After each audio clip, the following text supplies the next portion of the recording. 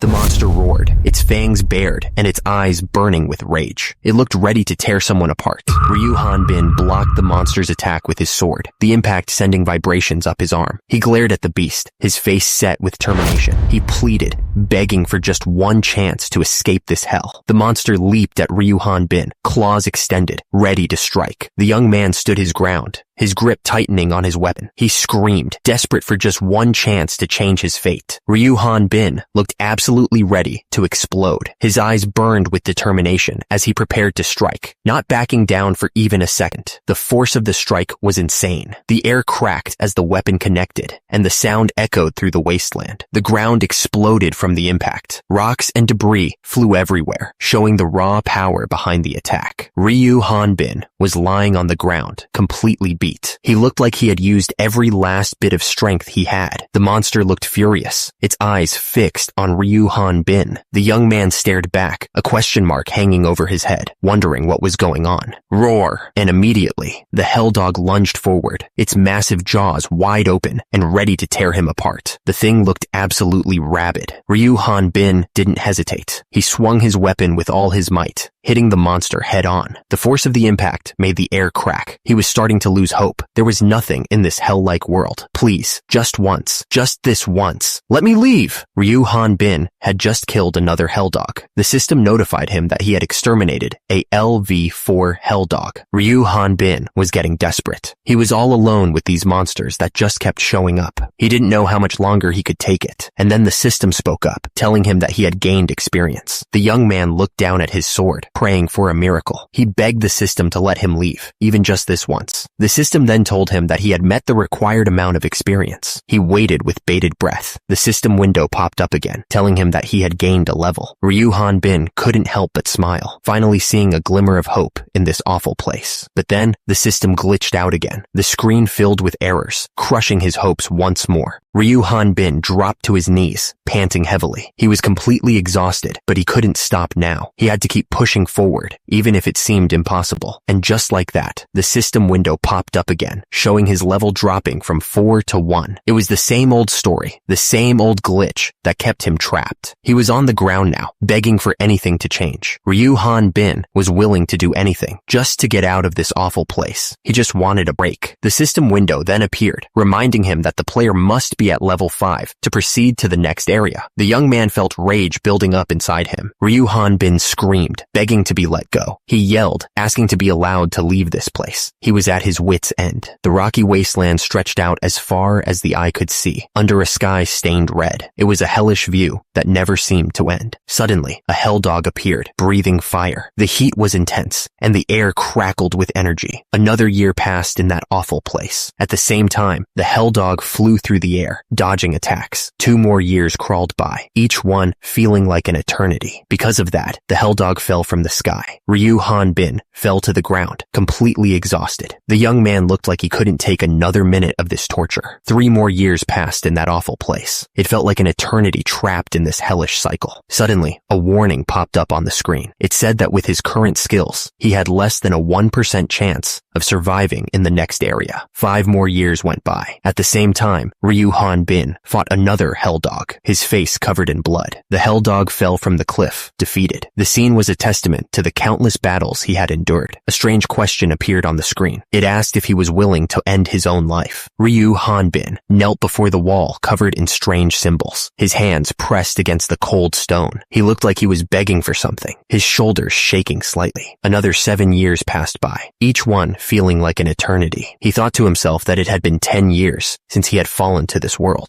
The warrior admitted to himself that he had given up counting the days. Ryu Hanbin was surrounded, but he didn't seem to care. He swung his massive sword, the force of the blow sending the monsters flying back. The scene was a chaotic mess of bodies and broken rocks. The blade cut through the air with incredible speed. It looked like nothing could stop it. The air pressure alone was enough to tear through the monsters. The sword slammed into one of the monsters with a sickening crunch. The monster was instantly pulverized. Pieces of it went flying in every direction. Ryu Hanbin stood over another monster, his sword dripping with blood. The creature looked up at him, its eyes wide with terror. The young man was a force of nature. The monster's claws reached out, desperate to defend itself. It was a futile effort. The claws looked sharp, but they wouldn't be enough. Ryu Hanbin was getting stronger with each fight. He could feel it in his muscles, a raw power that was growing every day. Now that he thought about it, something was off. He couldn't shake the feeling that he was missing something important. Ryu Hanbin lifted his massive sword over his head. The weight of it was almost nothing to him now. After all this time, he wondered what his level really was. The numbers the system showed him never seemed to match up with how strong he actually felt. Ryu Hanbin swung his sword at the monster with incredible force. The blade cut through the air, heading straight for its target. The area was covered in the remains of the monster. It was a brutal end to a long fight. Turns out, this is the survival story of a sword king in a fantasy world. The title card makes it sound like it's going to be quite a journey. Turns out, this is a world called Thelha Rathana, and immediately after that, the system tells him that he's been selected as the chosen one. The system then explains that his goal is to survive and get stronger in this world. But at that moment, a monster bites his arm and he screams in pain. The monster pins the young man to the ground. He screams in terror, realizing he's in deep trouble. Suddenly, the guy kicks the monster away, sending it flying. The monster whimpers, clearly hurt. Ryu Hanbin was on the ground, panting heavily. He looked around, completely lost and confused, asking himself what the hell was going on and where he was. He noticed a dog and wondered what it was, but at the same time, the hell dog lunged at him with its fangs bared, ready to attack. He didn't even have time to process what was happening to him. Everything became a blur of pain and fear as the monster attacked. He screamed as he kicked the hell dog with all his might, sending it flying away. The monster whimpered in pain. The one thing he knew for sure was it dead? He stared down at the monster, trying to understand what had just happened. He realized that if he didn't kill the monster, it would definitely kill him. It was a matter of survival. The hell dog was ready to attack, its fangs bared and its eyes glowing red. And immediately, Ryu Hanbin told it to stay back, trying to defend himself. Ryu Hanbin shouted, demanding to know why he was being attacked. But then he noticed something strange. A guide line. The screen showed the hell dog's level and species, describing it as the lowest level monster in Thelha Rathana. It also said the monster possessed strength similar to an unequipped adult male. The screen explained that players could level up by gaining experience from defeating powerful monsters. Ryu Hanbin was completely lost, wondering what the hell this was all about. Ryu Hanbin looked at the hell dog, a confused expression on his face. He wondered if he had somehow gotten stuck inside some fantasy game world. The young man was starting to think this wasn't just a weird dream. He started to think about when things had gone so wrong. It was like his life had taken a turn he didn't see coming. He was lost in thought, trying to figure out what had happened. Ryu Hanbin's eyes were unfocused as he thought back. He was trying to piece together the events that led him to this strange place. The young man looked dazed and confused. Ryu Hanbin said that he would wake up slowly every day at noon. He wondered if he had been too lazy. It was a habit he had fallen into, and now he was questioning it. Ryu Hanbin remembered that he had just been discharged from his mandatory military service 3 months ago. He felt he had reason enough to lay back and relax a bit. He wondered what he should do today to kill time, as he had believed that after finishing his service, he would be able to dive right into being part of society. Ryu Hanbin thought that the last 3 months had been a total blur. Nothing about him had changed, not even in the 2 years he served. He was starting to think this was reality. The young man was getting pretty bored with all this. It hit him that this was actually his life now. He didn't seem too happy about it. He just kept eating, looking totally uninterested in anything around him. The guy looked like he had nothing better to do. Suddenly, Ryu Hanbin's eyes widened. He looked up, totally surprised by something. He was so shocked that he fell backward out of his chair. The young man scrambled to get up, his eyes darting around in a panic. Ryu Hanbin screamed at the top of his lungs, his face contorted in a mix of shock and pain. He looked like he was going through something really intense. And in his old room, the chair spun around, now empty. It was like he'd vanished into thin air. The room was quiet, with just the chair and desk sitting there. The air hung heavy with unspoken questions. Suddenly, a message appeared, stating that all the chosen ones had been gathered. It was a pretty ominous message. He wondered if he was dead, if this was all there was. The young man had heard there were 7 billion candidates. Ryu Hanbin was surrounded by other figures, all standing exposed in the bright light. He wondered who was talking to him, questioning if it was some kind of God. He couldn't see anything clearly. The voice explained that they had billions of candidates to choose from, which was why they were able to find so many chosen ones. At the same time, Ryu Han Bin was still trying to figure out what the heck they were talking about. It made no sense to him. Then, another voice ordered someone to transmit the guidelines to all the players. It sounded like they were running some kind of game. One of the voices questioned if they were sure about doing things this way, saying it seemed too artificial. The other voice responded, asking if it was a person and not a god. It explained that it served as enough motivation and assistance in judging their situation, something already tested with previous chosen ones. The first voice said that he understood and announced that he was starting the guideline transmission. It sounded like things were about to get real. Suddenly, a blinding light filled everything. It was so bright that it was hard to see anything at all, and immediately, Ryu Han Bin was sent spiraling downwards. He had no idea what was happening, but it didn't feel good. Ryu Han Bin screamed, his face contorted in pain and confusion. Everything around him seemed to be glitching out. The young man looked down at his body, noticing it was still glitching. He was also able to read a message that said, "Oops, I made a mistake." Mistake? What the hell? Then, another message appeared, explaining that there seemed to be an error with the guideline. This was getting ridiculous. Ryu Han Bin thought to himself that it was only one person, so it shouldn't be too bad. He was trying to stay positive, despite the crazy situation. And immediately, Ryu Han Bin was falling downward. He screamed, his arms flailing helplessly as he plummeted. At the same time, a message appeared, stating that Chosen One, number 398, was starting dimensional transport. Ryu Han Bin realized that he had been chosen.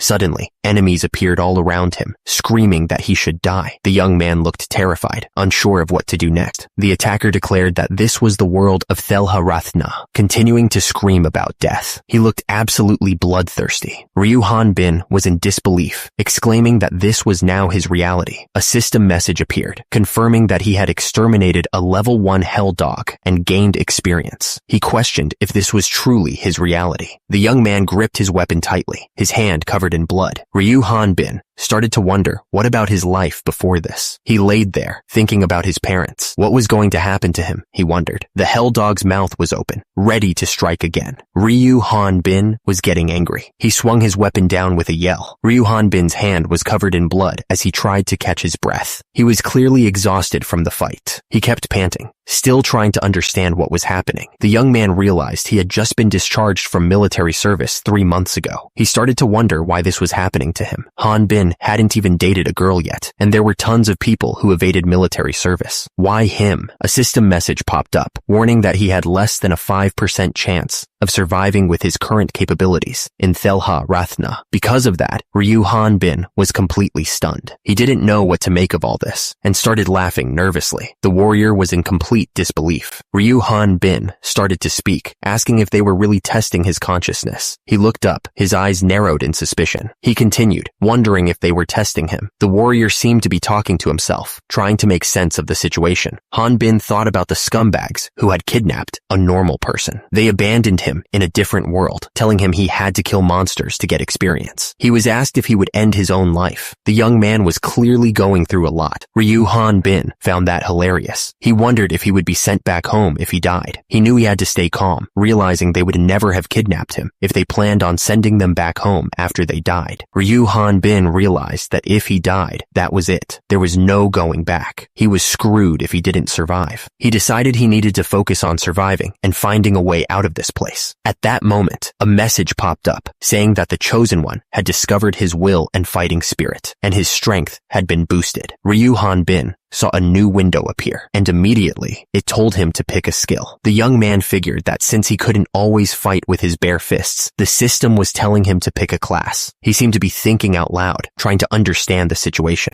He saw that warrior was an option, described as a melee class that could use various martial arts. On the other hand, Ryu Han Bin thought that melee was only fun in games, not in real life. Ryu Han Bin thought that long-distance combat was the best. He saw that the magician class used mana and could control magic, so He chose the magician class, but immediately, a loud beep told him that his selection was rejected because he didn't have the ability for that class. Ryu Hanbin wondered if a person's ability also mattered. He then tried to pick the magic swordsman class, but another beep told him that his selection was rejected again. He then tried to pick the healer or priest class. He already knew what the answer was going to be. And of course, the system told him that he had selected the warrior class. The young man was crying because it wasn't even a selection at this point. The system then told him to pick a beginner's weapon. Ryu Hanbin thought that a long-distance weapon was a must. He chose the long spear and nothing else. The system started to choose the weapon. The interface was bright, like a game screen, and right away, the system said that he had selected the long sword as his beginner's weapon. It didn't seem to be listening to him at all. Ryu Hanbin pointed, telling the system that it was supposed to be the long spear, not the long sword, but the screen showed an error message. Ryu Hanbin looked shocked and asked what was wrong with all these errors. He was starting to get really frustrated. The system suddenly admitted that it had made a mistake and that there seemed to be an error with the guideline. The thing even cursed. Ryu Hanbin looked stressed, realizing that the guideline, the only useful thing he had, was also malfunctioning. He asked himself, what was up with all these errors? He started laughing like a maniac, saying that he didn't like acting according to what those scumbags wanted anyway. He was going to do what he wanted. At least the sword was better than a rock, he thought to himself. But he didn't want to die, not even more than he already had. He was determined to survive, no matter what it took. He just couldn't bring himself to die again. Ryu Hanbin gripped the sword tightly, his eyes focused and determined. The young man was ready to face whatever came next. The story was about to get started. It was about to be revealed just how his life went to hell. Ryu Hanbin was about to explain how his unending, hellish life of leveling up began. The red sky and rocky landscape seemed to foreshadow the challenges he was about to face. Ryu Hanbin started swinging his sword, practicing his moves. He was determined to get stronger, no matter what it took. He kicked with all his might, practicing his swordsmanship. Because of that, he ended up on the ground, exhausted. Turns out, it had been 7 days since Ryu Hanbin got stuck in Thelharathana. He had no idea how much longer he'd be trapped there. Ryu Hanbin was fighting a monster, but at the same time, he was thinking about how he has asked the system countless times how to go back home. He hadn't gotten any answers. The system hadn't responded to him at all. Ryu Hanbin wondered if it was just bugged. In any case, he was fighting to survive. Suddenly, Ryu Hanbin got hit by something. He grunted in pain. Ryu Hanbin shouted at the monster, telling the scumbag not to run away. He looked absolutely furious. The monsters Ryu Hanbin fought were always hell dogs. If there was one thing he'd learned, it's that these hell dogs also leveled up. Ryu Hanbin realized that after he swung his sword, the hell dog would rush in and attack. He wondered what kind of dog used its head like that. Was it getting used to fighting him, just as he was getting used to fighting these monsters? Ryu Hanbin thought that if that's how it was going to be, then he could just do this. He leaped at the hell dog, ready to strike. Ryu Hanbin whined as he realized he had no talent with the sword at all. He was getting frustrated, but Ryu Hanbin wasn't giving up. He was ready to try again.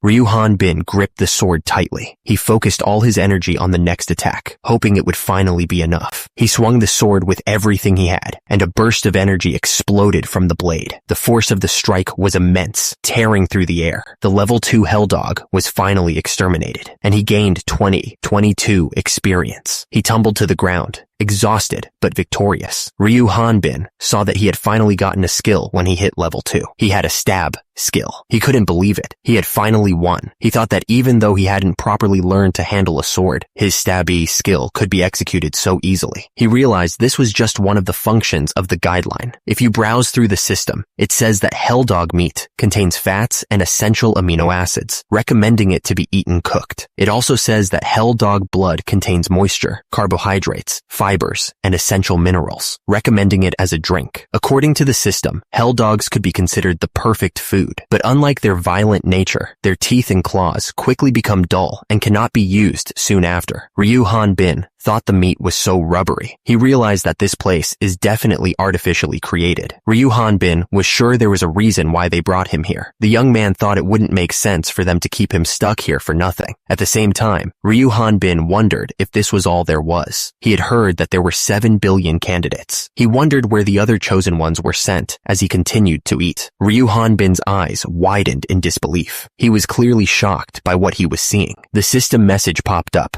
saying that he could leave the Rock Mountains once he reached level 5 and met up with other chosen ones. Ryu Han-bin was surprised, repeating the words Rock Mountains to himself, wondering where he was. The system explained that the Rock Mountains were a starting safe zone where the death rate was lower and gaining experience was more efficient. It was an area where the chosen ones could learn about their situation and grow to level 5. The message continued, saying that stat-matched monsters only appeared in safe zones and that he should meet up with other chosen ones in Thelna Rathna. It added that once he reached level 20, he would be able to complete the Thelna Rathna map and travel to the Rathna continent. Ryu Han-bin was so frustrated that he grabbed his head and shouted for the system to wait. Ryu Han-bin tried to make sense of it all, asking himself to get this straight. He realized that this area was a newbie area where players could raise their levels to level 5. If he got to level 5, he could go to the next area and party up with other chosen ones and level up to 20. He thought about what would happen once he reached level 20. Would he be transported to the Rathna continent where the real fight begins? Ryu Han-bin stared at the error message, asking what he had to do on the Rathna continent. He was immediately met with more errors from the system. He shouted that it was happening again. He realized that the Hell Dogs were getting stronger as he leveled up. Ryu Han-bin noticed the level comparison between himself and the monsters. He thought that might be an important fact. Ryu Han-bin wondered if he could ever go back home. He sighed, realizing that he couldn't trust his guideline anymore. He looked angry and confused. In order to meet other chosen ones and get more information, he needed a plan. The young man knew he had to reach level 5. Ryu Han-bin was determined to get to level 5 and leave this dump. He was tired of the constant errors and wanted to find some answers. Ryu Han-bin went looking for hell dogs to hunt. He got hit by one of them, and he yelled that it hurt, calling the monster a scumbag. He looked furious. The hell dogs got stronger as he did, so it didn't get any easier to defeat them. The hell dog was being attacked by Ryu Han-bin's sword. He gained experience after the fight. The system told him that he had met the required experience and would now gain a level. Ryu Han-bin looked like he was screaming in excitement. The system informed him that he had learned the side-slash skill. Ryu Han-bin continued to face the ever-growing hell dogs, ready to use his new skill. He fought, even though the level 3 hell dog possessed strength similar to an unequipped novice warrior. Ryu Han-bin swung his sword at the hell dog with all his might. Ryu Han-bin got hurt in the fight, his face showing the pain. But immediately after, a level 3 hell dog was killed, so at least he won. He ate, slept, and fought, repeating the cycle again and again. The young man was trapped in a loop of survival. He got injured, then killed the hell dog, and finally ate to recover. It was a brutal routine. He slept, fought, got injured, killed, and then fought again. The warrior was stuck in a never-ending grind. The system kept spamming messages that level 3 hell dogs had been exterminated. But then, a message popped up saying a level 4 hell dog had been taken out. The system announced that the level 4 hell dog had been taken out. It fell to the ground, defeated. Ryu Han-bin was sent flying backwards from the force of the attack. He was clearly struggling to keep his balance. Ryu Han-bin was on the ground, struggling to get up. But at the same time, the hell dog was right above him, ready to bite him. Ryu Han-bin didn't waste any time and attacked. The hell dog growled, ready to fight back. Ryu Han-bin used the side-slash skill. The system then told him that he gained 81 experience. The system announced that Ryu Han-bin had met the required experience. He was ecstatic. The young man shouted that he had done it after 27 days. The system then told him that he would now gain a level. Ryu Han-bin thought about how he had even learned 3 skills up until now: stab, side slash, and vertical slash. He realized that not only that, but his body had begun to see the effects of the stats that he'd gained as well. He thought that this was a man's physique at its finest. Even the two-handed longsword that was difficult to lift at first could now be easily swung. In this world, one can see the results of their hard work. Ryu Han-bin flexed, admiring his muscles. He was proud of the results. Our hero thought that in this world, one could see the results of their hard work. Suddenly, Ryu Han-bin noticed an error message on the screen. He was confused. The young man exclaimed, "Wait, that's what I thought. What's going on?" Ryu Han-bin noticed that his level had gone up to 4, but then immediately dropped back down to 1. He was confused. The young man muttered, "Huh?" Ryu Han-bin started laughing, but it was clear he was annoyed. He said that the guideline was spazzing out again and asked if it was just the message that was bugged. Ryu Han-bin decided to check his status window. He saw that he was still listed as level 1. The warrior thought to himself that he should take a look at his status window. Ryu Han-bin screamed in frustration. He was clearly not happy with the situation. Ryu Han-bin tried to calm himself down. He told himself that he needed to calm down. Ryu Han Bin saw that he was level 1 again, but his stats were still there. He also noticed his skills like stab, side slash, and vertical slash were still available. At first, the warrior tried to look at things optimistically. Since he was in the safe zone, Ryu Han Bin thought that meant the Hell Dogs would also be level 1. He figured he could get more stats more easily, but then he realized this was freaking awesome. The rocky landscape stretched out before him, the red sky hanging heavy above. However, the Hell Dog in front of him was also level 1. The Hell Dog looked up at Ryu Han Bin, its eyes glowing red. The enemy was ready to fight. Ryu Han Bin realized he was wrong about the Hell Dogs. The Hell Dogs kept getting stronger, even though their levels didn't change. He kept putting his life on the line in every fight.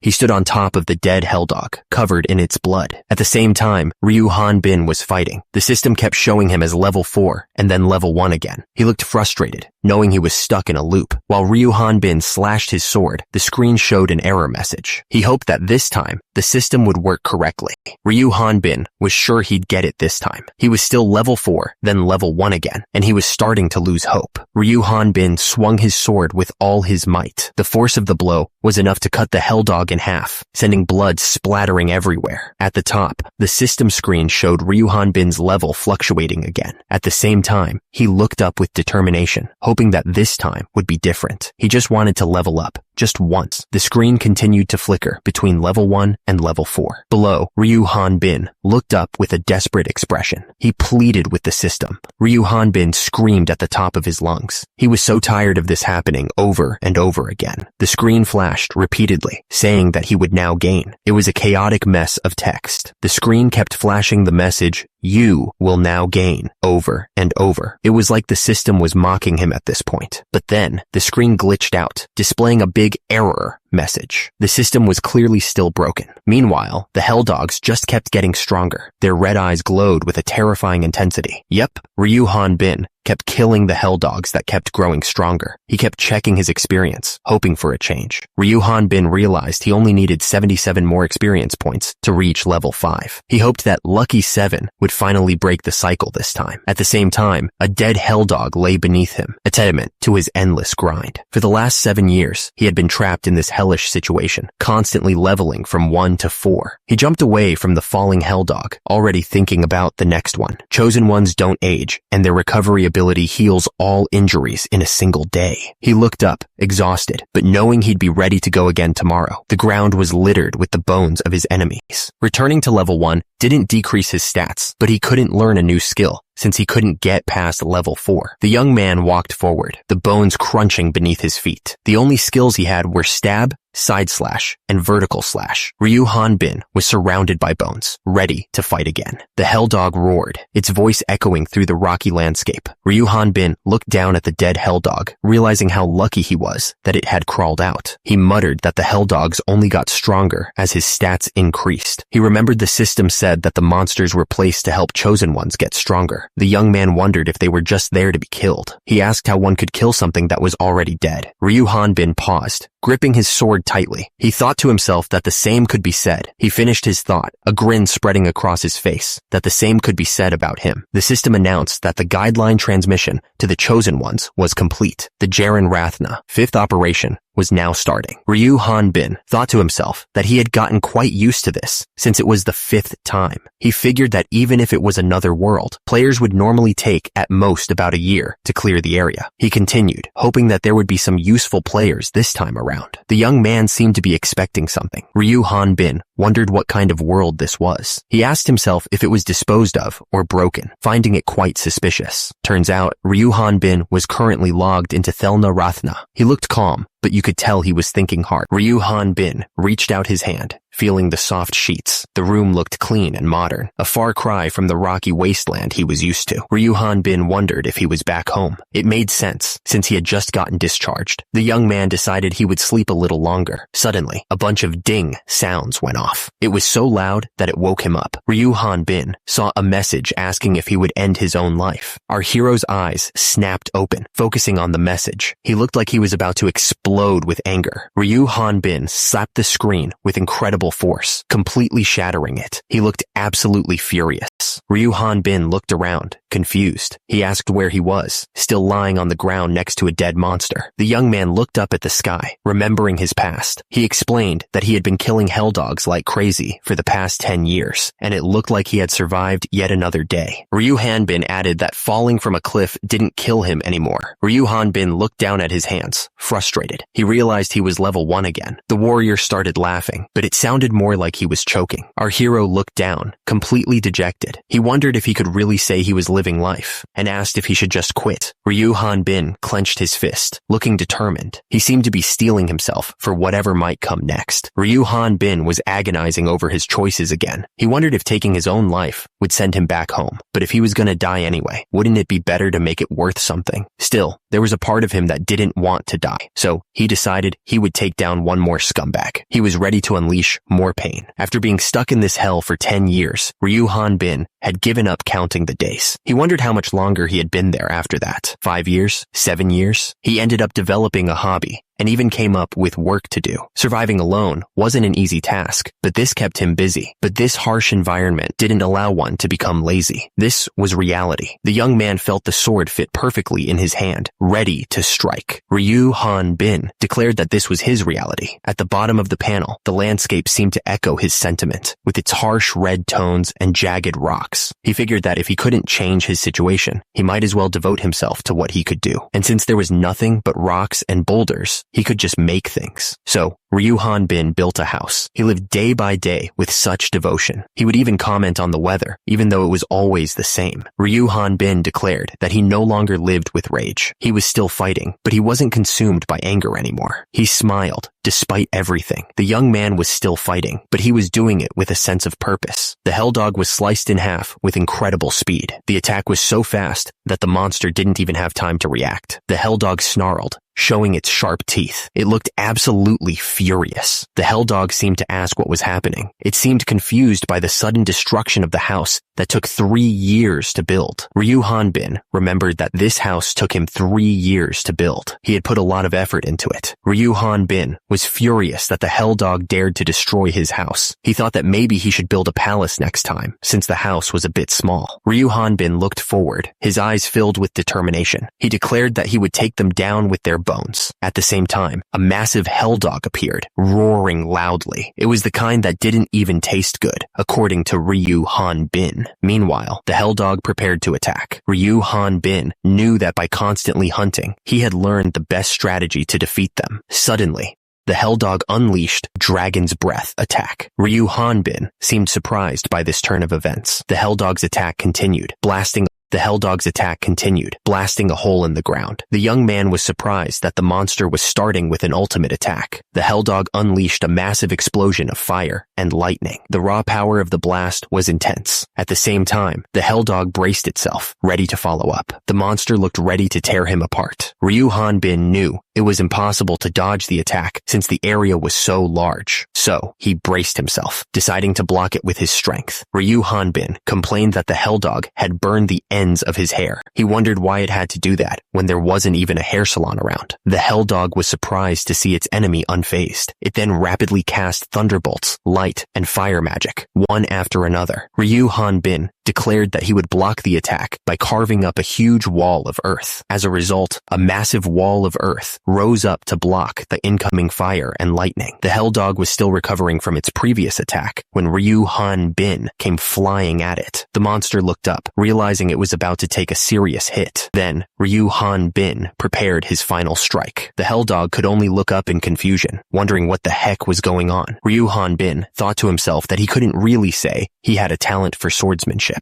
Meanwhile, the hell dog was getting slammed by the full force of his attack. Ryu Hanbin shouted that he'd got it. He added that he didn't have any other skills since his level wouldn't increase either, which really sucked. Ryu Hanbin was getting ready to unleash another attack. He was really putting his all into this, and he said he was going to do it. Turns out, after using vertical slash, side slash, and stab 10,000 times, he had combined 3 skills into one. He named it Cross Impact triple cross attack. The warrior admitted it wasn't a real skill, but he was confident that no monster could survive it. Ryu Hanbin was lying on the floor, exhausted. He wondered if he had somehow managed to survive yet another day in this crazy place. Someone was logged into Thelnarathina, and they realized it was Ryu Hanbin. The guy was shocked, saying that it was that kid that got bugged a long time ago. He couldn't believe that he was still there. The person remembered that the 5th generation was operating in Jaren Rathna right now. He added that the 4th generation was at Roha Rathna. It hit him that the 3rd generation went to Thelna Rathna, which meant it had been 22 years. The guy was in a panic, saying that he wouldn't be able to come up with an excuse if that person found out. He also said that he couldn't kill him either. He was so frustrated and didn't know what to do. Then, Ryu Hanbin's level 4 stats popped up on the screen. The person was baffled, wondering how he had survived for 22 years at level 4. He thought that his stats and skills were garbage too. Ryu Hanbin thought that after all this time, what he saw had naturally become the norm. He was probably used to it after all these years. He wondered why the sky was red, where the sun never rose or set without warning. He also asked himself why there were clusters of dead tree branches on the ground, and Ryu Hanbin couldn't believe it. He was finally free from that place. He had been stranded on a rock-filled mountain of hell. The young man was laughing as he fell through the air. Ryu Hanbin was sent flying and landed in some water. The sign said he was in the Sath Forest, in the Greyloot Kingdom, on the northern Rathna continent. He was laughing like crazy, happy to be out of that awful place. He stood up, looking around at the new scenery. Ryu Hanbin admitted he didn't know what was going on, but it was way better than that god-forsaken mountain. He noticed he was still a little damp. He thought it was weird that he suddenly became level 5 when he got here. Ryu Hanbin checked his stats. Level 5 swordsman, strength 8, health 21, recover 15, plus vertical slash, language translation, and a communication skill. The young man wondered why he was transported here in the first place, since he needed to be level 20 to come to the Rathna continent. He was still confused, wondering why he was transported here. What the hell was he supposed to do? Ryu Hanbin realized it was pointless to ask, since there was no one to answer him. Suddenly, a new window popped up in front of him. Ryu Hanbin had never seen this window before, and he stared at it with curiosity. Ryu Hanbin stared at the new message. It said his final mission was to kill one of the 6 goddesses of Rathna. He looked stunned by the insane request. If he killed a goddess, the reward would be eternal youth and immortality, and he'd be sent back to Earth with his stats intact, plus 3 wishes. Then his reward was going back to Earth? The system warned him to keep his identity as a person from another world a secret, and to register at the Hunters Guild in the corporate city of Onpros. Hunter? Suddenly, a loud roar echoed through the forest. The wyvern appeared above him, letting out a deafening cry. Ryu Hanbin turned and ran, shouting that it was a monster. He didn't want to fight whatever that thing was. He stopped and looked back, asking what the hell that thing was. Ryu Hanbin was clearly terrified. Ryu Hanbin stared in disbelief. He asked why the hell the first monster to appear was a dragon. The wyvern glared down at him. It called him a disgusting otherworldly demon and asked how he dared enter its forest. Ryu Hanbin looked up, realizing he was in trouble. He wondered if the wyvern planned on fighting him without a weapon. The young man cursed, realizing he needed to grab his sword. He steeled himself, knowing he had to act fast. Ryu Hanbin knew he was out of time. If he didn't do something right now, it would be too late. Ryu Hanbin yelled that he would burn the enemy to ashes. He added that if he was in a situation like this, it was the perfect time to shake his enemies. He declared that killing the enemy came after. The young man looked confident, ready to beat the wyvern. The wyvern said how ridiculous Ryu Hanbin was, and immediately, the young man jumped away to grab his sword. Ryu Hanbin looked around for his sword. He was shocked that it wasn't there. The screen showed the survival story of a sword king in a fantasy world. It was an epilogue about a brilliant dragon in the sky and dragon knights of the Xrad kingdom. Turns out that dragon mount's name was Ephor, and she was the great pride of the knights. She kept asking for food in a cute way, but a big problem came up for Ephor. The kingdom's prince kept bugging her to let him ride her. However, it wasn't easy to ride a dragon. Ephor's knight was killed, and she had to run away from the kingdom. Luckily, some nice knights helped her escape. The lonely dragon didn't even have time to be sad, because otherworldly humans kept showing up in the forest. Even though she was trained to fight, Ephor never killed anyone. She would let them live, telling them to wait. So, was this kind dragon really a source of disaster? Then, lots of of otherworldly hunters got together to hunt her down, beating her badly. Effer realized that letting those otherworldly humans live was a terrible mistake. She looked sad and a little ashamed. Effer was crying, saying that she had no choice after all those otherworldly humans kept showing up. She insisted that she wasn't a dragon. The wyvern continued, explaining the difference. Dragons have 4 legs with wings on their shoulders, but wyverns have wings on their forelegs. She insisted that this was common knowledge. Ryu Hanbin didn't care about any of that. He demanded to know how she figured out he was from another world. He looked really angry. Effer started sobbing, saying she couldn't tell just by looking at him, but she knew that their bodies disappeared when they died, and Rathnians hardly ever came to this forest anyway. Ryu Hanbin wondered if she had just assumed he was an otherworldly person. Ryu Hanbin realized that meant no one would be able to figure out his identity just by looking at him. He wondered if this was the Sath Forest in the Grey Loot Kingdom, but then he remembered that the Grey Loot Kingdom was destroyed a long time ago. Now it's called the X-Rad Kingdom. He realized his guideline hadn't. Effer was being held down. He was saying that his guideline had not been updated. What the hell is going on? He asked, sounding really confused. The wyvern begged him not to kill him, saying he didn't think Ryu Hanbin would be so strong. Ryu Hanbin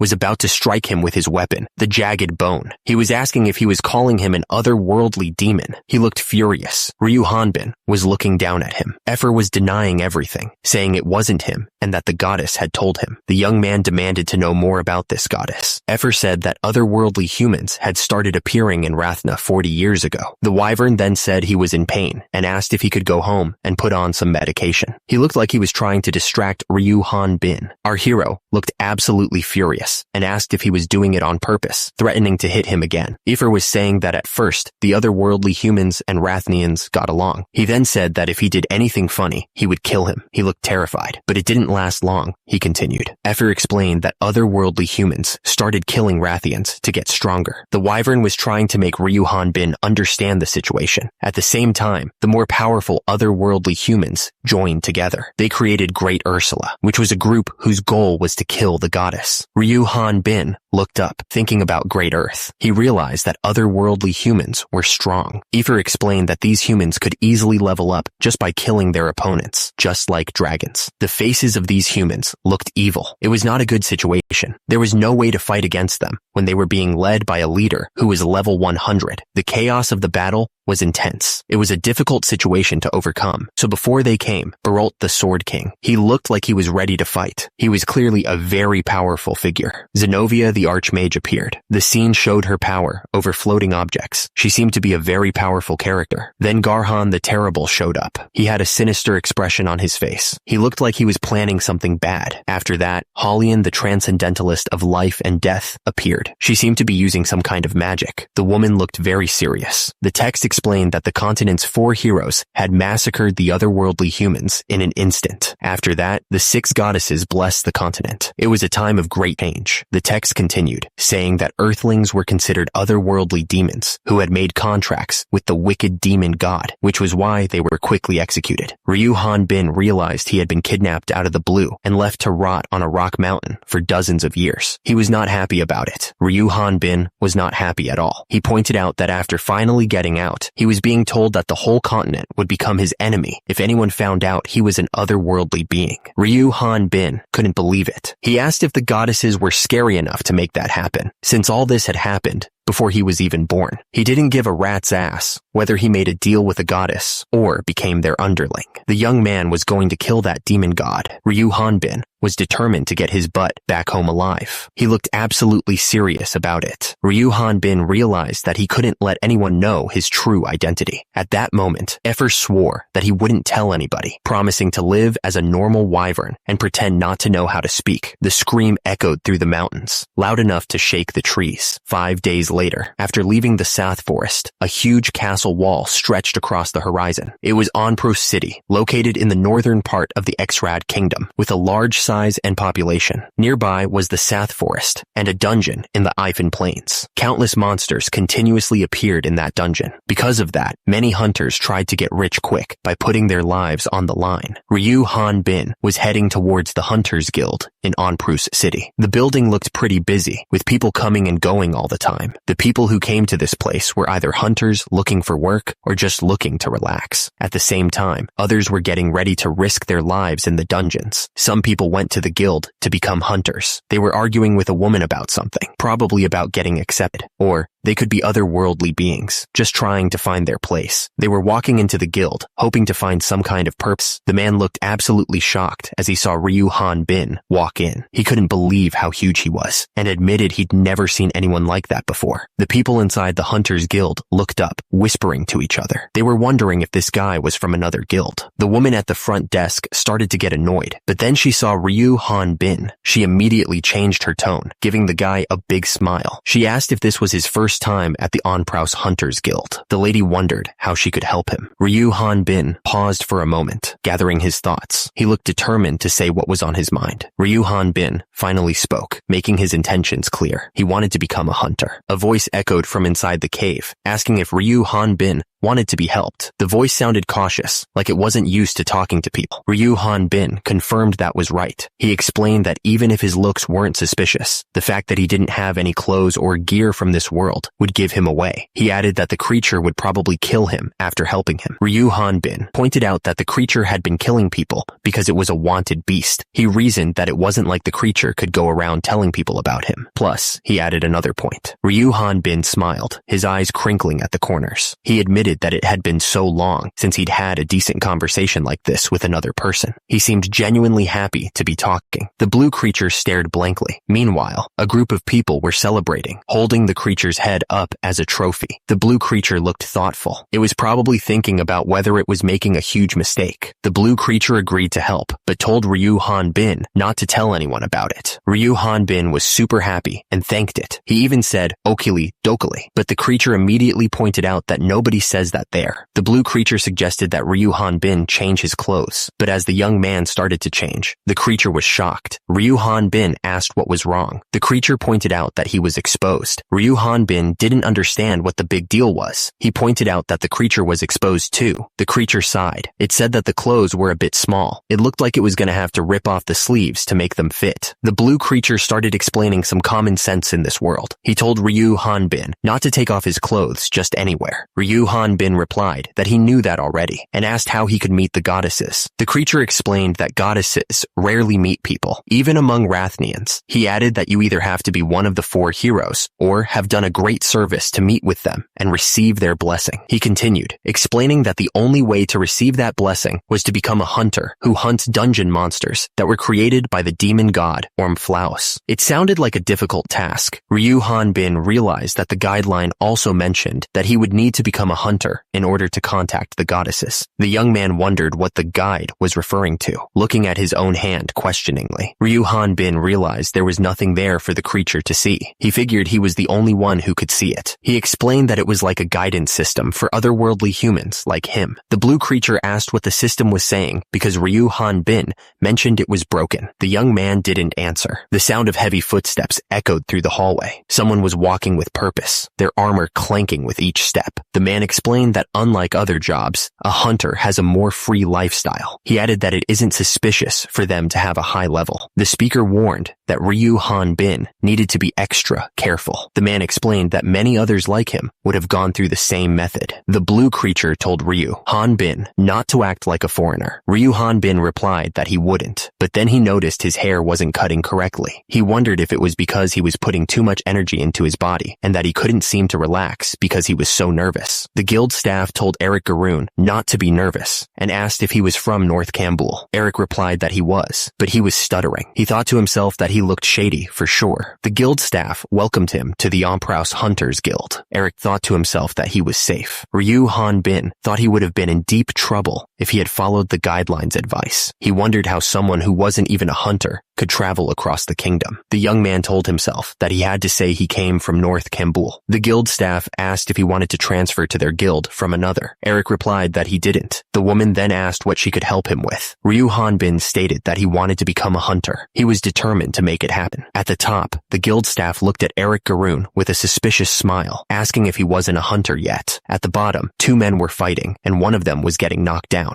The crowd around Ryu Han Bin started whispering, wondering if the huge guy wasn't a hunter yet, and if he was an otherworlder. They were immediately shushed. Ryu Han Bin wondered what was wrong with everyone. and if he had made a mistake. Meanwhile, below, the two men continued fighting. Ryu Han-bin thought to himself that he needed to place his hand on the measuring stone. He was relieved that they hadn't attacked him yet, which meant they weren't sure if he was an otherworlder. The guild staff explained that depending on his abilities, they could create proper verification according to the rules of the guild. Ryu Han-bin wondered if all he needed to do was place his palm on the measuring stone, and if it checked to see if the person, Ryu Han-bin, worried that if he found out he was from another world, he wouldn't be able to meet the goddesses. But then, he realized that running away right now would be the same as revealing his secret. Below, he looked at the sword in his hand. Destroying this entire place would be easy to do, he thought. But whatever. He grabbed his weapon, ready to do what he had to do. He was sure it'd work out. He clenched his fist, ready to face whatever came next. It'll work out. And so began the survival story of a sword king in a fantasy world. The lady was so shocked she couldn't believe what she was seeing. Oh my god, she thought. Below, she saw that all his stats were at heroic levels. The man, with zombies behind him, was also shocked. He thought, my, I nearly got caught. The man, now on some kind of creature, declared that he would go slay Ormflaus, the evil god. He knew it. At the same time, the strange creature was dancing and said that otherworlders are amazing. He added that this is called dancing. Below, a man watched in disbelief. He couldn't believe what he just saw. He wondered if he could dream. The screen showed Swordsman level 5. It didn't seem to match what anyone had just witnessed. The man suddenly sneezed. He sneezed again, but then chuckled to himself, finding it funny.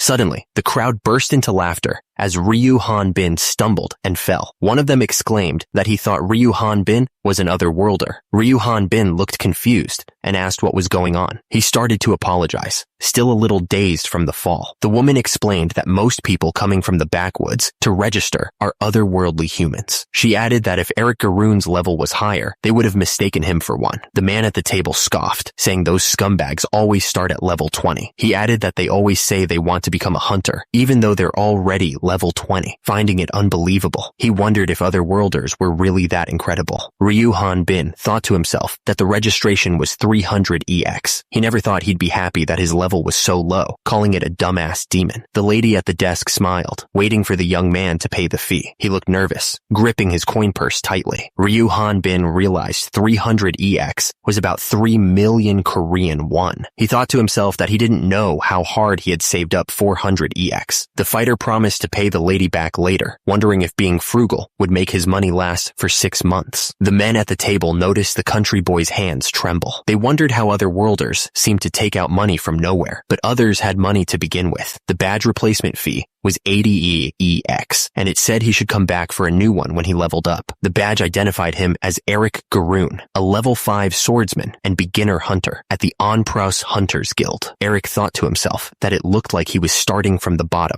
Eric thought that this was where he would start for real. The young man needed to make his name known in the hunters' circles. He asked if there was a certain quest they had in mind. The mention of exploring the dungeon shocked him. He repeated the word, clearly surprised by the suggestion. The man with white hair said it would be better to stay put if he was planning on becoming monster food. He added that a level 5 should know his place. Eric was confused and asked what he meant. A woman asked Mr. Loud if he and his party were planning on going to South Forest. She explained that she had heard that the dungeon monsters were increasing in numbers and attacking nearby houses. Londe said that he didn't feel easy about sending useless hunters to do the job, so he would have to go since his level was high. Someone wondered why he was acting so conceited when he was the same level as Effer. Another person noted that there wasn't even a dungeon there, so they wondered why those monsters were there. He added that he didn't feel like drinking anymore, wondering if something had appeared. He guessed that Eric was higher than the rest over there. Atisse admitted that she didn't really want to get involved with him because he was annoying. She asked Londa if he still had room for one more in his party. Someone was shocked and told Eric that completing missions alone was impossible, much less going to the dungeon. Atisse said that doing miscellaneous work while learning the ins and outs with Londe's party would be much better. Eric wondered if he really had to join a party with this obnoxious jerk. He thought to himself, what should he do? Londe said that he already had a newbie in his group and no room for Eric. He looked pretty annoyed. Atisse introduced herself as a level 37 magician, but she noticed that the guideline was showing a higher level. She seemed confused. The woman with red hair thought that she probably had her own reasons. Eric realized he might have been staring for too long. He figured it was fine though, since Londe had said he didn't have room for him anyway, but he was was still thinking. The man declared that if Miss Segure, the pride of Onprow's Hunters Guild, made a special request to take care of this level 5 insect, then he would do it. He demanded to know what they had called him. The man told himself that he shouldn't fight Eric. He called Ryu Han Bin level 5 and asked if he was dreaming of becoming the Sword King while carrying around a big toy sword. He was clearly mocking him. The man tried to lift Ryu Han Bin's sword, but he was struggling. He wondered how the young man was carrying this thing around. It wasn't budging at all. The man strained, sweating and gritting his teeth as he tried to lift the massive sword. It was clear he was putting in a ton of effort, but the weapon wouldn't move an inch. A woman watched with wide, terrified eyes. Her face was pale, and she looked like she was about to faint from fear. Ryu Han Bin stood tall, holding his massive sword high above his head. Eric Garoon, clinging to his shoulders, told him to let go. From below, the crowd was going wild, cheering him on. They were shouting, telling the young man to fight and kill him. Suddenly, a man stepped forward, a stern look on his face. He announced that he had finally found him. Ryu Han Bin hoisted the massive sword high above his head, completely ignoring the terrified guy underneath. Eric Garoon was stuck between the giant weapon and a very muscular man, which was not a good place to be. Eric's eyes were wide with terror. He was sweating bullets, realizing how close he was to getting crushed by that sword. Up above, a woman watched with a mix of concern and disbelief. Meanwhile, the crowd below was still staring upwards, their faces a mix of shock and anticipation. A man watched the scene unfold with a strange glint in his eye. He seemed to be calculating something, a smirk playing on his lips. The man pointed out that with a body like that, Ryu Han Bin could easily take care of level 10 monsters. He seemed impressed by the sheer size of the guy. Berkman yelled at Eric, telling him not to get involved since he was training the newbie. He turned to Ryu Han Bin, asking if Eric had said his name. The guy added that fighting wasn't a problem. The massive sword was still raised high, a clear threat hanging over Eric's head. He was warned that if he wrecked the guild, he'd have to fight everyone. Eric was absolutely terrified, raising his hands in protest. He shouted that he didn't want to fight anyone and definitely didn't want to get kicked out. The guy was clearly furious, pointing a finger at Eric. He reminded him that nobody else would take in a level 5 like him. The man asked if he really thought he could do anything with such a weak level. Ryu Han Bin realized the guy was right. Thinking about how he'd spent most of his money just to register, he felt helpless because of his low level, wondering what he should do. But then, he reassured himself not to worry. Berkman patted Ryu Han Bin on the shoulder, telling him that leveling up with a body like his would be super easy. The guy seemed really impressed by his physique. Ryu Han Bin looked surprised as he was asked if he wanted to join their party. He couldn't believe the man was so interested in his muscles. Berkman explained that he knew muscles like that didn't just appear overnight. He figured the only reason Ryu Han Bin's level was so low was because he lacked experience. The old man's level was pretty high. Ryu Han Bin admitted that, being an otherworlder, his growth rate was high, so he wouldn't be able to stay in the party for long. He knew he'd quickly outgrow them. Ryu Han Bin then said that he'd still need to wear a helmet when he beat his head against a wall. He thanked them for accepting him, clearly relieved. Turns out, Onpro City was built because of the dungeon and the monsters around it. The whole city's business is based on monster hunters and the materials they bring back from their hunts. There are two main places to hunt around Onpros. One is the Ifan Plains dungeon, and the other is the entrance of the South Forest. Those are the places where hunters usually go to make a living. The villages are close to the forest, but there's not much food around. But since the monsters don't usually leave the trees, the city doesn't give out many quests to hunt them down. But lately, there have been a lot more monsters attacking near the forest. Because of that, a lot of hunters have joined up to go on quests to take them out. The Devolk is a high-level monster that lives in the South Forest. They move slow, but they can crush rocks with their grip and use their weight to make their attacks even stronger, so you don't want to get close to one of those. The Devolk slammed down with incredible force. The armored guy braced himself, trying to block the attack with his shield. The impact sent shockwaves through the air. The monster yelled, "Hoot!" right in the armored guy's face. He looked absolutely furious, teeth bared and eyes narrowed. The Devolk attacked again, swinging its massive fist. The armored guy managed to block the blow with his shield, but he was clearly struggling. The force of the impact shook him to his core. The Devolk roared, "Ki!"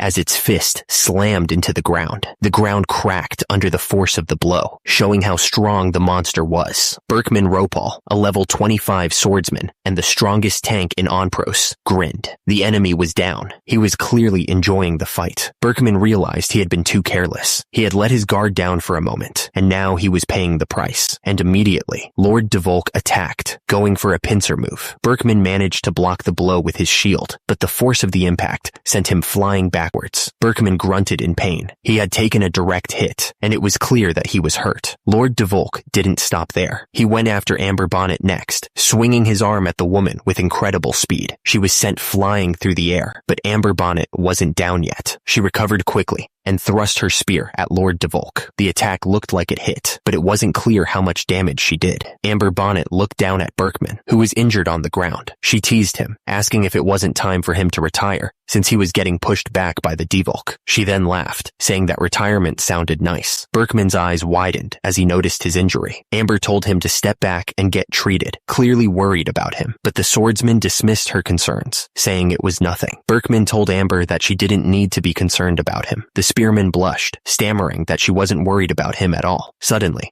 a pair of hands appeared, casting a spell. The person asked for the presence of Prelur's breath, a healing spell. Erwin Ropal, Berkman's younger sister, was healing him. The spiritualist asked her brother if he was all right. Berkman replied that he could now last the entire day, and she told the idiot not to die.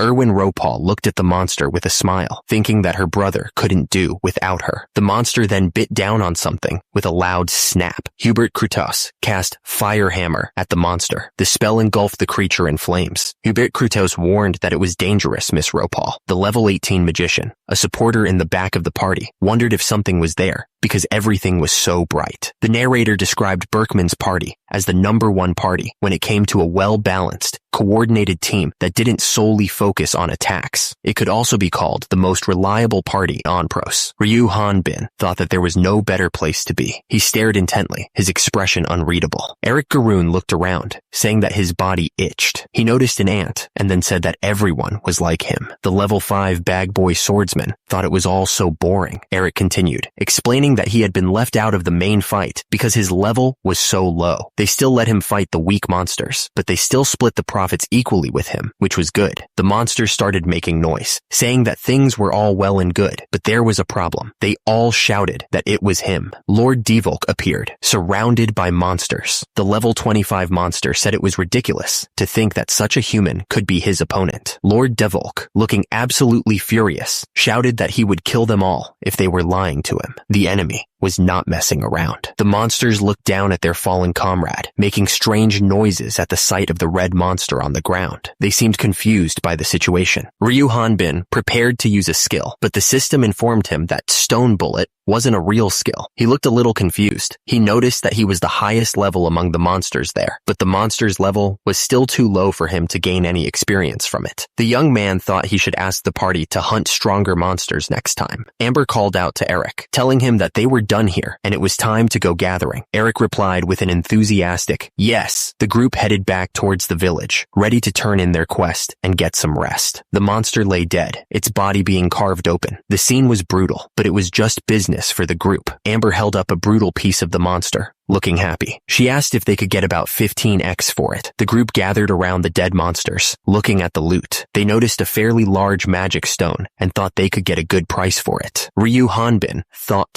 about how they could also sell the Devolk hides, killing 2 birds with 1 stone. He admitted that if he saw this scene before he was kidnapped, he would have been sick, but now he had carved up so many hell dogs, it didn't bother him anymore. Amber watched Eric, impressed by how fast he was butchering the monster. She exclaimed that she had been doing this for 20 years, asking how he was so quick. Amber asked Eric how old he was, pointing out that she hadn't aged a day after 24. She then asked if it was okay to ask about his parents, seeming a bit hesitant. Eric explained that he was kidnapped 20 years ago, so he didn't remember what his parents looked like and that it was impossible for him to go home. He added that was why he had a body like that, implying he had a secret. Amber seemed surprised by this revelation. The group reassured Eric that there was no need to struggle any longer, telling him that he was part of their family now and that everything would be okay. Ryu Han-bin thought to himself that these people were so nice. Eric thanked Berkman for allowing someone as low-leveled as him to join their party. The leader of the party replied that levels didn't matter, mentioning that he had been level 25 for 5 years. Amber was confused, asking if Berkman wasn't level 25 right now. Berkman explained that the Lord Devolk would be considered a high-level monster there. He added that they didn't need to hunt stronger monsters, since they would never go to places like the dungeon. The man looked up, his face showing a mix of surprise and confusion. Eric declared that he was going to go and practice his sword. He seemed determined to improve. Amber called out, telling him not to push himself too much. She warned him to stay away from Sath Forest, since it was dangerous. One of the women thought to herself that everyone believed that such a nice man was an otherworlder. She announced that she would go with him because she was worried about sending him alone, figuring that it would be a good idea in case a monster appeared nearby. Eric showed up, asking how practice was going. The man called out for Eric, his voice echoing in the open field. He seemed to be searching for the young swordsman. Ryu Hanbin lay on the ground, looking up at the trees. He couldn't believe what was happening. It seemed impossible. He sprinted through the forest, desperate to find any monster that could give him experience. The young man was starting to get frustrated. The warrior's face was contorted in disbelief. That's insane, he thought. It can't be true.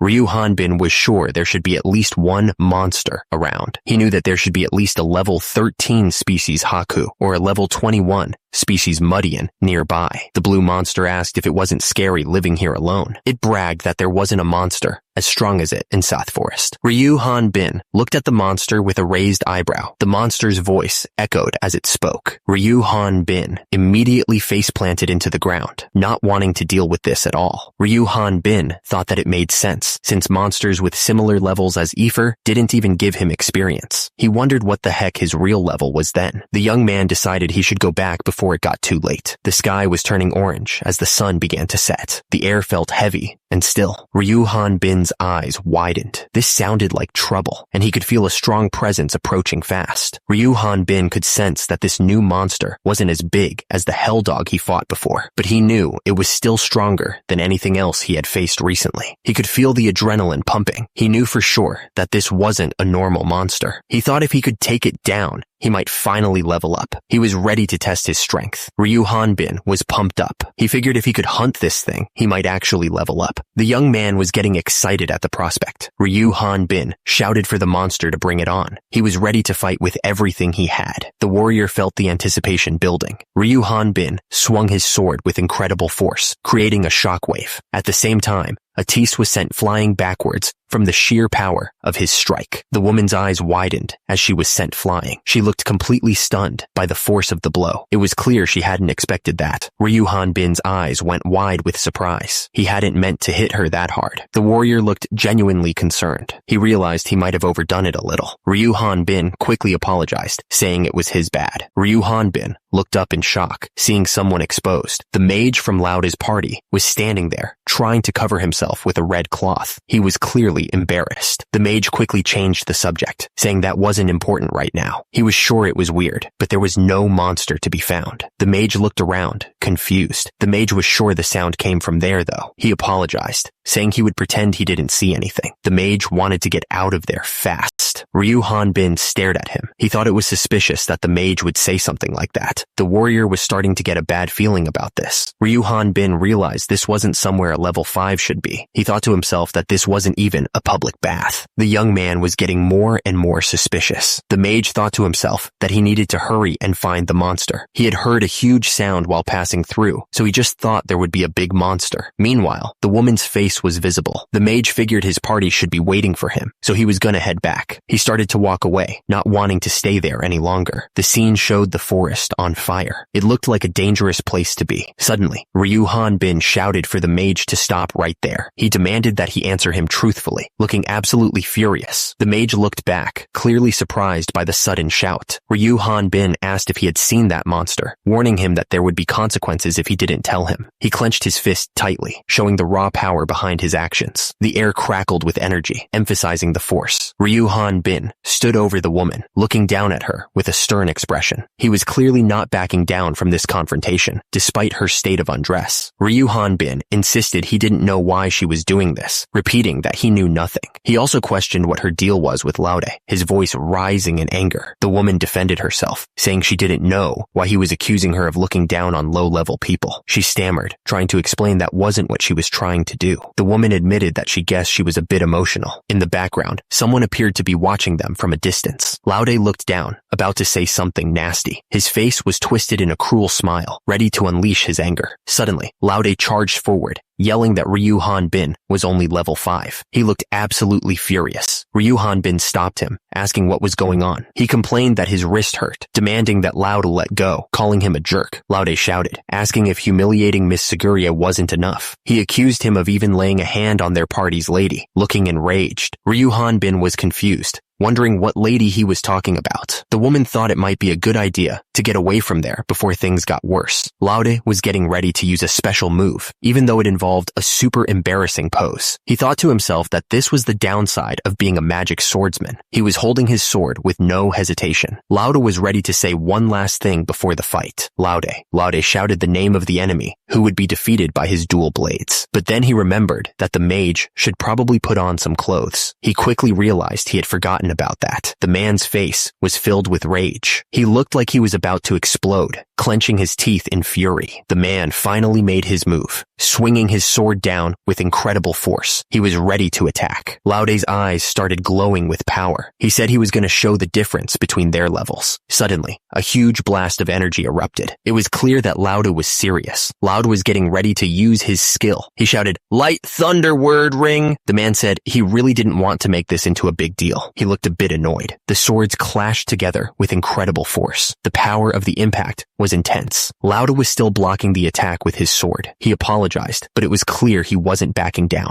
The grip on the sword tightened. It was like all the power was being focused into that one hand, and immediately another massive explosion lit up the sky. The power of the blast was visible even from far away. Back in the village, everything was in ruins. A man sat with his head in his hands, looking completely defeated. He looked absolutely crushed by what had happened. It was like he was carrying the weight of the world on his shoulders. Laude heard what happened from Mr. Atisse, who told him it wasn't his fault, but Laude replied that it was a pain he couldn't be forgiven for, and that they should wait for the results. He looked devastated by what had happened. Laude then rushed to the doorway, clearly worried. He asked how the person inside was doing, his voice full of concern. A woman, Miss Seguria, was being comforted by Mr. Eric. He told her that since Mr. Eric had brought him there quickly, his life wasn't in danger, but it was impossible. Mr. Eric tried to comfort her, saying that she had done everything she could. Someone called out to Mr. Laude. All the men that stood there fell silent, the tension in the room thick enough to cut with a knife. The blame may have fallen on Laude himself, but the pain and suffering he was going through was something that no one could comfort him from. Down below, the patient looked like he was in agony. That morning, Mr. Atisse took Laude back to Onprow City. He seemed lost in thought as the carriage made its way back. Later, Laude learned the truth about Atisse's gender, and he had a hard time facing him again. At the same time, the monster that made the loud sound was nowhere to be found, but the monster was soon forgotten as he spent 3 months with Berkman's party. In front of South Forest, someone asked what was going on. It turns out Mr. Laude from Berkman's camp went to the dungeon alone. Miss Amber said that it sounded serious. One of them said that going to the dungeon alone with Laude's level was basically suicide. The other person replied that they thought his level was fairly high. One of them explained that it might be true that he's used to fighting local monsters. She added that those monsters were hunted for survival, so it helped to naturally raise his level, but there weren't any high-level monsters. Another person agreed, saying that Effer and Lord Devolk were unique. She then asked if dungeon monsters were different. The text bubble clarified that they are not originally from this world. It was explained that they are created by dungeons that were set up by the evil god Ormflaus. It's common to see monsters over level 30, or even higher than that. Laude thought to himself that if they're over 30, it might help him to level up. He decided that he needed to go to the dungeon, even if he had to go in secret. One of the people was furious, saying that monsters weren't the only problem. He complained that many other worlders were also secretly hunting there, calling them evil scumbags. He then recalled that the screening for dungeon entry was tough, so he told everyone to forget about going there. Another man wondered why Laude went if it was so dangerous. He guessed that it was probably because of the hope of finding a healing artifact. The other man repeated the word artifact, clearly intrigued. The man explained that the source placed within those dungeons were artifacts. He added that they are items that come in various shapes and all have different abilities. He continued, saying that according to rumors, one of those artifacts was able to heal any type of wound. He concluded that Laude was most likely hoping to find that. Countless monsters had been creeping out of South Forest as of late, and he hoped it wasn't a bad omen. He thought to himself that dungeons and artifacts were like a pot of gold at the end of a rainbow. He decided to put out the lights, figuring that was his only option. Ryu Han Bin walked through the dark forest. The trees loomed over him, and the shadows seemed to move on their own. Han Bin admitted that no matter how many times he came to this forest, it was still spooky. He couldn't help but wonder if a huge monster would suddenly appear. Since Effer lived around here, Ryu Han Bin decided he should go and ask her about the monsters. He figured she would know more about the area. Ryu Han Bin wondered where Effer's house was again. He hadn't slept much in 3 months, so he was having a hard time remembering. And immediately, Ryu Han Bin screamed in terror. He hadn't even noticed the monster standing right behind him. Ryu Han Bin stopped dead in his tracks and shouted, "What the heck?" He raised his sword, ready to strike the monster that had appeared out of nowhere. The system displayed the monster's stats, level 31, species, Tatiro. It also said that attacks made by swords were useless because its entire body was covered in armor, but it was weak to magic and usually lived in dungeons. Ryu Han Bin wondered what a dungeon monster was doing here. He realized that the system said it was resistant to physical attacks, which was not good for him. The Tatiro monsters looked at him and said that he would be a bad opponent for them. They called him human meat and mentioned that they could talk. The monsters dismissed him as a mage, saying he just had an insignificant knife. They were clearly underestimating the young man. The Tatiro monsters swarmed Ryu Han Bin, confident in their armor. They mocked his sword, calling it useless. One of the monsters cackled, realizing the guideline had been lying to them. He seemed pretty happy about it. Another monster stared, simply repeating the word knife. It seemed to be processing something. One of the Tatiro realized that Ryu Han Bin's sword was actually knife-shaped magic. He quickly corrected himself, saying it was just a dead knife, and called himself stupid. The monster roared, declaring that the knife couldn't hurt them. He said that they were going to eat the knife holder, meaning Ryu Han Bin. The Tatiro monster looked up at Ryu Han Bin, confused by something. It asked who he was talking about. The monster then warned that the dungeon outside was dangerous. It told him to hurry. Ryu Han Bin didn't listen and kept attacking. Now scared, the monster asked where he was going. Ryu Han Bin stood over the monster, victorious. The tension in the air was palpable. The monster begged him to take it along. It was desperate to escape whatever was happening in the dungeon. The Tatiro reached out, pleading for help. Suddenly, a new monster appeared, towering over Ryu Han Bin. The monster announced its arrival with a loud shout. Ryu Han Bin, ready to attack the Tatiro, was stopped in his tracks. He looked up, completely confused by the interruption. At that moment, a small, bug-like monster crawled out of a glowing portal. It made a strange clicking sound as it emerged, catching the young man completely off guard. Facial transition magic was now active. The destination was set for the Ipan Plains dungeon, so, because of this portal, monsters found their way into the village. But Ryu Han Bin had never heard of portals appearing out of nowhere. He asked if they had made it. Ryu Han Bin wondered if they really couldn't use magic. He was gonna let it slide, but he guessed not. Ryu Han Bin figured he might as well get rid of it. He raised his massive weapon, ready to strike the portal. The monster shouted for him not to destroy it, saying that no one must enter. It claimed that it was under someone's absolute orders. Ryu Han Bin decided that he would just say he didn't see anything. The man ordered the bug monster not to let anyone through, saying that this way, he wouldn't get spotted by other people he knew, and neither would someone else. At the same time, the monster asked if that was really the case. The bug monster nervously agreed, saying that it didn't know anything. It looked terrified. Suddenly, someone attacked, hitting the man hard. He screamed in pain. The man with the axe yelled for whoever was there to stay away. He shouted for Alicia to hang on, sounding desperate. The man swung his axe, calling the attacker a bastard. He was furious. The bug monster kicked him hard, yelling off. The force of the blow sent the man flying, and he screamed in pain. The man realized that kicking and hitting the monster with his axe wasn't doing anything. He figured that magic was the only way to stop it. At the same time, Alicia looked at him with concern. She was obviously worried about him. Suddenly, the bug monster stabbed Alicia. She screamed in terror. The man with the axe yelled Alicia's name, sounding desperate. Alicia started chanting, asking the light to blind her foes like the sun and resonate like a raging thunder. She looked determined to protect herself and the man. Alicia Alicia cast the spell, and a bright flash of light filled the area. The monster was blinded by the sudden burst of light. Raud was hit by the flash too. He realized his vision was blurry, but he could still see with one eye. Because of this, he called out for Renard to use healing wind. He sounded desperate for help. Renard wasn't answering, so the man asked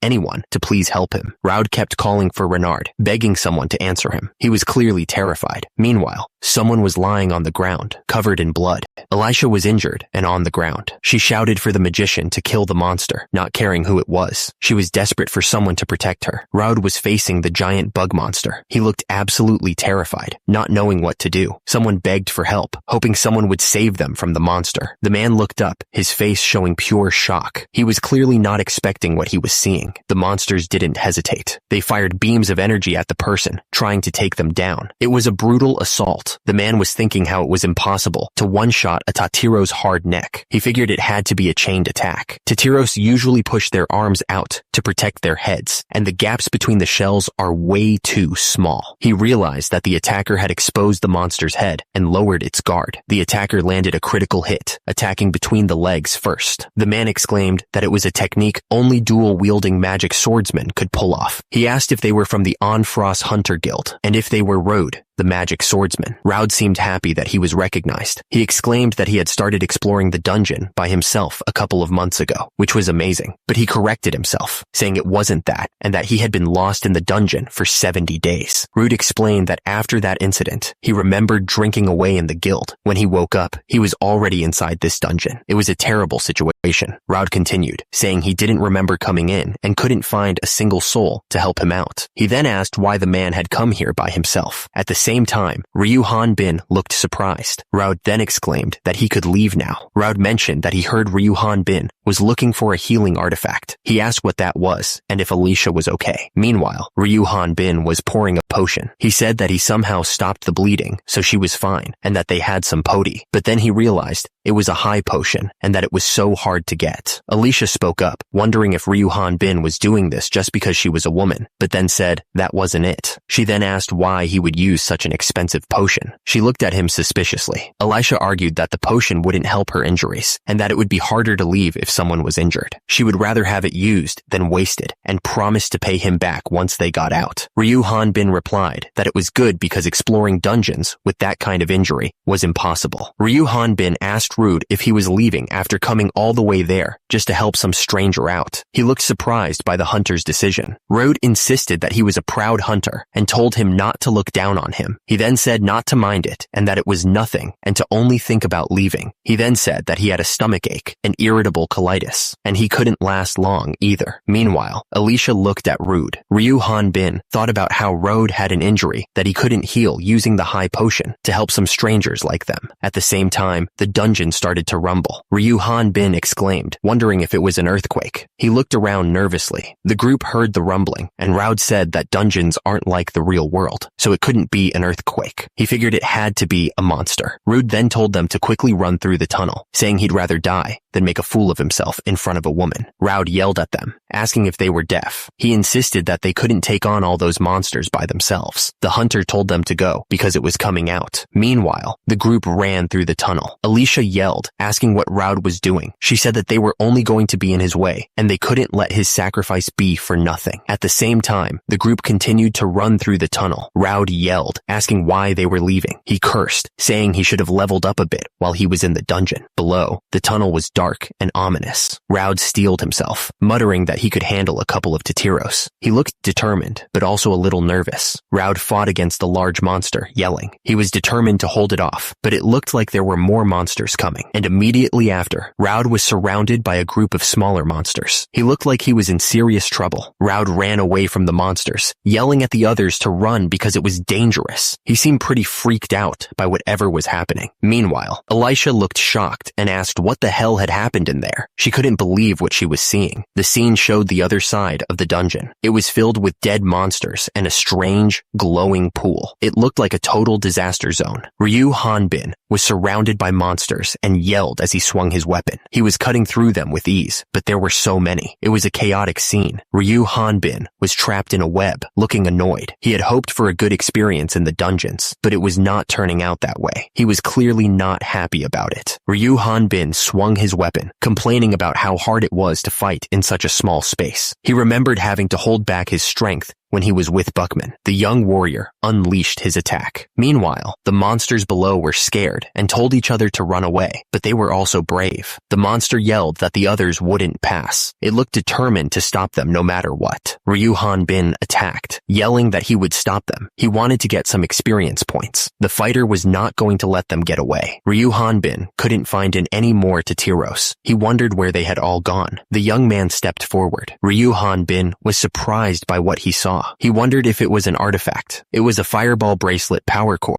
Ryu Hanbin thought, oh hell no, don't these kinds of items usually pop out after defeating a mid-boss? He remembered that the level 40 Tatiro King was dead. The fighter wondered if he took out the power core. Would all the monsters nearby go away? He would not be able to level up if there were no more monsters, but there were only Tatiros around here. He also knew that there was still the final boss and central core artifact left, but something felt missing. The screen said that the wearer was able to shoot a fireball by shouting fireball. It also said that there were 30 uses left. Ryu Hanbin thought that a chunk of fire being fired off his hand was more than enough. It was a man's fantasy. Ryu Hanbin looked around and asked if nobody was around. He was about to try out the skill. The young man prepared himself. He focused all his energy. The warrior was ready to shout the magic word. Ryu Hanbin shouted, "Ball!" He was excited to see what would happen. So, why do monsters spawn endlessly in a dungeon? It's a pretty good question if you think about it. Turns out, the answer was discovered by hunters who explored the dungeons. And surprisingly, the dungeon monsters don't reproduce like normal creatures. Instead, they're being created in a special room. The cause behind the magic that creates countless monsters is the magical core centered in this room. The mystery of the magical core taking the form of an item still can't be explained, but hunters have called these items concentrated with immense magic. Ryu Hanbin shouted, "Ball!" At the same time, they call these items artifacts. Ryu Hanbin looked at the item in confusion, wondering if it was broken. He noticed a level requirement of 31, unlike other normal tools. But the young man figured that anyone who could reach this point should be able to meet that level requirement. Since he was only level 5, he thought it was useless. These artifacts found in dungeons were a symbol of honor for hunters and even traded at high prices. Ryu Hanbin wanted experience instead of trash he couldn't use. He wondered if he should sell it, but thought it would be weird for a level 5 to do so. Whatever he did, his level was always a problem. However, it was rare for hunters to return alive with artifacts in their possession. Suddenly, Ryu Hanbin realized that the room was moving. That was because of their deep regret over their hardships through the years and arrogance developing after discovering an artifact. He looked around, trying to understand what was happening. Ryu Hanbin walked deeper into the dungeon, ready to make them believe the hell they were seeing was another opportunity. He was ready to get out of here. He smirked, thinking that this had to be the boss room. He was finally going to be able to leave this place. Ryu Hanbin announced that he was finally out of there. The young man needed to get back before Mr. Buckman woke up, so he hoped the boss would show up quickly. He wondered if all the monsters left together on a trip. They even left the most important dungeon core there, so Ryu Hanbin yelled at them, saying he was going to take it. The warrior declared that once he took that core, the entire dungeon was going to disappear. He yelled that they were all going to be homeless because there was a burglar there. Ryu Hanbin was suddenly attacked by the dungeon's tentacles. He looked surprised by the sudden attack. Ryu Hanbin was now tied up, but he noticed something finally showing up. He looked up, waiting to see what it was. It was the dungeon boss, the tentacle beholder, at level 45. Ryu Hanbin thought about how much experience he would get from it. Ryu Hanbin realized this wasn't the time to mess around. He noticed that both his arms and legs were restrained. The young man knew that if he made a mistake and got attacked, it was over for him. He was finally. The guy with white hair hair suddenly yelled out. Ryu Hanbin was standing behind him, looking confused by the sudden outburst. The guy with white hair seemed to be looking at Ryu Hanbin's stats. He asked if Ryu Hanbin was really only level 5. Meanwhile, our hero looked shocked by the question. Ryu Hanbin realized he might have been exposed. He thought that he needed to come up with some kind of excuse fast. Ryu Hanbin was trying to think of something to say. Meanwhile, the guy with white hair was just standing there, waiting for an answer. The guy with white hair started laughing like a maniac. He said that Ryu Hanbin was creeping him out, which was pretty funny. The guy with white hair grinned. He said that he knew there was a monster right there, one with low combat strength, but able to shapeshift into the enemy's fear and trauma. Ryu Hanbin looked confused as the guy spoke. He said that it was a despicable form, but it wouldn't work on him, because there was no way a level 5 would be in this dungeon. The white-haired man smiled creepily. He was glad that Ryu Hanbin was able to see through his form, which meant he was safe. But then, a voice shouted that he was going to become manure for the dungeon. The text described that the floating monster with no blind spots could thoroughly attack and defend its territory by combining its extremely fast tentacles and excessive strength. The description continued, saying that it aimed for the hunter's blind spots. Ryu Hanbin was on guard, trying to figure out how to deal with this thing. The swordsman attacked with a grunt. He put all of his strength into the blow. The monster launched an impenetrable blow. The attack was fast and strong. The monster fell to the ground with a loud crash. It was clearly in pain.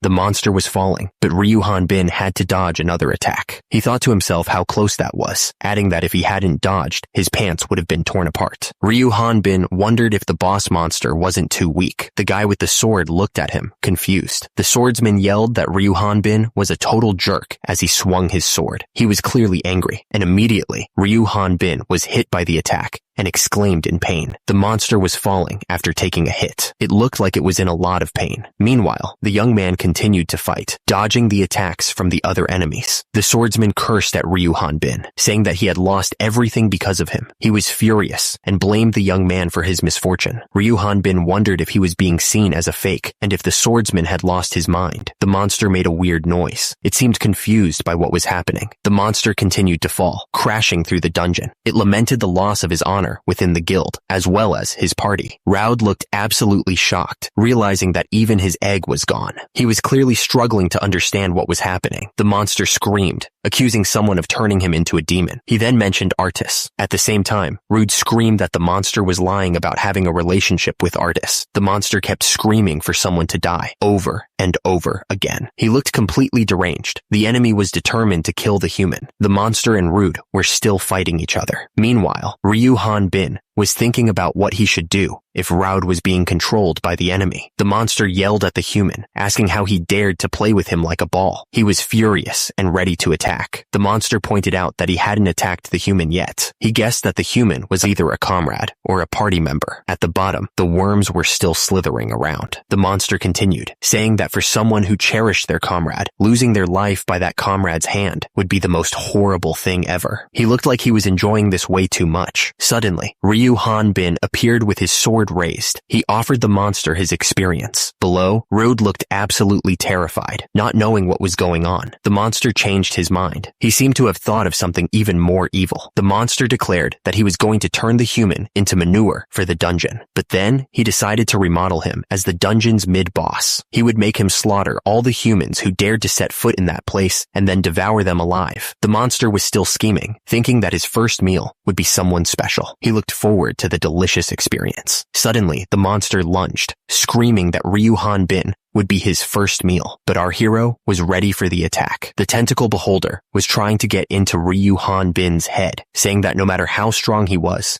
still just a human. He added that there was no way the guy would cut down his own comrade. At the same time, Ryu Hanbin looked unfazed by the monster's words. The monster was shocked, saying he missed the mark. He wondered when Ryu Hanbin had swung his blade. The ground cracked from the force of the swing. As a result of the attack, the monster's vision was splitting. Something bad was definitely happening. Ryu Hanbin looked at the monster and said, "Aw man, seriously?" He seemed a little annoyed. The monster was falling to pieces. He couldn't believe that this was a level 45 monster. He was clearly outmatched. The monster couldn't believe what was happening. He was screaming, asking how how it was possible for him to lose. Ryu Hanbin was standing there, looking unfazed. He was thinking that even the wind pressure from his swing was too powerful, and the guideline didn't even appear. He figured the dungeon boss was too weak, adding that Ryu Hanbin wasn't human. If such a monster existed, there was no point in opening the portal. The creature thought that all that was left was hope for the monsters in the Jot Forest. Before Ryu Hanbin took the core of the dungeon and made it disappear, the monster had to report back to him. As he was thinking this, one of his minions looked up at him. The little monster looked confused. He wondered if Ryu Hanbin was just a bug. The monster said that he was going to head back, but then he stopped, eyes wide. He told the minion to wait. The numbers were flying around, and the monster was losing his mind. He couldn't believe it was 54 billion. That's insane. The next morning had arrived. Buckman was pumping his muscles, feeling great. He was grunting with the effort. Buckman stepped out of his tent, feeling strong and powerful. He asked if his brother had seen Eric around. Gorman replied that he hadn't seen Eric since he woke up. He wondered if he'd gone to the bathroom, but even his weapon was missing. Gorman wondered if Eric went to the forest and got... Suddenly, the woman screamed. The man holding the small monster apologized for startling her. Eric was being scolded for disappearing without telling anyone. The woman looked really worried. He apologized, saying nothing had happened. At the bottom, Eric was smiling like crazy, but he kept saying nothing happened. He looked like he was hiding something big. Minutes earlier, Eric was staring at a huge number. It read 100,000. He was clearly surprised by the massive amount of EXP. The system window popped up, showing that he had exterminated a level 45 tentacle beholder. He obtained a whopping 113,340 EXP. Eric realized that a giant magic hound only gave him 258 XP. He needed 1,100 EXP to level up from 4 to 5. He figured it would only take 2,200 EXP to level up to 6. He was trying to figure out how many levels he jumped with 100,000 EXP, looking excited. The screen showed the EXP required until the next level, 54 billion. Eric's eyes went wide. He was totally shocked by the insane number. Eric realized that if he needed that much EXP, things were way worse than he thought. He looked totally stressed out by the insane math problem. Meanwhile, Eric was eating a meal with a big smile. Eric looked around a cave, still confused about the EXP situation. At the same time, Eric was hanging out with a little monster, looking like they were friends. Two people were talking about Eric, wondering if something had happened to him, but the woman said that he claimed nothing was wrong. Meanwhile, Eric was eating a big piece of meat, looking like he didn't have a care in the world. Eric stared at the tent, realizing he was done for. He looked absolutely hopeless. The sky was a mix of orange, blue, and purple, as if signaling the end of the day. A week had passed, but Buckman's group couldn't find any monsters outside of Sayat Forest. As a result, they returned to Onfros earlier than expected. At the gates, the guards stopped their wagon. The guards told them that the carriage was for the Onfros Hunters Guild and demanded to see their permit. One of the men asked what permit they were talking about. At the same time, the man argued that he had worked there long before the guard's dad was even born, but the guard said that those were the rules. An old man asked if something had happened, explaining that they had been gone for 3 months. Then, he recognized the man in armor. He shouted that it was Captain Buckman. The man in the armor said that he was Gorman and greeted the captain. Gorman then asked what was going on. The captain was told that the Hunters Guild had recalled all adventurers outside of town 5 days ago. He looked absolutely shocked by the news. The town looked quiet and empty. The text in the air announced that the Ipen Plain dungeon had closed. Back in the wagon, the atmosphere was tense. One of the men wondered if they should be celebrating the dungeon closing. Below them, the town looked quiet and unsettling. One of the guys explained that he was able to use the portal because he didn't take the core of the dungeon. He figured that someone else must have taken the core and closed the dungeon, which was why the streets were like this. The man then asked who they thought had closed the dungeon. He seemed really confused. One of the people in the wagon said that for a hunter, closing a dungeon was an incredible accomplishment, but only an earthling would hide this fact. He looked really worried, adding that wasn't the only problem. The same man continued, talking about the Inquisitor, who was sent by the church to find and execute earthlings. The Inquisitor would drag people away and torture them to confess, because they couldn't tell them apart from the earthlings. The man added that the Inquisitor targeted any suspicious individual who was above level 20. He was clearly scared. One of the men said that the standard was absurd. He added that Mr. Buckman and Madame Amber were both above level 20. He stated that this was also why most hunters had left the town, because earthlings would never be welcomed. He looked really serious. The man with the beard announced that nothing was certain yet. He told everyone to finish what they had to do. He said that they should reap their rewards because they had been camping camping outside for weeks. He then told them to head to the guild and turn in the demon stones. The guy with the beard said that they should sell the monster materials in Eric's bag. He then told everyone to celebrate how Eric completed his first request. Meanwhile, someone was lying down, looking thoughtful. One of the men asked Amber if she could go with Eric to the Bolton shop, but another person said that she knew where the store was and could go by herself. She told the man to go on to the guild. Another person pointed out that Eric didn't even know the market prices and then asked Buckman a question. The man said that Eric would find out, even if they didn't tell him. He was talking about how valuable what he was carrying right now was. He smirked, knowing Eric would be surprised. The sign read, Bolton shop. Someone inside was clearly surprised by something. The shopkeeper refused to buy whatever it was. He explained that even though Buckman was a loyal customer, he couldn't risk getting involved. He added that the town's prosperity was all thanks to the dungeon. The shopkeeper continued, saying that without the dungeon, no one would stay in a place with an earthling and an inquisitor. He wondered who he would sell his goods to then. The young man looked like he was about to beg him to reconsider. The shopkeeper shouted at the young man, telling him, half? No, half of half. He asked if the guy was deaf. He explained that regardless of money, if an inquisitor, suddenly, a cloaked figure interrupted them, telling them to continue. He said he would wait in line since he arrived late. The newcomer's masked face was unreadable. The shopkeeper was terrified. He shouted that the cloaked figure was from the Church of Darkness, the Inquisitor. He thanked the owner for the introduction, clearly panicking. Ryu Han Bin looked at the Inquisitor suspiciously, wondering what level he was. The cloaked man thanked the shopkeeper for his products, speaking politely. Ryu Han Bin stared at the Inquisitor. His eyes narrowed. He looked like he was trying to figure out what was going on. The Inquisitor spoke, asking what was wrong. The system window showed that his level and species were unmeasurable. He wondered why they couldn't see his level. Eric told him he didn't know what he was talking about. He closed the distance between them in a heartbeat. Eric admitted he heard that a lot, adding that he never lost when it came to heights. But the Inquisitor was really tall. He wondered why the Inquisitor was so shocked to see him, and why he didn't just step back if he was so scared. Eric insisted he had no religion, then asked what fairy tale the Inquisitor liked. The Inquisitor found it weird that Eric was an orphan from a remote village with no religion, yet he was a hunter walking down the street. Eric said he had only recently become a hunter, and that the Inquisitor had the wrong person if he thought he was an earthling. The Inquisitor held up a small device, clearly about to test Eric. The Inquisitor saw that Eric was only level 5, which was impossible given his strength. Eric figured that since he got inspected, he could sell these items, right? The Inquisitor simply responded that he understood. Eric was selling his loot to the merchant. He was amazing, especially doing it right in front of the Inquisitor. He figured it was normal, though. The merchant was having a hard time pricing the items because he didn't have anywhere to sell them now. He was clearly confused. Eric was getting nervous. He thought it would be okay since his level was low. He felt like his heart was about to explode. Eric thought the merchant seemed pretty strong, even though he couldn't see his level. Maybe it was due to the mask. He asked the merchant if that was also an item he sold. Eric was starting to freak out because of the merchant's reaction. No,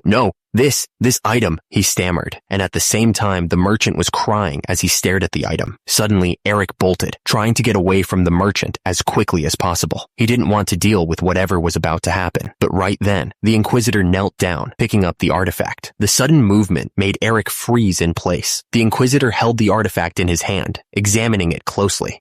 What's the explanation for this? He muttered to himself. The Inquisitor looked up at Eric, his voice laced with suspicion. Where did a level 5 obtain an artifact? He demanded. Eric was sweating bullets, trying to figure out how to get out of this situation. He was thinking, I thought it would work out fine. I don't know anything. Should I deny that I don't know? Artist Bannister told him that a level 5 wouldn't go into a dungeon. He added that it was a valuable item, so he should guard it well. Artist thanked him and then said that since Eric was a beginner hunter, he would tell him a story as a lesson. Artist Bannister leaned in closer, ready to begin his story. It was a story that would also serve as a lesson, he said. Artist began his story. It happened 15 years ago in a small eastern village where a married couple lived. The husband was a veteran hunter. He wasn't the leader of his party, but he had the power to attract people. It was just an average day, and his party was in charge of a quest. The veteran hunter was suddenly terrified by a seemingly harmless monster. The rest of his party couldn't figure out why the strongest and most heroic member was acting so strange. When his party members pushed him for an explanation, the veteran hunter shouted that the monster's level was over 800. Since his comrades didn't believe him, he revealed the whole truth about himself. He confessed that he was an earth earthling and that he could see everyone's levels. But at that moment, the monster discovered them. The veteran hunter was left alone to fight the monster, buying time for his comrades to run away. He knew he was done for. Artist looked down, lost in thought. He then asked a simple question. Who died in this story exactly as expected? Artist continued the story, saying that it was always the earthling who revealed his own identity. No, it was never anyone else's fault. Artist explained that the earthling's party leader was spared. Everyone else was killed. The party leader was exempt since he reported the truth to the Inquisitor, and the other party members died while being investigated for suspicion of taking sides with the earthling. As a result, their remains were left as a warning. The earthling, who miraculously survived, returned to his home. However, the villagers, who heard the rumors and were influenced, burned the house down. There was no person left who welcomed him. He massacred all the villagers and ran away, completely consumed by rage. Artist Bannister stared down at Eric, reminding him that anyone involved with an earthling ends up miserable. But he wondered what sin a level 5 like Eric could have committed. Artist continued, asking what reason Eric had to tell him this story. He added that getting rid of an earthling's artifact by using a naive beginner hunter was a common thing. He offered to give Eric as much protection as he could with his own power. The air thickened with tension as Artist demanded to know which party Eric belonged to. His eyes narrowed, waiting for an answer. Before Eric could answer, a sudden strike came from the right, hitting him hard. He was caught completely off guard. The force of the blow sent Eric flying backwards. Who was attacking him and why?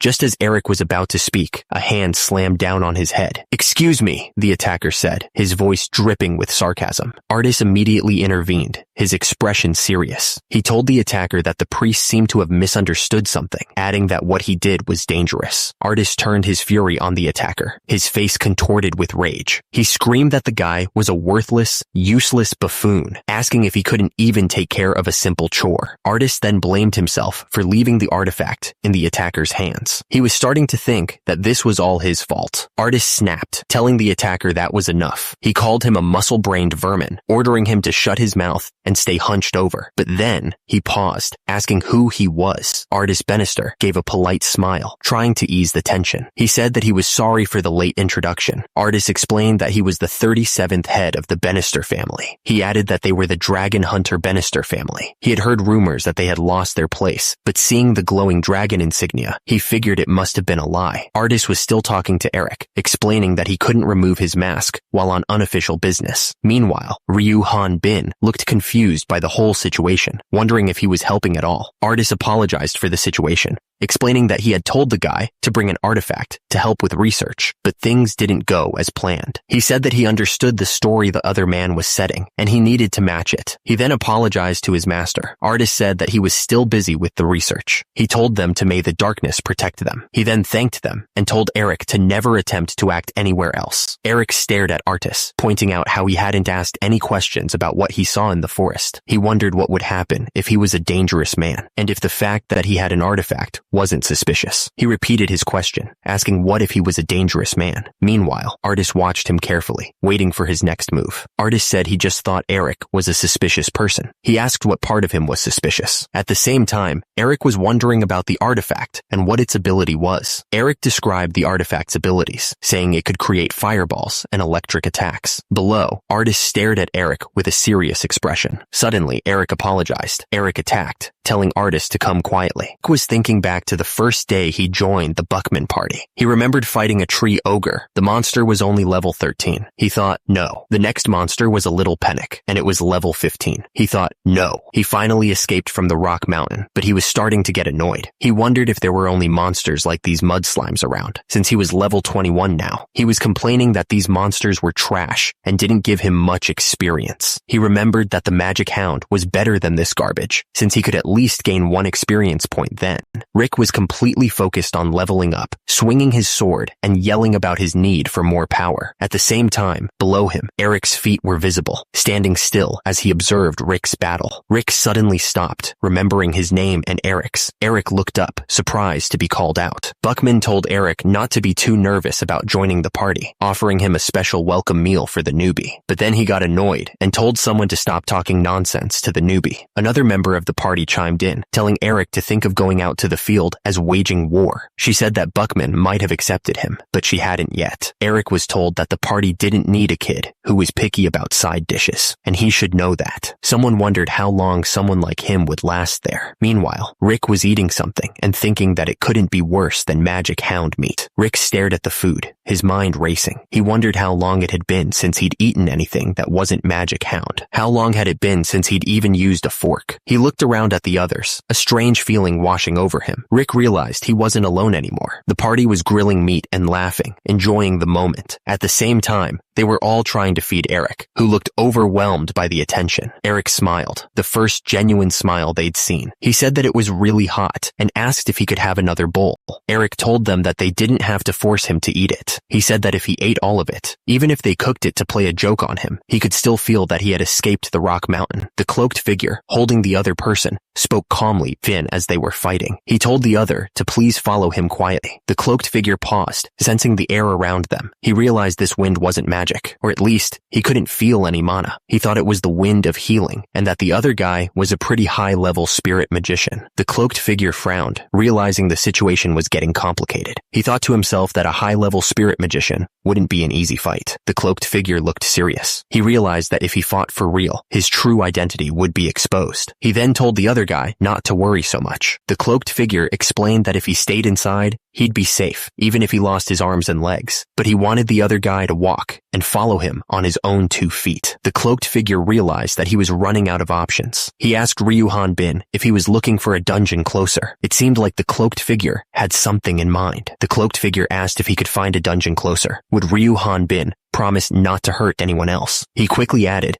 that they didn't have much time to waste. Ryuhan Bin looked the cloaked figure in the eye. He declared that he was the dungeon closer they were looking for. Suddenly, a voice echoed through the dungeon. It announced the return of a hero as light flooded the entrance. A man stepped forward, a mix of surprise and embarrassment on his face. He admitted he hadn't expected to actually return. He was also ashamed, admitting he hadn't realized someone could close the dungeon alone, adding that it was full of hardships. Raud was remembering the dungeon incident. Turns out, he had ended up getting knocked out. He was disgusted. He had defeated the boss without even realizing it. He took out the dungeon nucleus and closed the dungeon, but then it vanished, leaving them to starve in the middle of nowhere. Raud continued, explaining that they had found him as they were leaving Onfros. He was just grateful to be alive. He added that he had found them first, and they had saved his life, so they should at least do this much for him. Raud looked at them with a strange smile. He told them to look carefully, because the legend of Rude was about to begin right now. Raud suddenly yelled that he wasn't the one. He told the others to get inside right away. Rude Estelpia was 21 years old. The guards said they were putting him in a cell for now, adding that they thought the artifact was real. Meanwhile, the 2 people were talking about Rude. One of them admitted that he didn't know Rude was a dungeon closer, and that he thought he had temporarily become a monster back then. He didn't realize it was really Rude. The representative of the Church of Darkness apologized to the others. He insisted that the church hadn't done anything wrong, but he was still worried about what would happen to Rude. The Church of Darkness representative explained that Raud's location was a secret.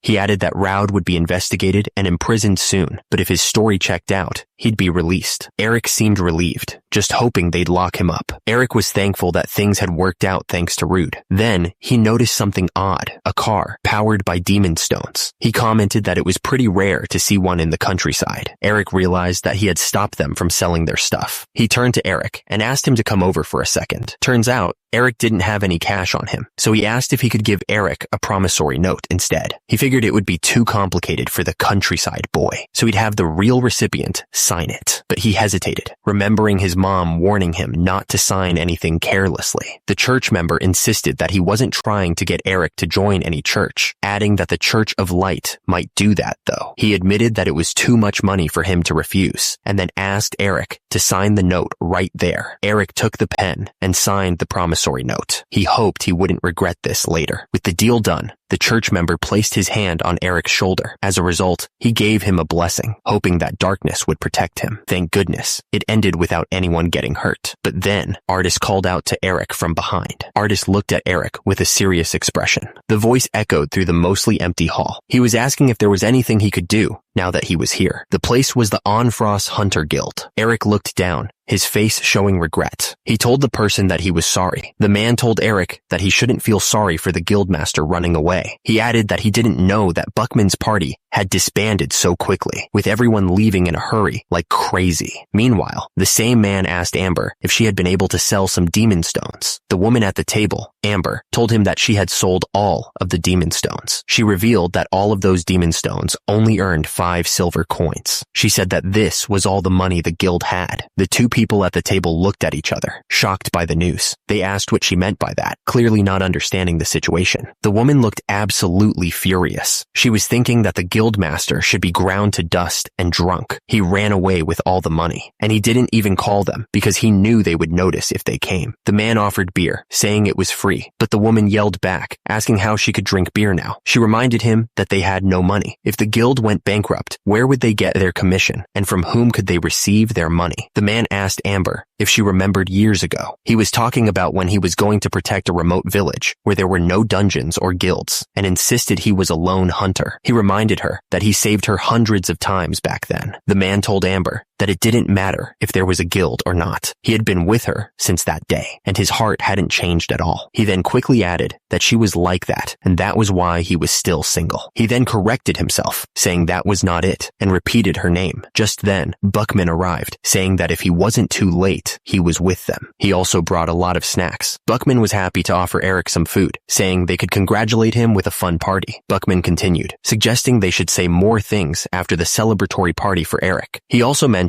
getting together alone with the woman once everybody was gathered. The party was in full swing. Everyone was eating and drinking, enjoying the moment. The group seemed relaxed and happy, enjoying the food and each other's company. Suddenly, the man looked utterly shocked. He was thinking, why, you? Everything had been so calm just a moment ago. But suddenly, the door below exploded inward with a loud crash. Buckman looked absolutely furious. He was about to do something about this. The guy who'd burst in was holding Eric's bag tightly. He was panting hard as he demanded to know why the man had it. Eric was in bad shape, looking up with pure terror in his eyes. He begged someone to help him. The guy holding the bag went down hard. Buckman didn't hesitate, running straight at him while Eric was shouting for Artis. The guy who'd burst in was still out cold, but several people were already hauling Eric's bag away. It was a heavy-looking thing, stuffed to the brim. Artis was sitting down, looking pretty relaxed, all things considered. He said that Eric was amazing for carrying all that heavy stuff. Buckman stepped forward, looking concerned. He demanded to know what was going on and why they were carrying Eric's bag. He pointed out that the materials inside were gone, which was not good. Artis looked up, a little worried. He asked if something had happened to Eric, explaining that Eric had asked him to do this. Buckman ignored him and kept digging through the bag. He called out to the others to take a look at what he'd found. The hunter stared into the bag, eyes wide. There was money inside, and a lot more than he expected. Turns out, each of those bags was packed with 1,000 EX, and there were 10 of them. That was a lot of cash. Buckman's jaw dropped. How many monster materials had Eric sold to get this much money? It was way too much. At that moment, Artis spoke up, telling Buckman that Eric had also asked him to give him something. Buckman took the item, his eyes fixed on it. He just nodded, confirming that he recognized it. Buckman looked at Artis, needing to understand. He asked if Eric had mentioned why he was quitting. Artis looked down. He said he didn't hear the reason either. Just that, far from the others, a figure walked through the town at night. He seemed to be leaving, disappearing into the darkness. He looked absolutely terrified, like something was chasing him. The fear was written all over his face. Back at the Hunters Guild, someone held out a piece of paper. He asked if they could recognize what it was. The man stared wide-eyed at the paper in his hands. He looked completely stunned by whatever he was reading. The paper was a strange golden coin. It had a map etched into its surface, and the words Great Earth written around the edge. The words Great Earth seemed to be the most important part. They were engraved deep into the coin. The man's eyes widened as he stared at the coin. He was thinking that Great Earth was destroyed by the 4 heroes 20 years ago and disappeared since then. The man in the cloak said it wasn't something he knew. He seemed to be thinking hard about it, though. The masked man continued, saying that since he was only level 5, it wasn't something he should even know about. He seemed to be looking down on the other guy. The masked man started writing something down. He said that because the other person was only level 5, he couldn't possibly be from another world, clearly doubting him. The masked man's expression turned dark. He muttered, but just in case, as if he was bracing for something bad. The masked man showed a series of disturbing images. He warned him not to forget the ancient story he had told him, as if it was a threat. Suddenly, a fist slammed into the ground with incredible force. The earth cracked and splintered under the blow. Ryu Han Bin stood over the broken cart. His fist clenched so tight, his knuckles were white. He muttered that he wasn't. Ryu Han Bin's eyes narrowed. His face hardened with a resolve that didn't quite reach his soul. He admitted that he wasn't doing this because he wanted to.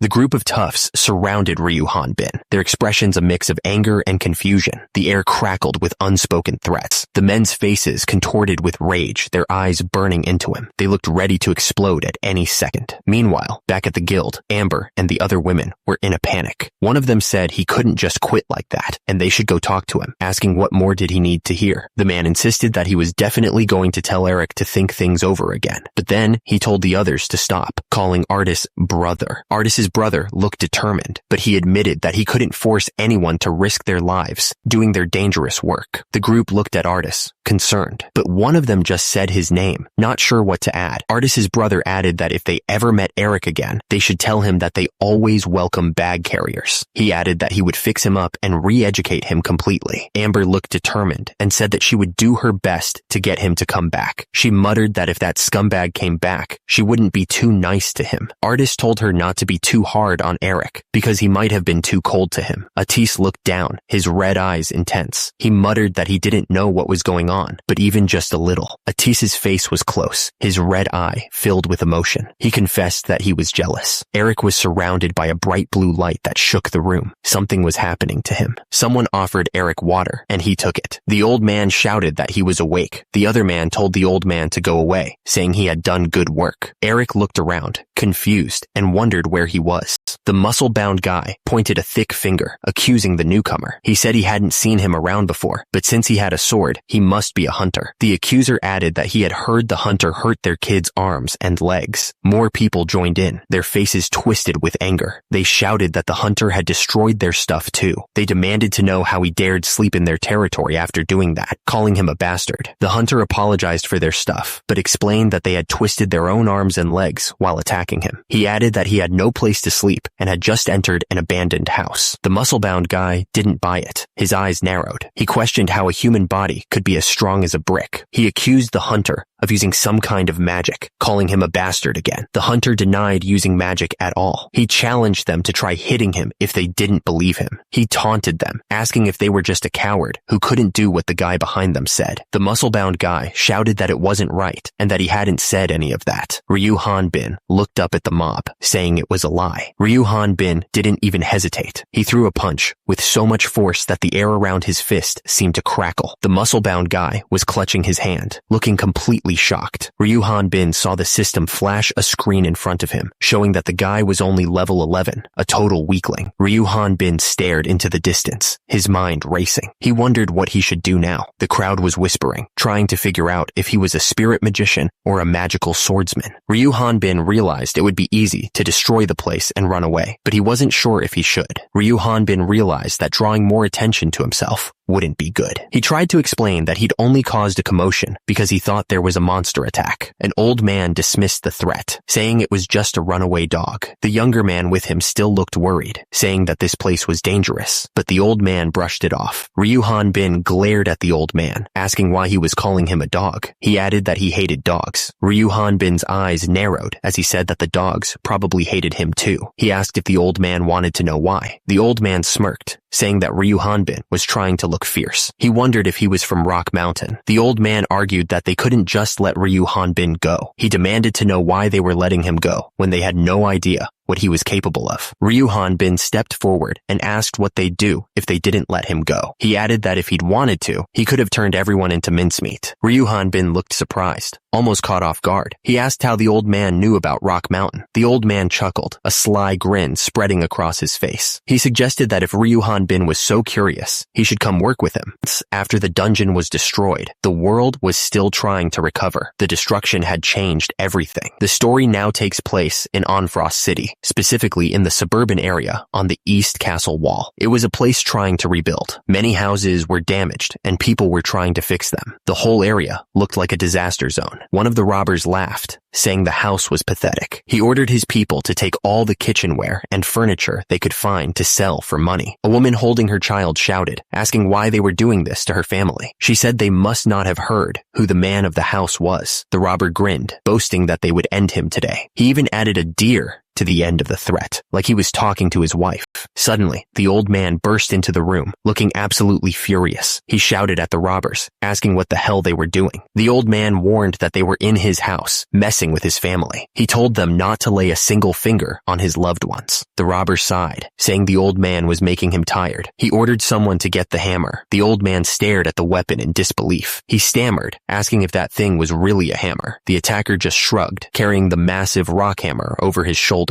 He said it was just a rock on an iron spike, like it was nothing special. The old man yelled that even if the guild closed down, he was still a hunter. He insisted that he could fight against them. The attacker didn't even flinch. He just calmly stopped the old man's sword with his bare hand, the metal screeching against his skin. The attacker stared down, his eyes cold and lifeless. He told the old man to step aside, like he was a bug to be brushed away. The old man stared in disbelief. He stammered, realizing that his sword wasn't even cutting through the attacker's skin. The attacker's muscles were so huge, they looked like they were about to burst through his shirt. He looked like he was made of stone. Then, the whole house exploded from the force of his attack. The attacker was standing in front of the rubble, and someone shouted that he wasn't human, that he was a monster. Meanwhile, a family watched with worried eyes. They didn't know what was going to happen next. Turns out, the Onfrost Architecture Association was strongly supporting this whole project. They were the ones trying to fix the city. The man explained that they fixed the city's castle wall and tore down old, broken houses. They were trying to make things better for everyone. The man explained that they were also providing durable housing. He added that their houses were made of the same stuff as the noblemen's, mixed stone, and they finished it with golem magic to make it even stronger. He continued, saying that they put a special slime resin coating on the houses to stop monsters and enemies from climbing up. He added that if they agreed that soldiers could use the house in case of emergency when citizens needed to get out, then the bald man then said that they could live there without paying rent, and as they stayed, they'd even get support money for helping to keep the castle wall up. He admitted that they had explained all this before, but he had been drunk then, and he apologized. The man sighed, saying that he'd had a hard time with hunter work lately. He said they'd helped him so much, he couldn't thank them enough, especially the guy standing behind them. He admitted that he had shoved his sword at Ryu Hanbin, and now he didn't know how to apologize. The bald man asked if he had no more work there, right? He pointed out that the other man was apologizing, and told him not to be like that, asking him to please have a meal with them. Ryu Hanbin looked serious. He announced that he was going to make a report about the situation. Baldy looked at Ryu Hanbin with anger. He said that Ryu Hanbin was talking to them nicely and demanded to know if Ryu Hanbin was being horrible. Ryu Hanbin stared at the group. His eyes narrowed. He muttered that they were weird and asked what was so weird about it. Baldy laughed, calling Ryu Hanbin weird. He wondered if there was anyone worse. He added that Ryu Hanbin didn't have to force himself to be there, but he could accept the apology from the other man. The tension in the room was thick enough to quiet with a knife. A small child reached out and grabbed Ryu Hanbin's leg, completely unaware of the conflict around them. The kid looked up at Ryu Hanbin with wide eyes. He pointed out that Ryu Hanbin was weird and not from this world, which made Ryu Hanbin freeze. Ryu Hanbin looked down at the children, his expression softening. He started to say something, but only got out the word, "Look." Ryu Hanbin knelt down, his face etched with regret. He apologized, his voice barely a whisper. Ryu Hanbin stared at the floor, his mind racing. The weight of his strength, the years of fighting, and the revelation that he was an outsider crashed down on him. Baldy was completely taken aback by Ryu Hanbin's sudden apology. He stammered, repeating the words back in disbelief. He thought that Ryu Hanbin must be furious, but he couldn't understand why Ryu Hanbin apologized. Turns out, after joining the association half a year ago, Ryu Hanbin gets 600 EX for each job. Someone pointed out that's higher than the middle-class hunter. With his help, work that would have taken a month is finished in a day. So, Ryu Hanbin is already famous among architecture businesses in other cities. But the thing is, nobody could talk to Ryu Hanbin. He seemed like he was in his own world.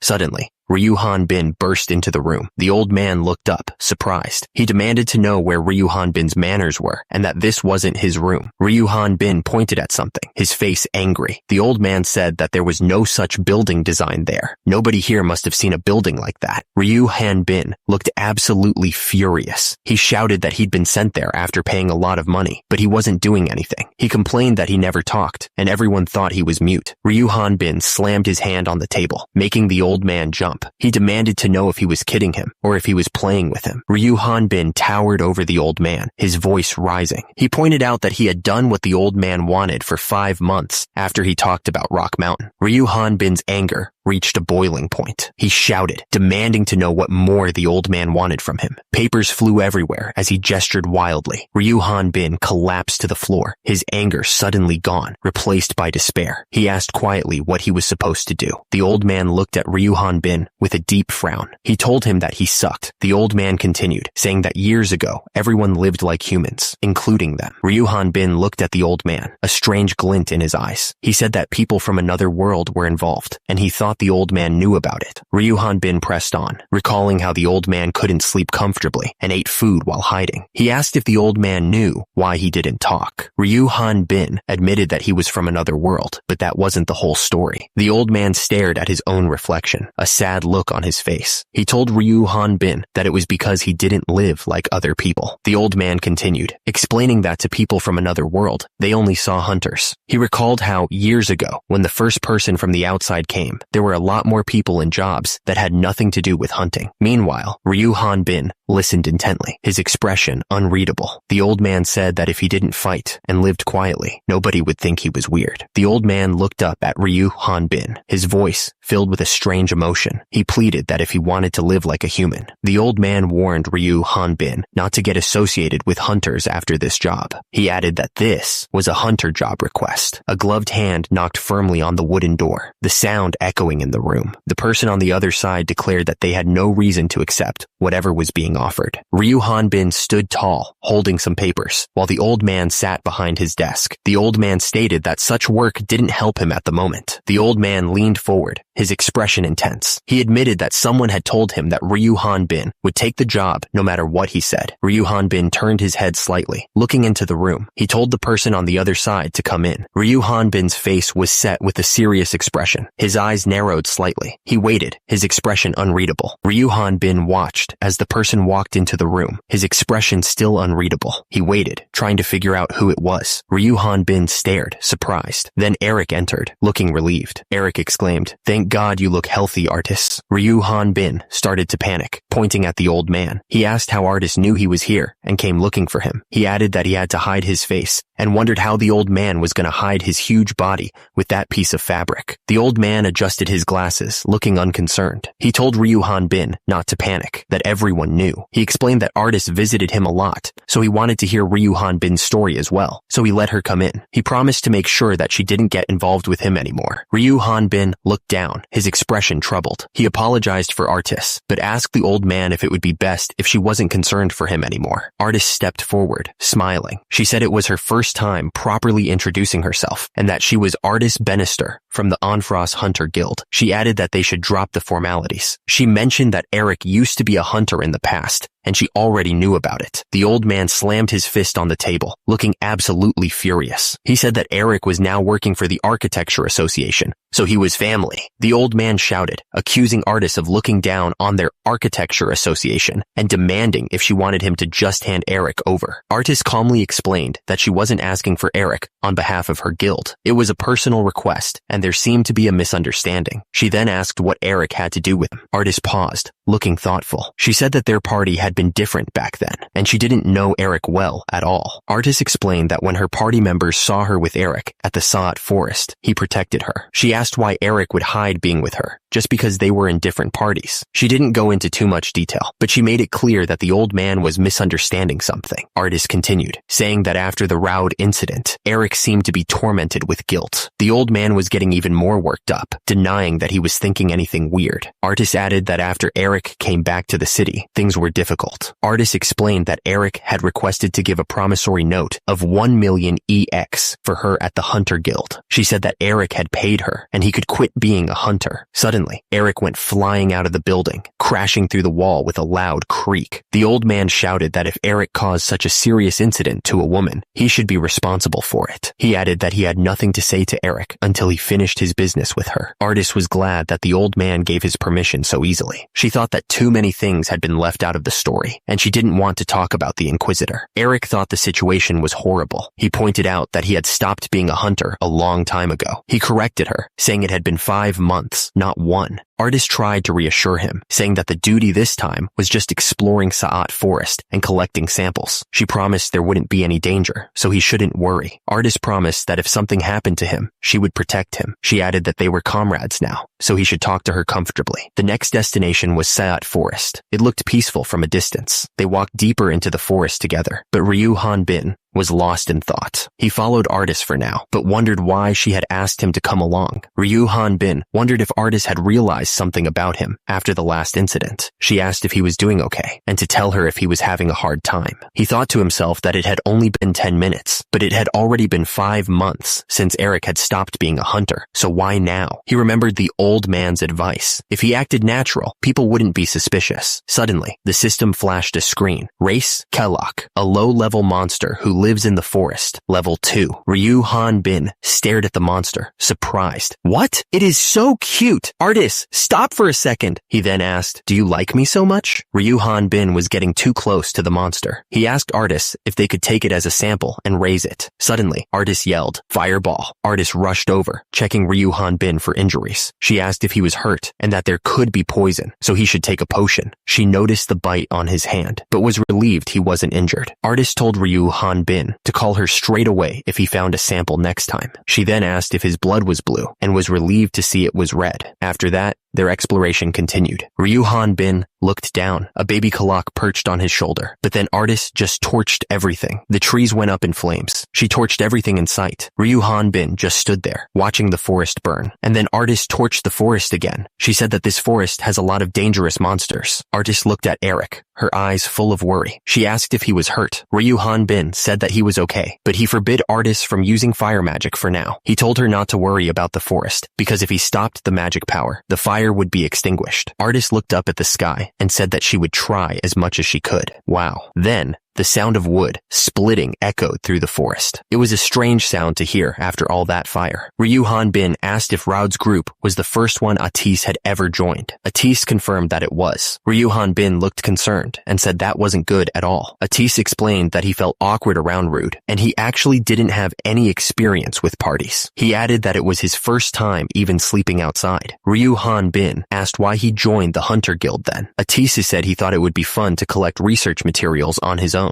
Atis went on to say that magicians also increase their level when they do magic research, so he never had any reason to go outside. Ryu Hanbin was clearly confused and asked what kind of dragon hunter catches a dragon at home. Atis insisted that he had nothing to do with his family's business. He added that these days, dragons are nearly extinct, so it's hard to even find them. Ryu Hanbin looked surprised and asked if there really weren't any dragons, and why. Atise tilted his head and asked if Ryu Hanbin was interested in them. Ryu Hanbin grinned, imagining the possibilities. He said if he caught one, he could level up. He added that where he lived, there weren't any dragons, and they were rare monsters, so it was hard to even see them. Suddenly, Ryu Hanbin thought about monsters. He was starting to see things differently. Ryu Hanbin turned back to Atise and continued, explaining that dragons were definitely something to be feared. He described them flying in the sky with wings as big as castle walls, burning the earth with limitless magic power. But the real reason why he was afraid of them was, Ryu Hanbin said that your level rises when you just kill the enemy, like the people from another world. But he added that dragons are intelligent and you can talk them. Ryu Hanbin's expression softened. He suggested that maybe they were hiding for them to survive quietly. He added that they could be lonely. Ryu Hanbin said that even if they were lonely, it would be better for them to live safely. He mentioned a wyvern he knew. Atise laughed, saying a wyvern who could talk was the best joke he'd heard recently. He added that it was true. Eric looked right at Ryu Hanbin, his face full of regret. He apologized. his voice barely a whisper. Artist spoke, his voice sharp with urgency. He ordered Eric to take his hand off his wand immediately. Eric's eyes narrowed, his expression grave. He warned that this place was way more dangerous than they thought. Before anyone could react, a monster lunged out of the forest. Eric and Artist moved instantly, attacking the beast. The monster dropped to the ground, twitching. Eric stared at the dead creature, completely shocked. He asked what Artist had done. Artist explained that he had shot a magic chunk that burned the monster's lungs, ensuring it would suffocate to death soon enough. He then asked Eric why he had done it in such a way, suggesting that the monster's cries could alert its group and bring an attack down on them. Eric was surprised by Artist's quick thinking. Artist remarked that Eric was on a different level compared to the magician of Buckman's party. He had thought Eric was just a young master who researched at home, and that it would be good if he joined his party. But he didn't think now was the right time to say something like that. Eric asked if Artist could cut open the monster's stomach while he kept watch. He admitted he thought rich people weren't interested in demon stones, finding the whole situation really strange. Artist explained that normally, people don't have to kill monsters in this forest, since they don't approach humans much. But today, many monsters had come close to them. Eric realized it was because he had burned all of them. Looking closely at the monster, Eric realized it was a kobold, level 21. He was shocked as he realized it was a dungeon monster. Atis looked absolutely serious as he stared at Eric. He told Eric that the demon stone wasn't the problem, and that he needed to open the kobold's stomach. High above, 2 kobolds stood guard in a rickety watchtower, their eyes scanning the surroundings. They seemed to be watching for any sign of trouble. Below, in the dark village, more of the monsters lurked. Eric figured that the finger they had found inside the monster probably belonged to one of the villagers from this place. The situation was getting worse. The wild monsters had started eating the abandoned corpses and were now hunting humans as prey. Eric wondered if there was a new dungeon nearby. Atis explained that whenever a dungeon was formed, the land changed, and Onfrost would know about it. So, why were the dungeon monsters here? Something wasn't adding up. Eric told Artist that they had checked it for now, so they should go back and report to the guild. But then, Atis suddenly stopped, staring through the telescope. He realized there was something happening in the village. There, tied to a wooden frame, hung a person. It looked like they were being held prisoner. Atise shouted that he had to go save him, and started running. Eric grabbed Atise, trying to hold him back. Eric told Atise to think about it calmly. The captive might already be dead. From the darkness came the sound of whimpering and barking. The monsters were close. From the darkness came whimpering barks. The monsters were attacking something, trying to tear it apart. Suddenly, the tower exploded in a burst of fire. Whoever was tied up there, they might be dead. But Atise stared at the burning tower. He realized that it might still be possible the person was alive. Eric asked him what that was. Atise said it was a device that shot demon stones using magic. Atise shouted that he would take care of them, so Eric should hide there. He called out to Artis as he ran. Eric watched Atise run towards the tower. He couldn't believe what that guy was doing. Hanging from the rafters was a dead human, level 27. There was no doubt about it. He was already gone. The whole village was burning. Flames licked at the sky, consuming everything. Explosions ripped through the village. Monsters swarming everywhere. The attack was still going on. Atise was casting a spell, his face grim. He realized that the village had been under kobold control for more than half a year. Atise fought the monsters, but he knew what it meant. He figured that they were the only survivors left. Atise looked up at the burning building, his eyes wide. Were they hiding in the buildings? He asked, clearly surprised by the kobold's tactics. From the window, a kobold grinned, holding a crude bomb. I heard that they are intelligent, but the kobold thought, I didn't know that they would hide and use throwing weapons. The kobold unleashed a blast of fire, the flames licking at the air. The heat was intense, threatening to consume everything around it. Atise reacted instantly, raising his hand to cast a counterspell. He wasn't about to let the kobolds have their way. Atise focused, his eyes narrowed. Facing a flame magician while hiding inside a building, he thought, realizing the danger of fighting fire with fire in such a confined space. The flames roared around Atise,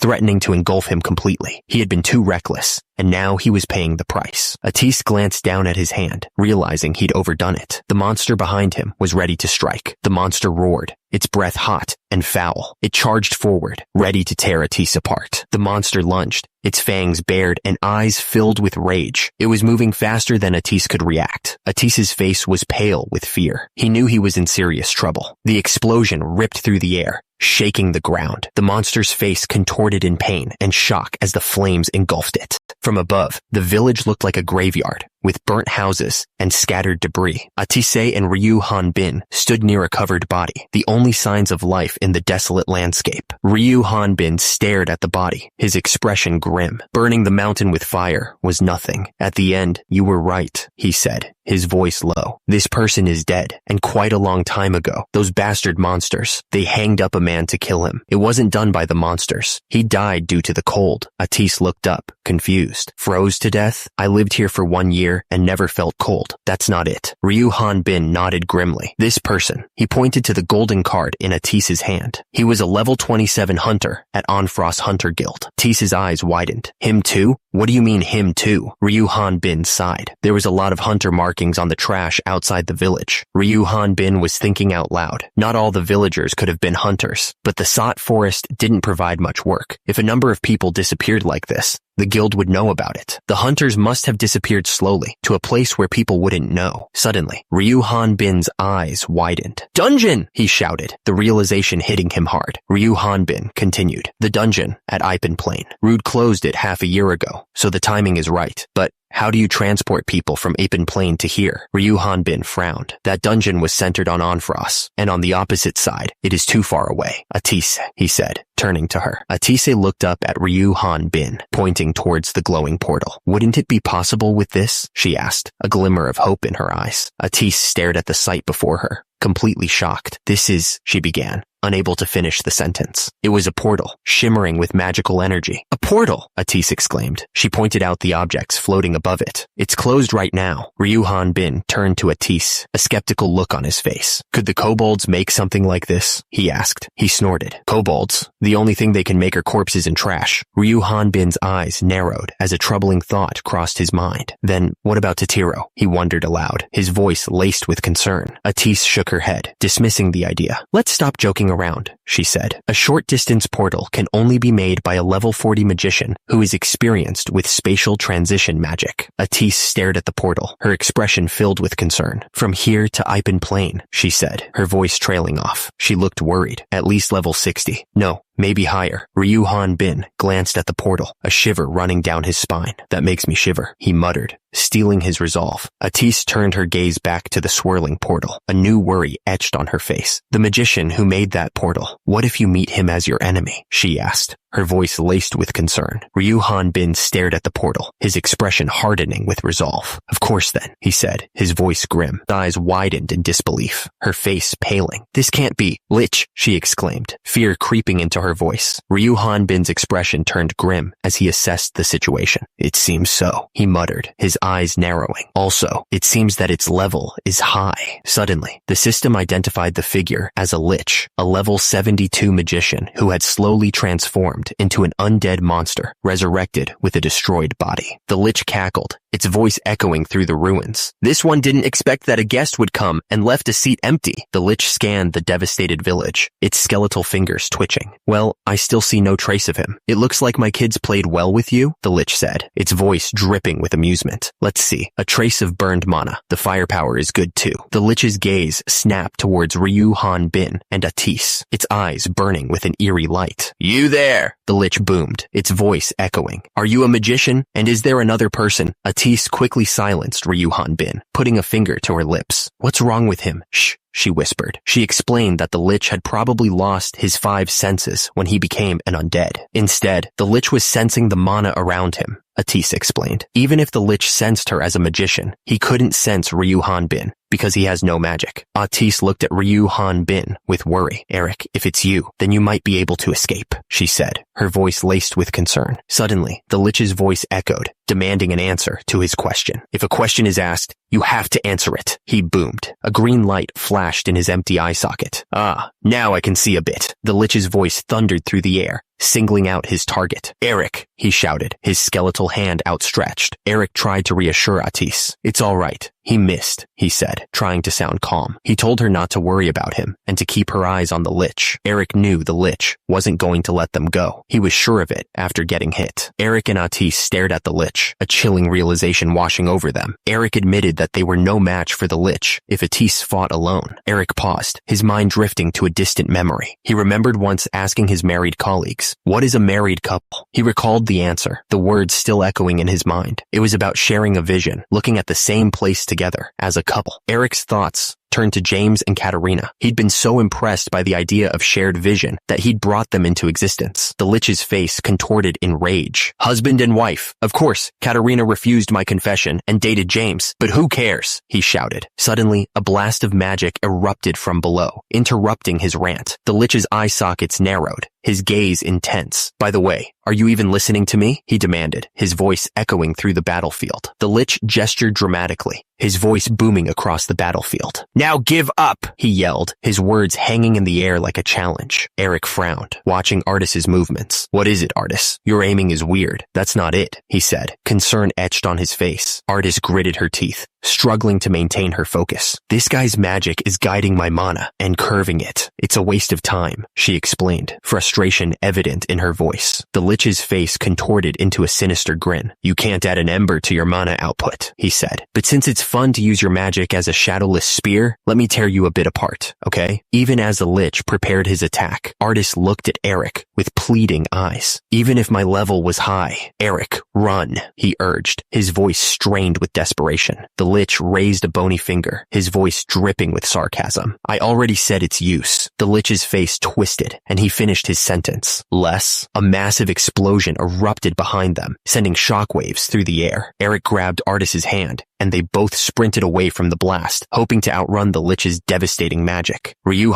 Bin looked up, his brow furrowed in thought. Why was it effective this time? He wondered out loud. Atis's eyes narrowed with determination as he explained the plan. "Since there's no use in a physical attack against a Lich, of course," he said. He didn't think about blocking the Demon Stone, which isn't mana. In addition, he won't be able to move if the remaining mana explodes. Atis continued, glancing towards the dark forest ahead. "It's going to be difficult for him to trace us once we go into the forest, due to its surrounding mana," he explained. Ryu Hanbin's eyes widened, a strange sensation washing over him. "This feeling, fear," he muttered, trying to understand it. "That's not it. Something that is more than likely to be captured by hand. Something that's more certain." Without a word, Ryu Bin grabbed Atis's hand, his grip firm and urgent. Atis looked back, startled by the sudden movement, but didn't resist as Ryu Bin pulled him along. They had entered a place called the Crevasse Dome. It was a massive structure made of ice that towered over them. The dome stretched upwards, dwarfing them in its shadow. They were completely alone in this frozen wilderness. A strange orb pulsed with an eerie light. It floated in the air, casting an unnatural glow all around. Atis looked around, his breath clouding in the frigid air. "It snows in a prison made out of ice?" he said. "Eric, although I survived thanks to you, there's no time to be amazed. We will freeze to death, like the hunter we saw before." Atis's eyes widened in alarm, his face pale with fear. "The mana in the atmosphere froze?" he asked, his voice trembling. Eric looked at Artis, his voice laced with worry. "Hey Artis, is it still not ready? The spell doesn't work because the temperature of the mana dropped." "What are you saying?" The Lich suddenly appeared between them, casually explaining the basics of magic. "The fire magic that ignites mana and the ice magic that freezes mana are the opposite." The Lich grinned, his skeletal face somehow managing to look smug. "The enemy's attack seems to be fire magic, so I froze it. So this is the end of the theory lesson." The Lich cackled, his eyes gleaming with excitement. "Next up, experiment time."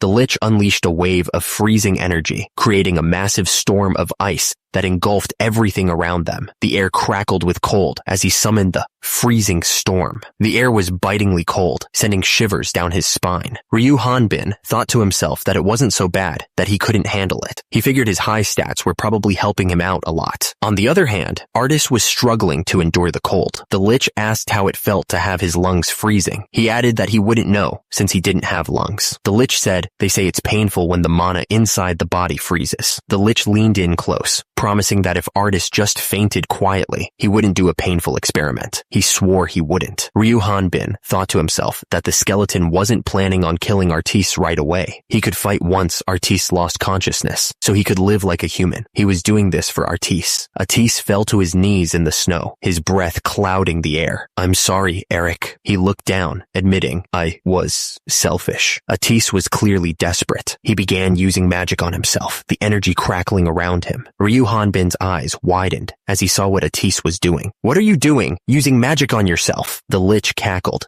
clearly pleased. "Kya, ha ha ha ha. I like it very much." In order to stop the body temperature from dropping, Atis was burning his own magic inside his body, and it looked incredibly painful. He's lost his mind, he thought, wondering how long Atis could even endure that kind of torture. Atis looked at Eric, his expression serious. "Artis, you, Eric, since it's the last chance, listen well." Atis continued, his voice strained. "Whatever happens from now on, if a hole in the wall forms, run away." Eric looked absolutely furious. "What nonsense are you talking about? What do you want to do by yourself?" he demanded, his voice rising. "Promise me." Eric's expression hardened. His eyes narrowed with determination. He wasn't going to let Atis do this alone. Atis looked back, his expression determined. "I promise." "Thank you, Eric," he said, his voice filled with a mix of relief and resolve. The lich's skull-like face appeared, his empty eye sockets glowing with eerie light. "So then, what funny magic will you show me this time?" he asked, his voice a chilling echo. Atis raised his hand, the air around him shimmering with heat. "Guess for yourself," he replied, his eyes narrowed in defiance. Atis faced the lich, the tension between them thick enough to cut with a knife. The cold air crackled with magical energy as they prepared to fight. Suddenly, a massive explosion tore through the area, the ground shaking with incredible force. The air filled with fire and debris. The sheer power of the blast was terrifying. The explosion ripped through the ice wall, sending Atise flying backwards. He was thrown through the air, completely helpless against the force. Turns out, the explosion was caused by the serial explosion of the demon stones from the magic wand. By making a hole in the ice wall, the concentration dropped, eventually leading to a suicidal explosion. The lich's skull face appeared again. Or a smokescreen? He wondered. It's no fun if it's evident. He activated his mana detection. The lich frowned. Since the demon stone turned into powder, the noise is excessive, he thought. Based on the large mana left inside, it's still burning. The lich scanned the area, and there's no trace from the magician, he muttered, clearly annoyed. There's nothing working out. The lich's skull face twisted in what might have been surprise. He realized the dungeon had disappeared too. What a pain, he thought. The lich floated back, looking down at the monster below him. He wondered if he should mess with that level 5 guy from earlier. It might be fun, he thought. It was only now that Eric realized why he'd felt that strange presence in the forest that time. The memory suddenly clicked into place. He remembered following the presence, and then it hit him. That's why Artis had been there. The pieces of the puzzle were finally coming together. Eric stared up, his eyes wide with disbelief. He was starting to understand what Artis really was. Artis was a dragon, a real fire-breathing dragon, standing right in front of him. Artis looked at Eric, his expression serious. He said that he couldn't give him a full explanation right now, but he asked Eric to trust him for the time being. Eric looked down at Artis, his mind racing. No way. This is... The lich stared in amazement. A dragon. The lich continued, practically drooling. Not only that, but a baby dragon that's only 100 years old. That's why it used so many flame magics. Artis scoffed. His red eyes narrowed. Red dragons can spew flames from the day they are born. Stop acting so smart with mere rumors you've just heard. The lich shrugged. Well, it's true that I don't know much, but now's as good a time, no? Artis stood his ground, the water swirling violently around him. He faced the lich, ready to fight. The lich cackled, floating in the air. He was excited, practically drooling at the thought of killing a dragon to gain a ton of experience. The lich's eyes glowed with dark intent. He thought about how he could interpret Artis' abilities and create them for himself. Suddenly, a massive explosion erupted in the water. The force of it shook the entire area. The lich was sent flying backwards, caught in the blast. He realized that no matter how young, a dragon was still a dragon. The lich floated upside down, his eyes narrowed. He realized that Artis possessed a power far beyond that of a normal human. He wondered if it was too much for him to handle, and freezing him to death might not be possible. Flames erupted around Artis, the heat intense. He wouldn't allow the lich to do any more damage. Eric watched, feeling the intense heat that was hot enough to turn the lich's ice into water. Despite that, Artis' level was still just. The system displayed Artis' stats. Species, dragon, fire dragon, level 52. Artis looked down at Eric, his expression determined. He told Eric to hold on for just a little longer. Artis raced forward, a trail of fire blazing behind him. He was pushing his magic to its absolute limit, hoping to break through the lich's defenses and get Eric out of there. The lich prepared his own counterattack, gathering a highly compressed mana of heat. But then he quickly changed his tune, realizing it was a feint. The lich smirked, kicking out his leg. He declared that no one would get hit from such an honest attack. The Lich continued, explaining that Artis had forgotten that the place was already full of his cold mana. He figured that even with Artis's best effort, it wouldn't go far, and he'd run out of stamina and die before piercing through the wall. Artis paused, his expression shifting to concern. He asked Eric if he was all right, telling him not to worry about him. Artis declared that now that the Lich knew he was a dragon, the Lich would have to try. He told Eric to focus on the Lich and that he would be fine. But before he could finish, a blast of cold magic struck him. He realized that the Lich was targeting him now, but he would try to endure it. Eric yelled out Artis's name, his hand outstretched, trying to reach him. Eric was furious and asked what Artis was thinking, reminding him that he was only level 5. Artis responded with a what and a because before telling him to focus on the Lich. Eric flew through the air, completely speechless from the force of the blow. The Lich said he was speechless and that Artis could have easily blocked the shot, but got hit for that human. He said who would have thought a dragon would protect a mere human? Artis, now in his dragon form, yelled for Eric to stay back. He asked if Eric had been brainwashed, trying to keep him out of harm's way. Artis's face was set with determination. Even in his dragon form, which hadn't reached level 70, he was resolved to fight. Even as he fell, Artis was thinking of Eric. He just hoped Eric was safe. The Lich cackled,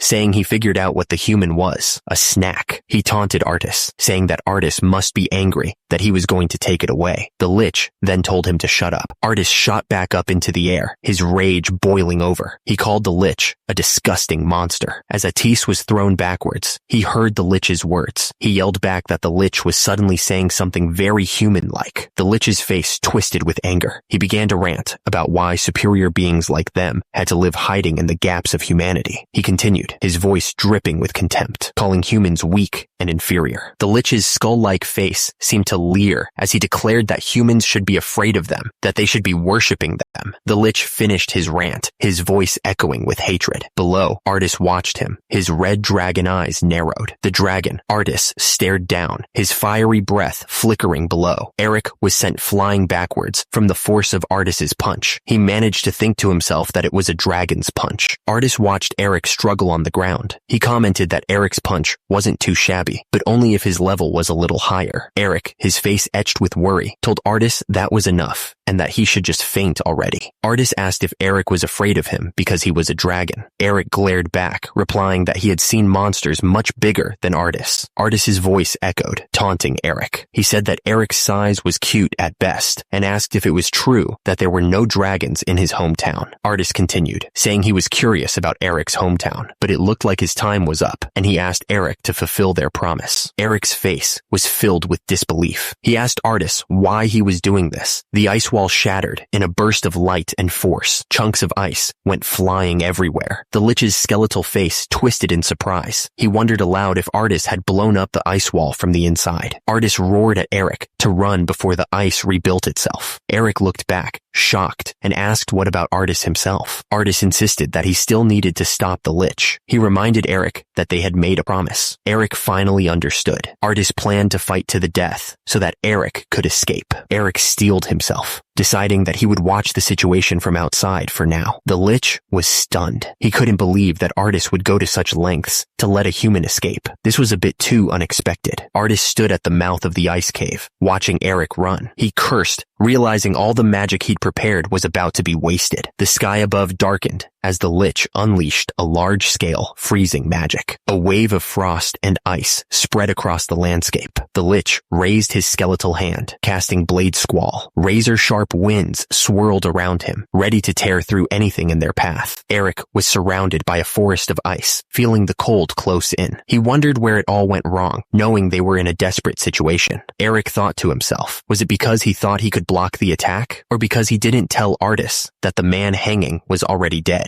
The Lich's skull seemed to mock him as he thought about his failures. Was it because he didn't step up, even knowing the Lich's power? The ice continued to fall, a deadly rain of frozen shards. Or was it simply because he wanted to live an ordinary life? The ice dome still loomed over the forest, a testament to the Lich's power. Below, the dragon-like creature lay defeated, its sharp spikes stained with blood. Eric stared into the distance, his face etched with longing. He thought to himself, I want to live like a human. The dragon-like creature Artis, lay on the ground, his armor glinting in the dim light. He whispered, "That's what I only wanted." Eric looked down at Artis, his heart heavy with sorrow. The ground was littered with shards of ice, a cold reminder of their desperate fight. The Lich floated in the air, his skeletal face showing a hint of surprise. "I am shocked," he muttered, clearly not expecting this outcome. The Lich's skeletal face twisted in fury. "It's not funny anymore," he hissed, his voice echoing through the icy cavern. "You are only a monster."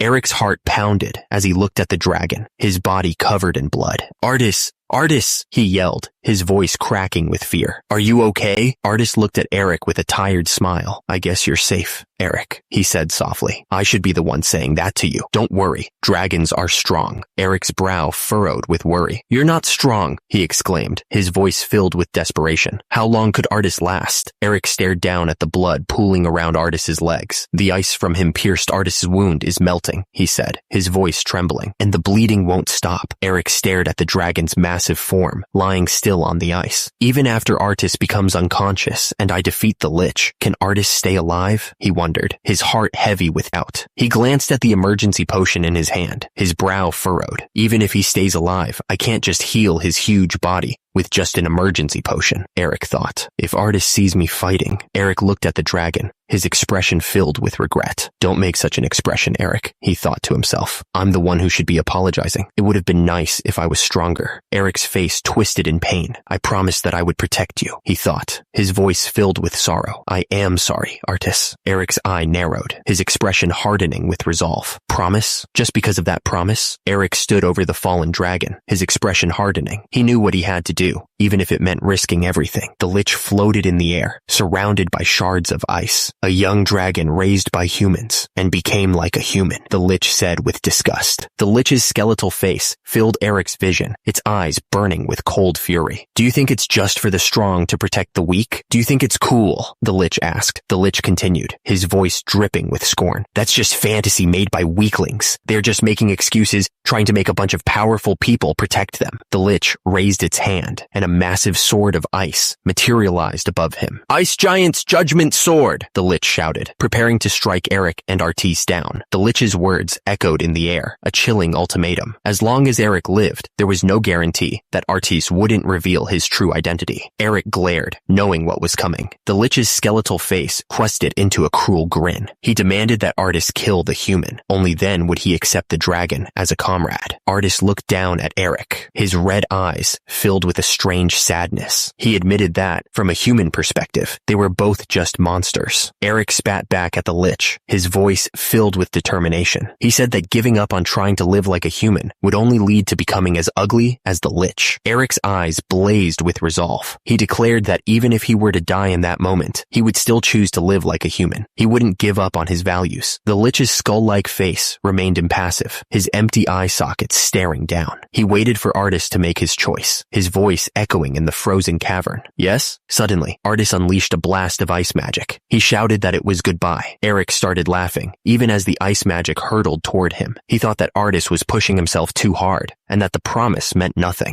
Artis's face was grim. He thought that it wasn't easy to live like a human, and the same went for that promise. Suddenly, Artis noticed Eric running towards the attack. He reacted in shock. Artis, still in his dragon form, watched as Eric ran toward the Lich. He shouted at Eric, demanding to know what he was doing. Eric looked back, a strange smile on his face. He thought to himself that he, too, wanted to live like a human. Suddenly, Eric jumped high into the air, soaring towards the Lich. Artis stared in disbelief, shocked that Eric flew. Artis watched Eric fly through the air. He couldn't believe that Eric could jump that high, but knew that it was the same as getting killed first. Artis was furious. He yelled that Eric was only level 5, wondering what he could possibly do against the Lich. Eric moved in for the attack, performing a horizontal slash. He was determined to do whatever it took to win. The Lich was caught completely off guard by the sudden assault. He could only utter a shocked, "What?" The ice shattered into a million pieces, the force of the attack sending shards flying everywhere. The sound of the breaking ice echoed through the cave. A massive dome of ice quickly formed, creating a barrier against any further attacks. The air grew colder as the magic took hold. Suddenly, the ice dome exploded outward, sending chunks of ice flying in all directions. The force of the blast shook the ground. The last shard of ice fell to the ground. The remnants of the Lich's ice magic were now just scattered fragments. Eric could only gasp, completely stunned. He couldn't believe what he just witnessed. Ryu Han Bin looked at the dragon, puzzled. The ice only shattered when we blew it up from the inside. He scratched his head.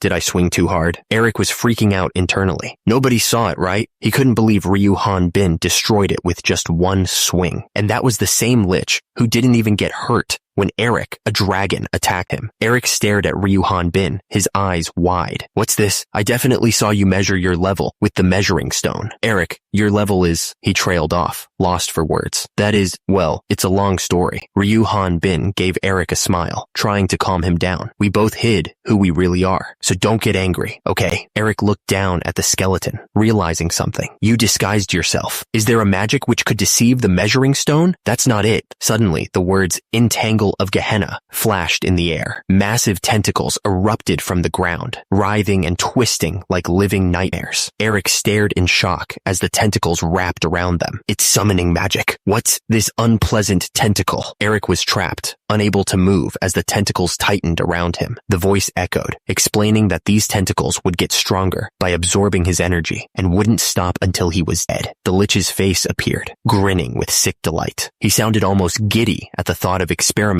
on Eric's corpse. Eric turned his head and looked at Artis, realizing something important. The Lich's body was made of mana, which meant normal attacks wouldn't work. The Lich's face loomed closer, his voice filled with menace. He demanded to know how Eric had disguised himself as a level 5, threatening a painful death if he didn't answer. Suddenly, Ryu Han Bin's muscles bulged. His eyes narrowed. He was surrounded by the tentacles, but he didn't look scared. He looked ready to tear them apart. The Lich stared at his hand in disbelief.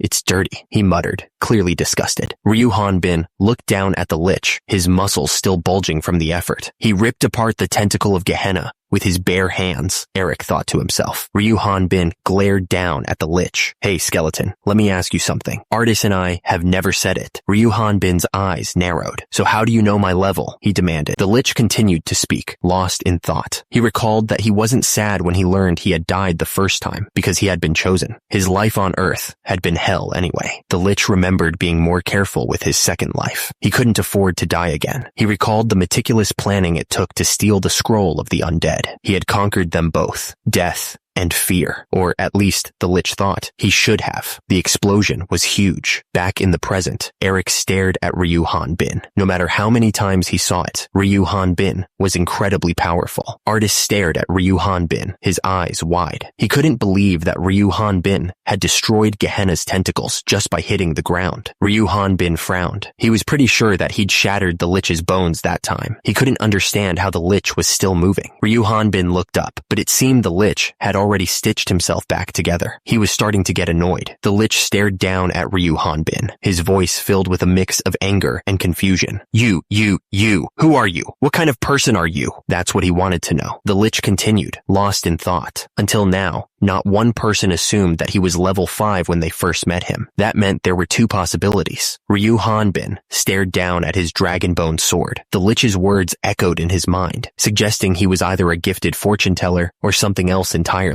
The Lich continued and accused Ryu Han Bin of being an otherworlder. Ryu Han Bin's expression hardened, his eyes narrowing as he considered the implications. Suddenly, the Lich was sent flying high into the air, knocked away by an unseen force. The impact was so strong that the air around him seemed to crackle with energy. The Lich cursed as he was launched towards a nearby mountain. He was completely helpless against the force that propelled him, his body a mere projectile. The Lich's eyes widened as the realization hit him. Did Ryu Han Bin know he was an otherworlder and come to hunt him down? He had completely underestimated him, thinking he was just a country bumpkin. The Lich was still reeling from the force of the blow. He couldn't believe a monster like Ryu Han Bin actually existed. Ryu Han Bin swung his dragon-bone sword with all his might. The simple word, top, was all he needed to say. The dragon-bone sword slammed into the ground with earth-shattering force. The impact sent shockwaves rippling outwards, tearing apart the frozen landscape. The Lich screamed as Ryu Han Bin's attack caught him. He was sent flying, completely overwhelmed by by the sheer force. The Lich, desperate and enraged, screamed, "Do you know how many good people like me are suffering because of evil people like you?" The Lich was clearly outmatched, but he didn't seem to care at all. He just laughed, blue energy crackling around his skeletal hands. "Don't make me laugh." Suddenly, the Lich summoned a massive ice puppet Frost Knight. It towered over Ryu Han Bin, a hulking figure of frozen magic. Ryu Han Bin stood his ground, facing the Ice Knight. Atis was beside him, ready to assist. The air crackled with tension. Ryu Han Bin didn't hesitate. He swung his Dragonbone sword with incredible force, aiming directly at the Ice Knight. The Dragonbone sword connected, and the Ice Knight shattered into a million pieces. Fragments of ice flew everywhere. Ryu Han Bin swung his Dragonbone sword with so much force that the ground beneath him exploded. The impact sent rocks and dust flying everywhere. Artist watched the display of raw power in shock. His power level doesn't compare to a normal human, he thought, still trying to understand what he was seeing. Artist was still confused, but something is off, he thought. A sword skill of that capability would be impossible with just a human's strength alone, so that means that he's most likely an aura user. Meanwhile, the Lich floated in the air, seemingly unharmed. How is it that the Lich is able to regenerate? Atis wondered. The Lich glared at Ryu Han Bin. "If you aren't attacking me with your aura, then that means you plan on turning me over to the Inquisitor for the bounty money," he shouted. The Lich was desperate. "I'll give you double, no, triple the reward money," he shouted, holding out the dice in his hand. "What the hell are you talking about?" Ryu Han Bin didn't care about the Lich's offer. He just wanted the Lich to stop trying to run away. "Get down here," Ryu Han Bin yelled, launching a stone shotgun attack. Ryu Han Bin was getting annoyed. "This is annoying," he said. "At the very least, the Hell Dogs didn't regenerate. Eric, use your aura." The dragon, Eric, knew what to do. "The Lich's body is composed of mana," he said. "If you sever his mana connection with your aura, you can neutralize him." Ryu Han Bin was frustrated. "I get that you're supposed to use energy skills like mana, aura, prana, or force," he shouted. "And I know that swordsmen can use these as they level up as well." The dragon, Eric, looked frustrated. "But I can't use them," he shouted, his voice echoing. "I'm level 5, remember. To explain, aura is often described as being your life energy. Form an image in your mind." Eric looked thoughtful. He couldn't use aura. He was useless. Ryu Han Bin was suddenly struck by a barrage of ice shards. They exploded against his back, but he didn't seem to notice. Ryu Han Bin swung his massive weapon, trying to crush the Lich, but it was useless. The Lich floated in the air, unharmed. "The same goes for your auraless attacks," the Lich sneered, preparing for the final blow. But Ryu Han Bin unleashed the stone shotgun attack on Eric. "They should work just fine on your dragon friend," Ryu Han Bin said, as the stones flew towards the dragon. Eric looked absolutely furious. "That bastard!" Eric shouted, his voice filled with concern. "Don't worry about me."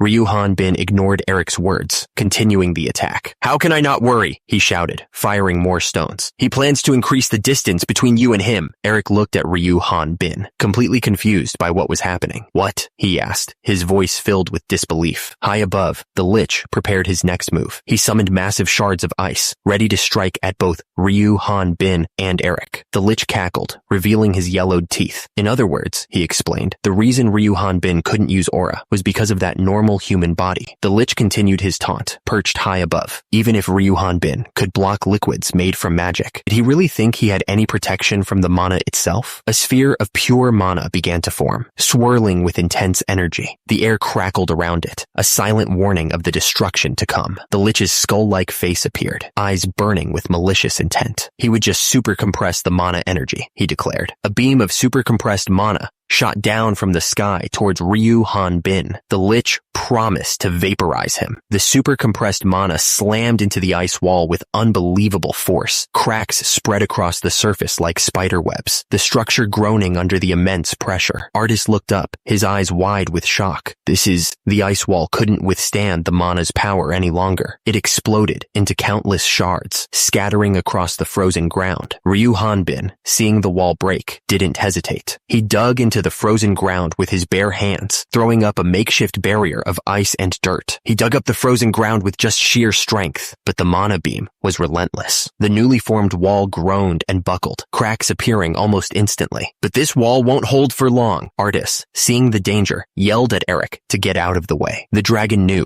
that without aura, there was no way to kill the Lich. Ryu Han Bin stared down, his massive sword resting on his shoulder. He was about to do something crazy. Atis Atis studied the Lich's skull closely. The Lich looked a lot dirtier than when they'd first seen him. Ryu Hanbin started walking forward, his face set with purpose. He said he was going to take a closer look at the Lich. He took another step, his heavy boots crunching on the shattered ice. The air crackled with anticipation. The Lich's face contorted in disbelief. "What are you talking about?" he demanded. A blinding beam of energy shot towards the ground, tearing through the ice and anything else in its path. The air crackled with an almost unbearable intensity. The Lich's skull turned towards the light, his single eye widening in alarm. Below him, the energy continued to build, a destructive force ready to be unleashed. The compressed energy erupted, a blinding flash of light and power. Ryu Hanbin stood at the center of it all, channeling his strength into the attack. The energy slammed into the Lich with incredible force, engulfing him in a blinding light. The raw power of the attack threatened to vaporize everything in its path. Ryu Hanbin raised his massive weapon high above his head, ready to strike. Below, the Lich's body began to crack and shatter, the compressed energy ripping him apart from the inside. The Lich's skull was a horrifying sight, the bone paper thin and riddled with cracks. The single eye seemed to bulge with a mix of fear and anger.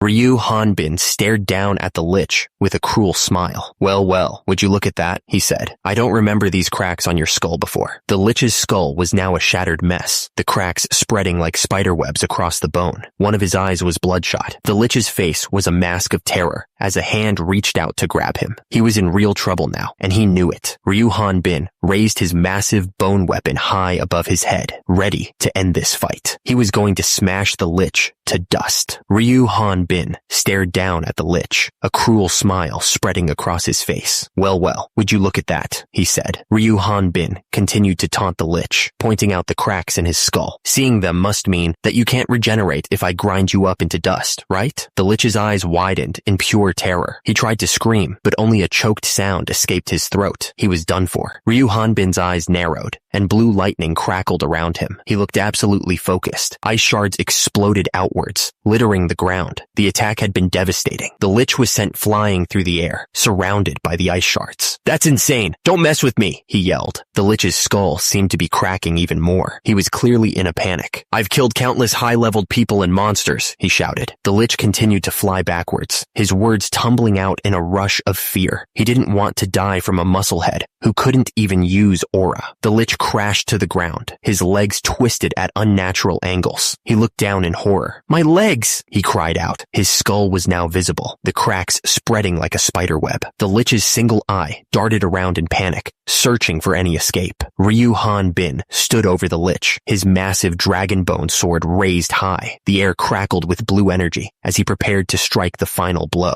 Ryu Hanbin's eyes glowed a menacing red, his face set in a grim smile. He gripped the bone sword tighter, ready to end this fight once and for all. The Lich raised a skeletal hand in a futile attempt to defend himself. "No!" he screamed, his voice filled with pure terror. Ryu Hanbin suddenly turned his own sword against himself, driving the massive blade deep into his chest. The impact sent a shockwave of pain through his body. The Lich's skull-like face contorted in horror as he screamed, begging for it to stop. He couldn't believe what he was seeing. The logo of Leviathan appeared. The title card flashed, announcing the survival story of a sword king in a fantasy world. The landscape shifted, showing a rocky terrain under a pink and purple sky. In the distance, a lone figure stood silhouetted against the horizon. Atis was suddenly engulfed in a blinding white light. Energy surged around him, crackling like lightning. Ryu Hanbin shielded his eyes, holding a vial in his other hand. He looked a little surprised by the sudden burst of light. Atis lay on the ground, panting. He grunted in pain. Atis sighed. He figured he'd be fine with this much healing. He then complained about how he was always exposed when he transformed. He also wished he had clothes that didn't shred into pieces every time. Anyway, Atis asked what was going on with the Lich. Atis looked exhausted, but relieved. He said he had managed to stop the Lich for now. The Lich's body lay in pieces on the ground. He tried to move, but his limbs were completely destroyed. All he could manage was a weak, painful moan. The Lich screamed in fury. He was clearly in a lot of pain. The Lich hissed, that since his bones were made of mana, he shouldn't be able to use magic. He swore he would get revenge for this. Stopping his movements was the best Atus could do, he realized. Atis turned to Ryu Hanbin and said that the lich was still alive. His main body frame was a lot sturdier than he expected, he admitted. Ryu Hanbin started to say something, but he paused, looking like he was struggling to find the right words. Atis cut him off, saying he understood. He told Ryu Hanbin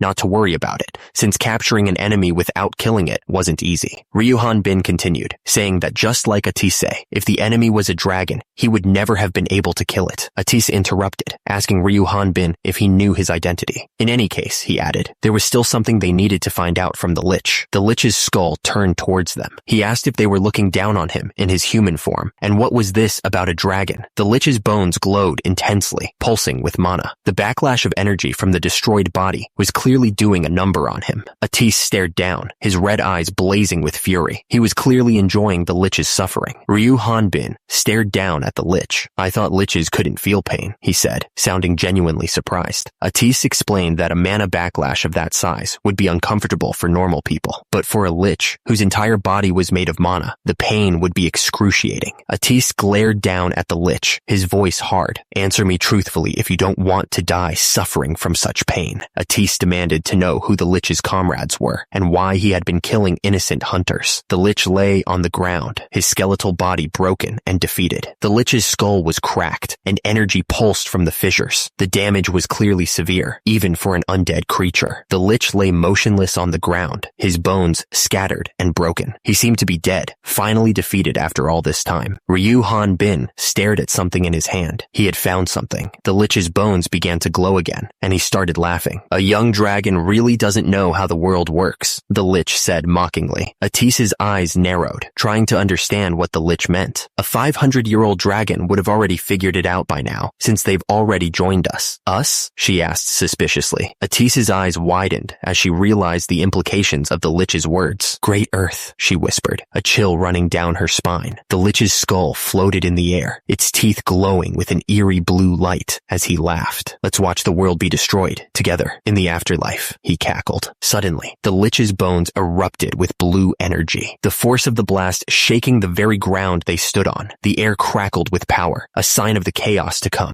Ryu Hanbin looked up, his face etched with shock as the wave of energy washed over him. The air shimmered with heat, and he knew that whatever was about to happen, it wouldn't be good. Atis's eyes shot wide open, her face frozen in a mask of pure shock. She looked absolutely terrified, realizing the gravity of the situation. A massive explosion of blue energy erupted from the lich, shaking the ground and sending tremors through the air. The force of the blast was almost unbearable, like standing next to a miniature sun. Meanwhile, far away from the chaos, a wyvern was packing its things. Okay, I have 2 comfy blankets, it said cheerfully. The wyvern continued, a brush, a nail file. Did I forget anything else? It seemed to be taking this trip very seriously. The wyvern puffed out its chest, looking quite proud of itself. It was really hard deciding what important items I needed. Well, with this, I've finished packing and am ready to move, it declared. The wyvern pulled its massive luggage, already missing its home. It said sadly, bye, my old home. The wyvern's face twisted with worry. It wondered if it had to leave some of its precious belongings behind. Clinging to its bag, the wyvern whined, not wanting to leave anything behind. It had spent so long collecting all of this stuff. Tears welled up in the wyvern's eyes, but it tried to stay strong. It mumbled that strange things had been happening around here for the last couple of days. The wyvern explained that a forest fire appeared out of nowhere, causing the embers to burn up its garden. It looked absolutely shocked. The wyvern looked up, scared. It explained that it had turned off its lights to go to sleep when a huge chunk of ice crashed down from the sky. The wyvern, wrapped in a blanket, shivered. It went on to say that there had been such a great earthquake that it felt like the whole continent would split apart. The wyvern looked at itself in the mirror, clearly upset. Because of the earthquake and ice, it couldn't sleep, and its scales had become so haggard. The wyvern's eyes widened in fear. It wondered how things like that could suddenly happen. Then, it realized it must be the the goddess's punishment because it helped that meathead otherworlder, Ryu Han Bin. The wyvern tried to defend itself, insisting that it was only a cute and smart wyvern. The wyvern's head snapped to the side as it heard something. It looked absolutely shocked. The wyvern glanced around nervously, trying to figure out what it had just heard. What was that? It wondered aloud. The wyvern's eyes darted down to Ryu Han Bin. It thought to itself that it should hurry up and leave. It had a bad feeling about this, but then it realized that Ryu Han Bin must have heard it talking. The wyvern's eyes widened in panic, realizing it had been caught red-handed. When did he get here? It thought, its voice laced with anxiety. He caught me talking to myself. Ryu Han Bin raised his hands in a gesture of peace, trying to reassure the wyvern. Whoa, don't be scared, he said with a smile. I was just looking for a friend, and I heard voices on the way, which is why I dropped by. The wyvern stammered, trying to deny the obvious. A friend? No one lives around here, though? I know, which is why I'm having a hard time looking for him. The wyvern's eyes darted around nervously as it continued to speak. I haven't seen another human in over a year, so I don't think I can be of much help to you. Ryu Han Bin kept walking forward, not buying the wyvern's act for a second. No, you could have seen him. Ryu Han Bin got closer, a strange look on his face. That friend is a skeleton, you see. The skeleton grinned, revealing rows of teeth that glowed with an eerie blue light. Each tooth looked like it was made of pure magic, pulsing with power. A closer look showed the teeth were formed of crystalline structures, each one humming with energy. The skeleton was more than just bones. He was a walking magical weapon. Atise stared in horror, her eyes wide with terror. His teeth were magic stones, she realized. Surely he can't be thinking of self-destructing after all this. She grabbed onto the skeleton's leg, trying to stop him, but it was no use. I won't be able to stop it even with my mana, she screamed, feeling helpless. Atise looked up at the skeleton, her face pale with fear. What's this scumbag doing? She yelled. Run! Atise's eyes darted around wildly as she fought to control the situation. It'll explode. My mana is insufficient, she gasped, her voice strained with effort.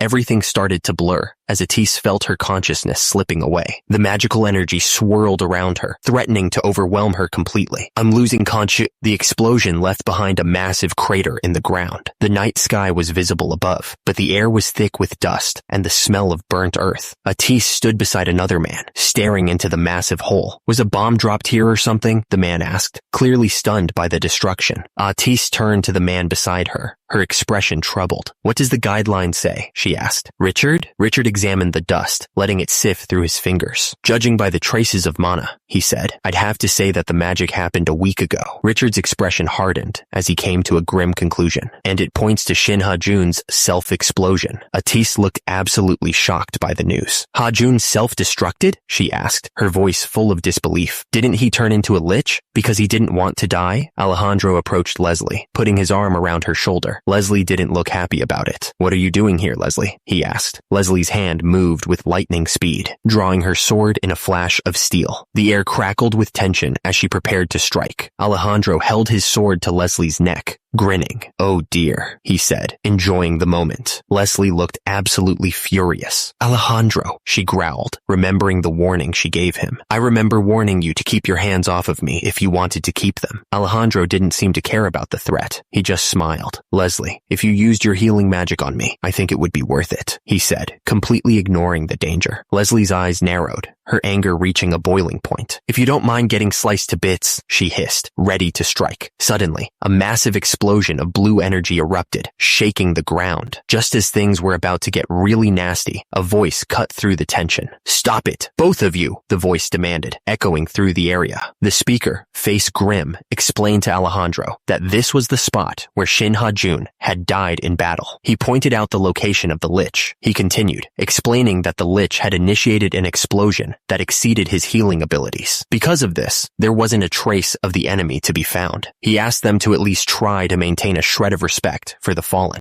Alejandro, always quick with a comment, pointed out how weird it was that the lich had self-destructed there. The speaker snapped back that they had already concluded that, and that an opponent that could bring a level 72 lich to self-destruct wasn't something to take lightly. The speaker continued. He was talking about why the lich had exploded at that specific spot. He had noticed something on his way over. From above, the speaker pointed out that he had found a spot about 2 kilometers away. It looked like it was where Shin Ha-jun had fought. He wondered if Shin Ha-jun Ha-jun had been moved away from the battlefield while he was self-destructing. But the thing is, he couldn't sense any other energy besides Shin Ha-jun's. He couldn't believe it. How in the world could someone have done that? Suddenly, Ryu Hanbin kicked something. It was the lich's skull, sent flying across the ground. Atis asked if he had just kicked the lich's skull. Ryu Hanbin replied that he was just going to kick it away for the time being. Ryu Hanbin stared at the blue explosion in disbelief. It had just exploded. He wondered what had caused it. Atis replied that it had to be the lich self-destructing. She didn't think Ryu Hanbin had kicked it hard enough to make it explode. Atis wondered if Ryu Hanbin would get any experience from a level 70 lich destroying itself. Atis continued, explaining that she had brought Ryu Hanbin back to town because he was unconscious. She pointed out that jumping over the town's outer wall was against the law. She wondered how she was supposed to get through the town gate carrying an exposed guy. Atise said that she didn't know where Ryu Hanbin's house was, so she went to Gramps' office in the Builders Association, but she got kicked out. She added that at that point, he was just a criminal. Atus explained that after that, she got chased by the guards and ran into a bunch of smugglers. She had just been busy. She wondered if Ryu Hanbin was more of a spectacle than the lich. Ryu Hanbin was smiling as he held a plate with some food. He said that thanks to Gramps, he had woken up within a day, so it had all turned out well in the end. Atis was holding the plate now, looking at Ryu Hanbin with gratitude. She admitted that she never dreamed that there could be a guy as strong as him, and that she didn't really know how to thank him. Atis shivered as she thought about what would have happened to her if she had been captured by that demon otherworlder. She was lucky to be alive. Atisa gestured with her hands, making sure Ryu Hanbin understood. She said that he was different, of course, but that even in the world she lived in, there were plenty of murderers. Ryu Hanbin looked serious as he listened to Atise.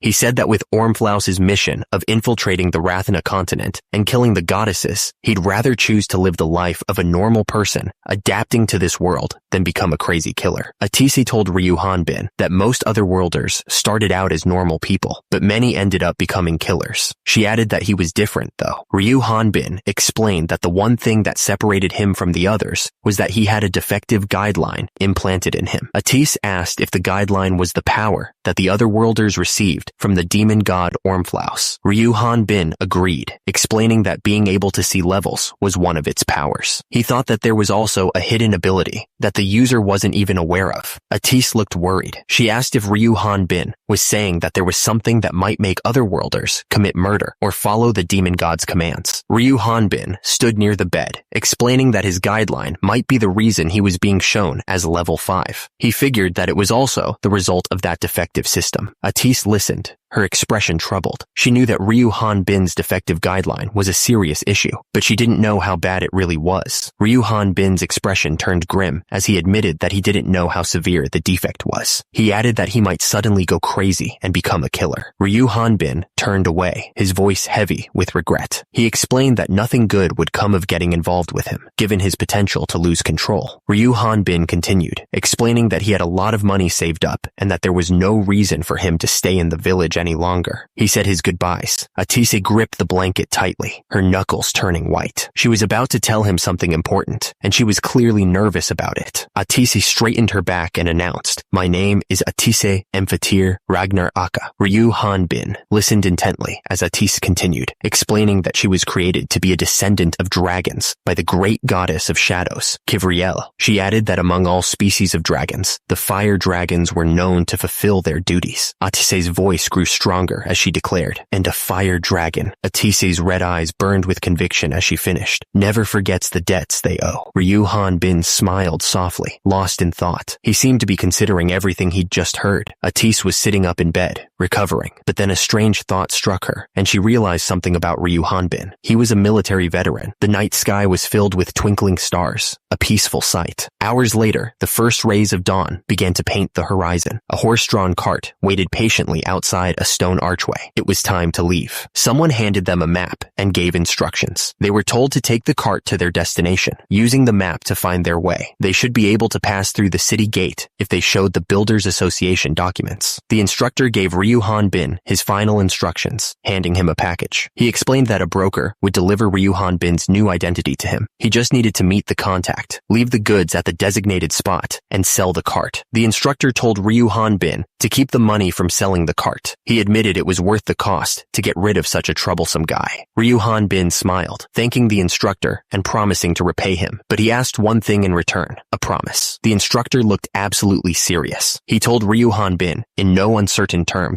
to never, ever kill a person. The instructor's gaze intensified. He warned Ryu Hanbin that the moment he took a life, he would become a monster. He told him to never forget that. Ryu Hanbin smiled, his eyes showing a strange mix of hope and sadness. He said he understood. The instructor turned and started walking away, his back to Ryu Hanbin. He promised he'd be back someday. The instructor's feet carried him towards the gate, each step echoing in the silence. He was really leaving. High above, the sky was a swirling canvas of stars and distant galaxies. A silent prayer escaped his lips. "Oh goddesses, please watch over us." The stars twinkled like a million tiny eyes, watching over the world below. The universe was so vast, so unknowable. The night was dark, and the only light came from the stars above. A massive crater scarred the ground, a silent reminder of the battle that had taken place there. Richard stood near the captured wyvern, looking around at the destruction. He wondered if this was the place where Shinha Jun had fought a week ago, but all he could find were traces of his magic, and another of lower grade. The wyvern was clearly not happy about being captured. He thought to himself that of all things, he just had to be captured by Great Earth and wondered why his luck was so bad. Leslie looked at the wyvern with a critical eye. She couldn't believe that a lich would have lost against such weak magic. She wondered what the reaction of the other energy was. Alejandro,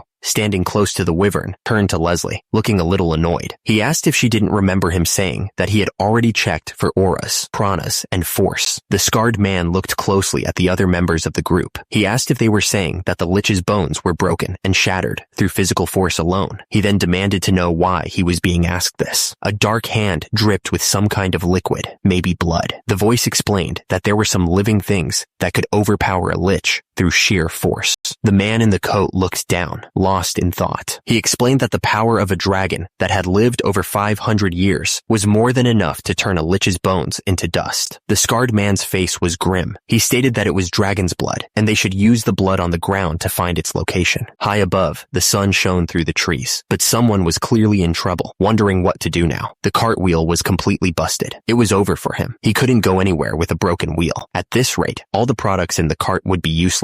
One of the men commented that the boss looked weird. The other man snapped at him to shut up, calling him a chicken. The guy with the angry face told the others they couldn't just wait until he starved. He told them to grow some balls and follow his lead. One of the others sighed. Someone was approaching the cart, calling out. The men approached, noticing the broken cart. One of them offered to help unload, since they were carrying so much stuff. Kalendor grinned, saying they should be honored that Kalendor, the bandit in the dark gorge, was willing to help out. Suddenly, the man who was with the cart crew collapsed to the ground. The others looked at him, surprised. Another man approached the cart, probably wondering what all the commotion was about. The cart crew seemed to be in some kind of trouble. The cart started moving again, disappearing into the forest. Someone muttered to themselves, wondering what was going on. Mr. Merchant admitted that he just couldn't seem to find the right path, no matter how much he looked at the map. And since there wasn't anyone around, he got really worried about being lost in the woods. Mr. Merchant said it was such a relief that Mr. Callan Road appeared when he did, but in his mind, he knew it was supposed to be a trap. He also realized he mispronounced Calendor's name. Calendor asked what Mr. Merchant had said. Then he pretended that Mr. Merchant had called him Callan Road Dong. He even repeated it back to him, acting like that was his real name. Anyway, Mr. Merchant told Calendor to take a look at something. He seemed eager to change the subject after the awkward name mix-up. Calendor looked ahead and commented that it was so much bigger than Onpros. He seemed genuinely surprised by the size of whatever he was looking at. Mr. Merchant pointed out the dungeon city of Hayton. He explained that the huge gorge was the most famous and largest dungeon in the north, the Crater Valley Dungeon. Mr. Merchant wondered if it was safe to build a city right in the middle of the gorge. He then added that the entrance was at the bottom, so it was rare for monsters to climb to the top. Calendor thought that it was true,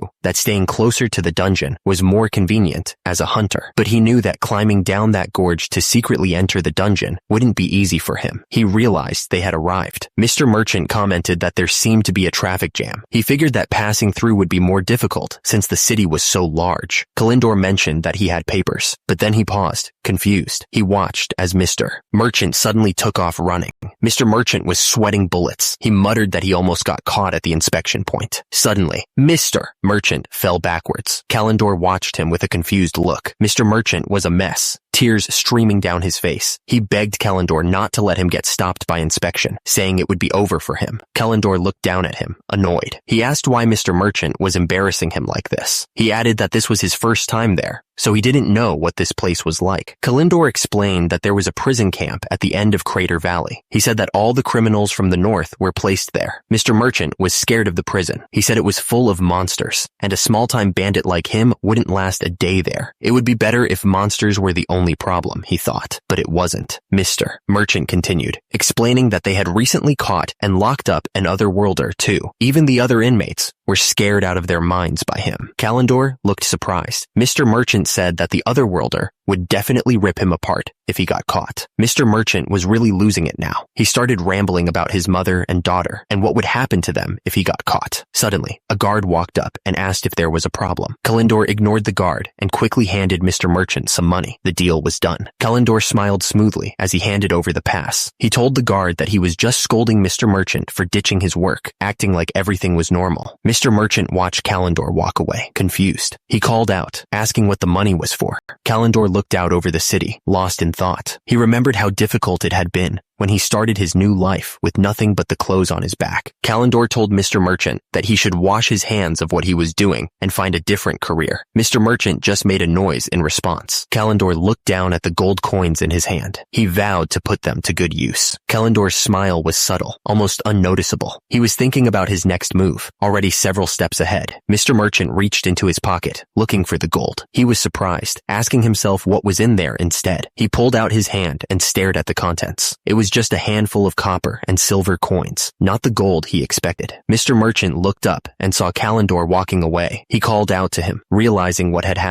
Mr. Merchant yelled after Kalindor, saying that he had given him the wrong pouch. He hoped that Kalindor would hear him and come back. The city was alive with the shouts of merchants and advertisers. Everyone was trying to get your attention, promising great deals for hunters and armor. They were even looking for someone named Mr. Arya from Fatume. The city gates were open, and people streamed in and out. It was a constant flow of travelers, merchants, and adventurers, all hoping to find their fortune inside. Ryu Hanbin's face fell as he thought about his money situation. He realized he was in trouble, muttering that he wouldn't last long with the little he had. The thought of going back to the Builders Association crossed Ryu Hanbin's mind. He wondered if being a construction worker was his true calling, a fate he couldn't escape. Ryu Hanbin sighed, realizing it paid better than some hunters. He started laughing, admitting to himself there was no point in leaving in the first place. He was starting to regret his choice. Ryu Hanbin was trying to find his way around, looking for the sign for the Builders Association. He muttered to himself, wondering where it was. Suddenly, a sign caught his eye. It was looking for a military veteran, which wasn't what he was looking for. Ryu Hanbin just stared down, lost in thought. He was trying to figure out where to go next. Suddenly, Ryu Hanbin was running, carrying Atis in his arms. He was trying to get somewhere fast. Far away, the city stood tall against the sky. It looked like a peaceful place. The sun shone on them as they sat on the deck. The air was calm, and they could relax for a minute. Atis thought that there weren't many nice places like this in the city. She admitted that all their worries seemed to fade away when they were just sitting and drinking tea like this. Ryu Hanbin had calmed down a little, but he still wanted to know why Atis was 2 days late getting there. He looked annoyed as he asked. Ryu Hanbin got worked up again and demanded to know what Atis was doing there. He was also confused about why she'd gotten there 2 days before he did, even though he admitted he'd gotten lost. Atis didn't understand why Ryu Hanbin was so upset. She asked if the Builders Association chairman had told him anything at all. The man warned Ryu Hanbin that he should be on his toes to keep his identity as a dragon a secret. He added that he would send Ryu Hanbin's new identity to him through a broker, so he should make sure to meet him over there. But Ryu Hanbin seemed confused about the broker part. Ryu Hanbin looked down. He was grateful that they thought so highly of him, that they wanted to recruit him to their party, but he knew nothing good would come of getting involved with him. Atisa looked at Ryu Han-bin. She guessed that she wasted money buying this house. She asked if Ryu Han-bin would be the party leader, right? Ryu Han-bin asked how he could be the leader when they had Atise. He pointed out that he was only level 5. That was true. Ryu Han-bin explained that if he got infamous because of that, then there was no way he'd get the chance to meet up with the goddesses. Atise agreed. She said the Heresy Inquisitors would most likely be the first ones knocking at their door. That's why his original goal was to hide his identity and level up. Ryu Han-bin complained that most monsters weren't even worth fighting. He then asked Atise for some water in the back of the fridge, sounding really thirsty. The fridge stood there, humming quietly. It was a simple, modern appliance in a world of swords and monsters. Ryu Han-bin was completely shocked. He couldn't believe this world had refrigerators. Atise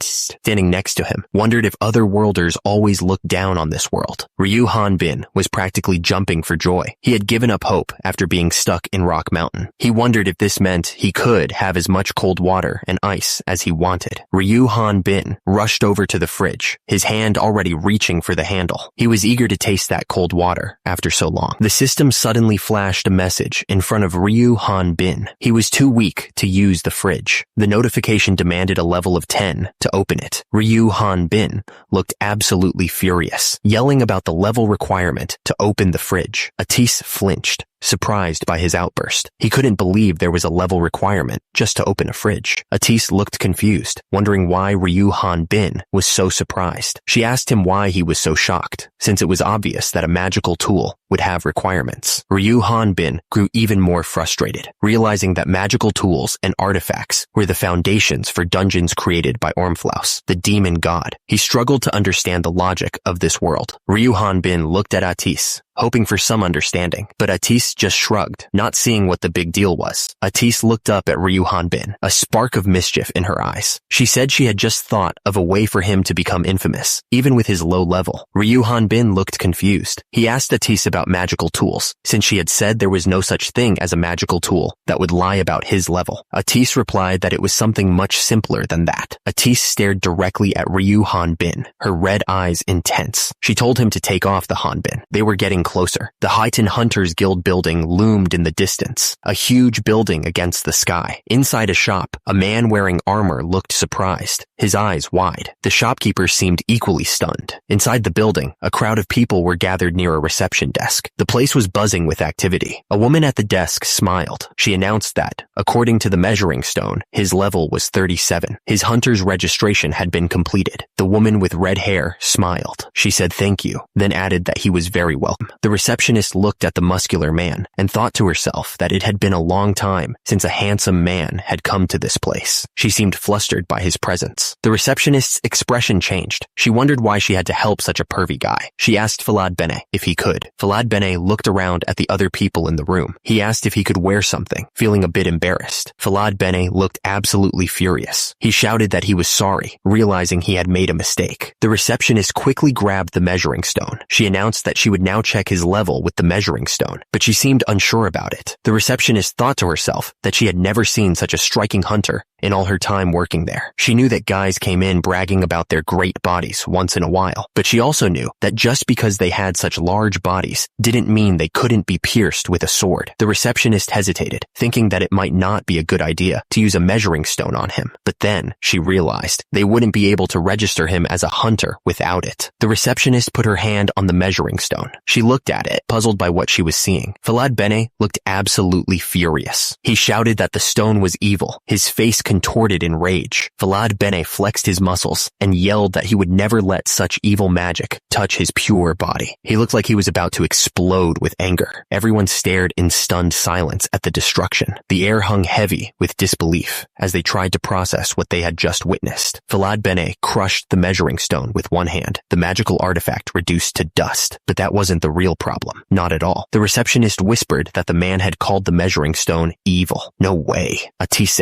watching from the side, realized that the man's body was not normal. He had only heard rumors, but to think they were true. The receptionist, her voice trembling slightly, spoke spoke up. She hoped she wasn't being rude by asking, but she asked if he was, perhaps, a Valterra, the warring race of legend. The story of a sword king in a fantasy world was about to get even more interesting. Hanbin lay on the roof, relaxing in the sun. He wondered what the deal was with the Valterra, the so-called warring race. Hanbin frowned, trying to understand the logic. He asked what disguising himself, tanning, and not wearing clothes had to do with Valterra. Hanbin looked at Atise, unconvinced. He wondered if the Valterra were just flashy people and not a real warring race. He then asked if he even looked like one of them. Atise picked up a pen and started drawing. She explained that people's understanding of the Valterra was, well, something like this. Suddenly, a bizarre family portrait appeared. It showed a dinosaur, a muscular man, a woman, a dog, and a baby, all labeled with levels and skills. Hanbin stared at the portrait, completely dumbfounded. He exclaimed something. The text described the brave warrior father stepping forth toward the Rathna continent for the sake of his family. Falad Bene wondered why he was Chiolsu's dad and didn't have kids like these. He decided this was the Falad Bene setup.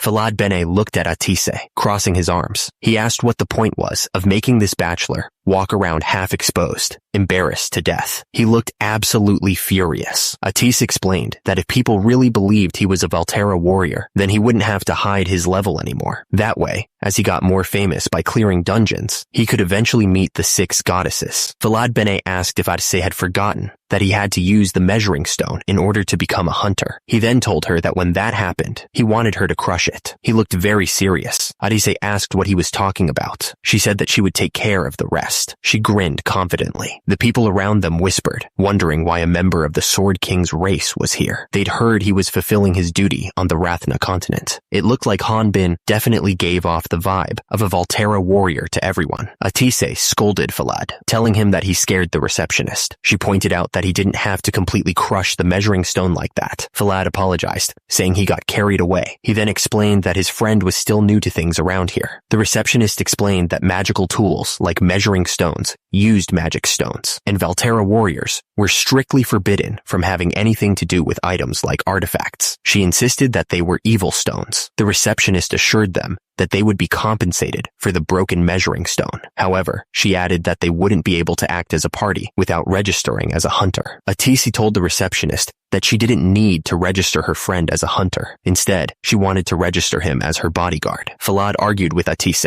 questioning why he would bother pretending to be a Valterra warrior if she registered him as a bodyguard. He insisted that pretending to be a Valterra warrior was the only way to avoid getting his level measured. Atise admitted that registering as a bodyguard was annoying. She then claimed that she had accidentally forgotten the document at home. Atise leaned in, smiling sweetly. She asked the receptionist if she could keep it a secret. The receptionist's eyes widened, clearly shocked by the request. She was completely speechless. The receptionist was practically vibrating with excitement, promising to register him right away. She offered to take him out for drinks and coffee, gushing about how adorable he was. Falad was getting annoyed, cursing Atise under his breath and wondering why he was the only one who never got any attention. Falad was shocked and muttered that it was all thanks to Atise that he could walk around without worry. He realized that his body wouldn't attract any girls. He excused himself. Suddenly, a crowd of people swarmed around Falad, asking him to join their party temporarily. They mentioned having a spiritualist and asked if they could touch his muscles. Clearly impressed by his physique, the crowd got even more intense, offering Falad half of their profits if he joined their party. They begged him to go to the dungeon with them just once and offered 70% of their profits. They kept asking to touch his muscles. He shouted at them to stop. The building started to crack from the sheer force of his outburst. They were finally getting close. Below them stretched a massive city, sprawling across the landscape. The canyon was huge, the walls going up really high. It looked like it would take forever to reach the bottom. They finally reached the entrance to the tunnel. It was dark and looked kind of scary. Inside the tunnel, it was pitch black. You couldn't see a thing. There was a light at the end of the tunnel. It looked like they were almost there. The room was massive, going up and up forever. In the middle stood a sword so huge, it was hard to believe, like it was made for giants. The man stood on a balcony, looking out at the city. He thought to himself that the place had grown a lot. The standing man asked how many Rathnians they had caught. The sitting man replied that he only brought in wandering drifters, dungeon drifters. The man explained claimed that hunters, who gathered around the crater dungeon, were more profitable than normal citizens, from the perspective of a territory ruler. He added that they only accepted selected Rathnian drifters as citizens, because poor scavengers followed orders easily. Leslie asked Alejandro if that meant he hadn't done anything. She reminded him that the place was given to them as proof of their alliance with the greater dragons. Alejandro defended himself, saying it was because of his efforts that they were able to gather so many people. The man leaned against the railing, his expression serious. He thought about what she said, that every dragon over 500 years old had joined them, and that if there was a traitor, they would need to think carefully about their goal. The man reclined in his chair, a slight smile on his face. He was relieved that the person in question had run there, and that they wouldn't be able to live anywhere else in human form, except for in dungeon cities. Leslie held up a vial, her expression annoyed. She said it was too bad that the dragon's blood they collected had dried up, so they couldn't use location spells anymore. She added that Alejandro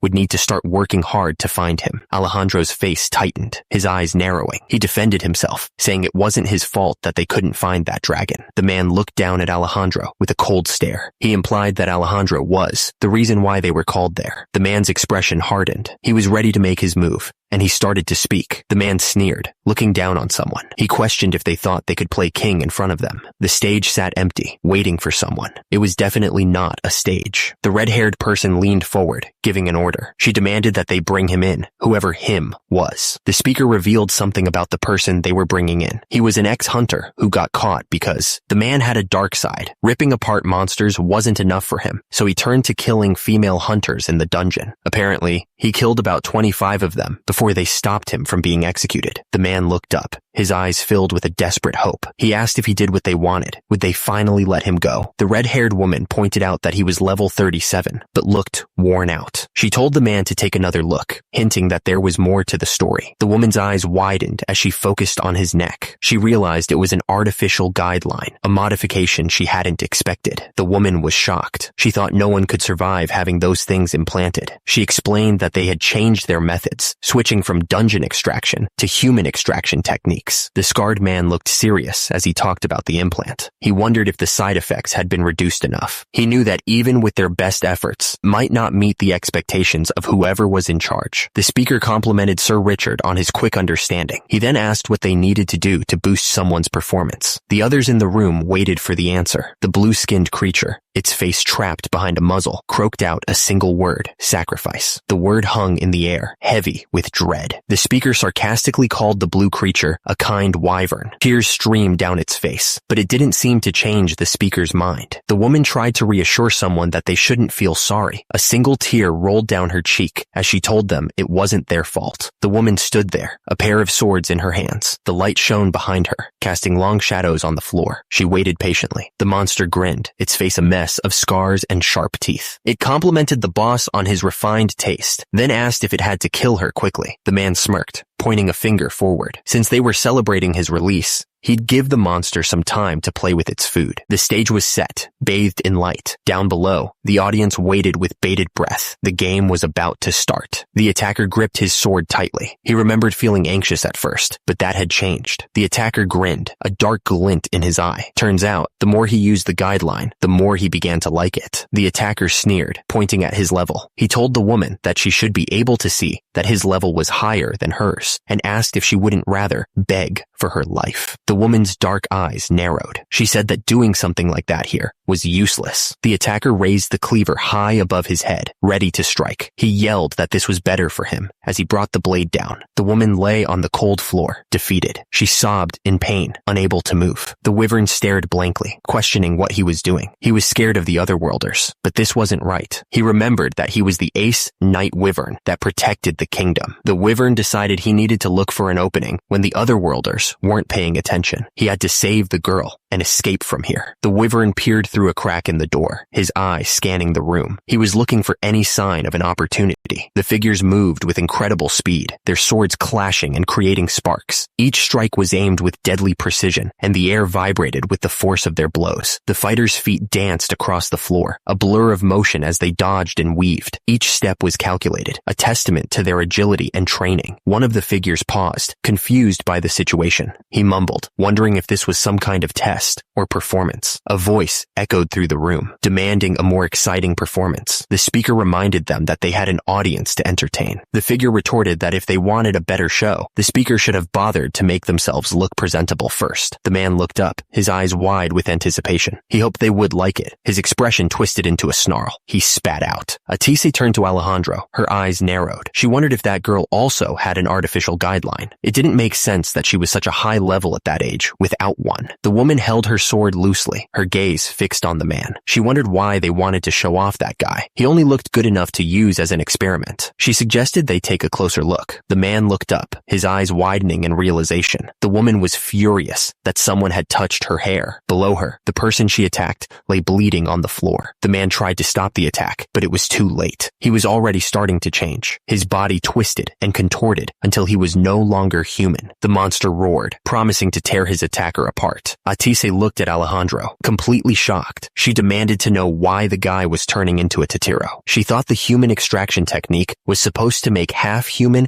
half-monster hybrids. Turns out, the implant had nullified the side effects, but they transformed when they tried to use their skills. The monster snarled, ready to attack. The woman's eyes were focused, her expression unreadable. Her target was just inches away from her. A flash of energy ripped through the air. The power of the attack was clear. The woman stood over the monster she defeated. She realized that the human extraction technique was the only way to fix the implant's side effects. The monster looked absolutely pissed after hearing what she said. He cursed under his breath. The monster lay still on the floor, defeated. The woman stood over him, her sword still in her hand. The assistant reported to Sir Alejandro that the test had to be stopped because the opponent passed out. Alejandro seemed unconcerned, accepting the news without question. Alejandro gave the order to dispose of the test subject before it could cause more trouble. He smiled coldly, showing no remorse for the creature's fate. The monster roared in protest, insisting that it was perfectly fine. It looked absolutely furious, trying to deny the obvious. The door creaked open, revealing a scene of horror. Blood splattered everywhere, and the person peering through the crack looked absolutely terrified by what they saw. The person stood over the monster's lifeless body, realizing what she had done. Even though it looked like a monster, it was still a Rathnian. She followed his orders without even hesitating. It was done.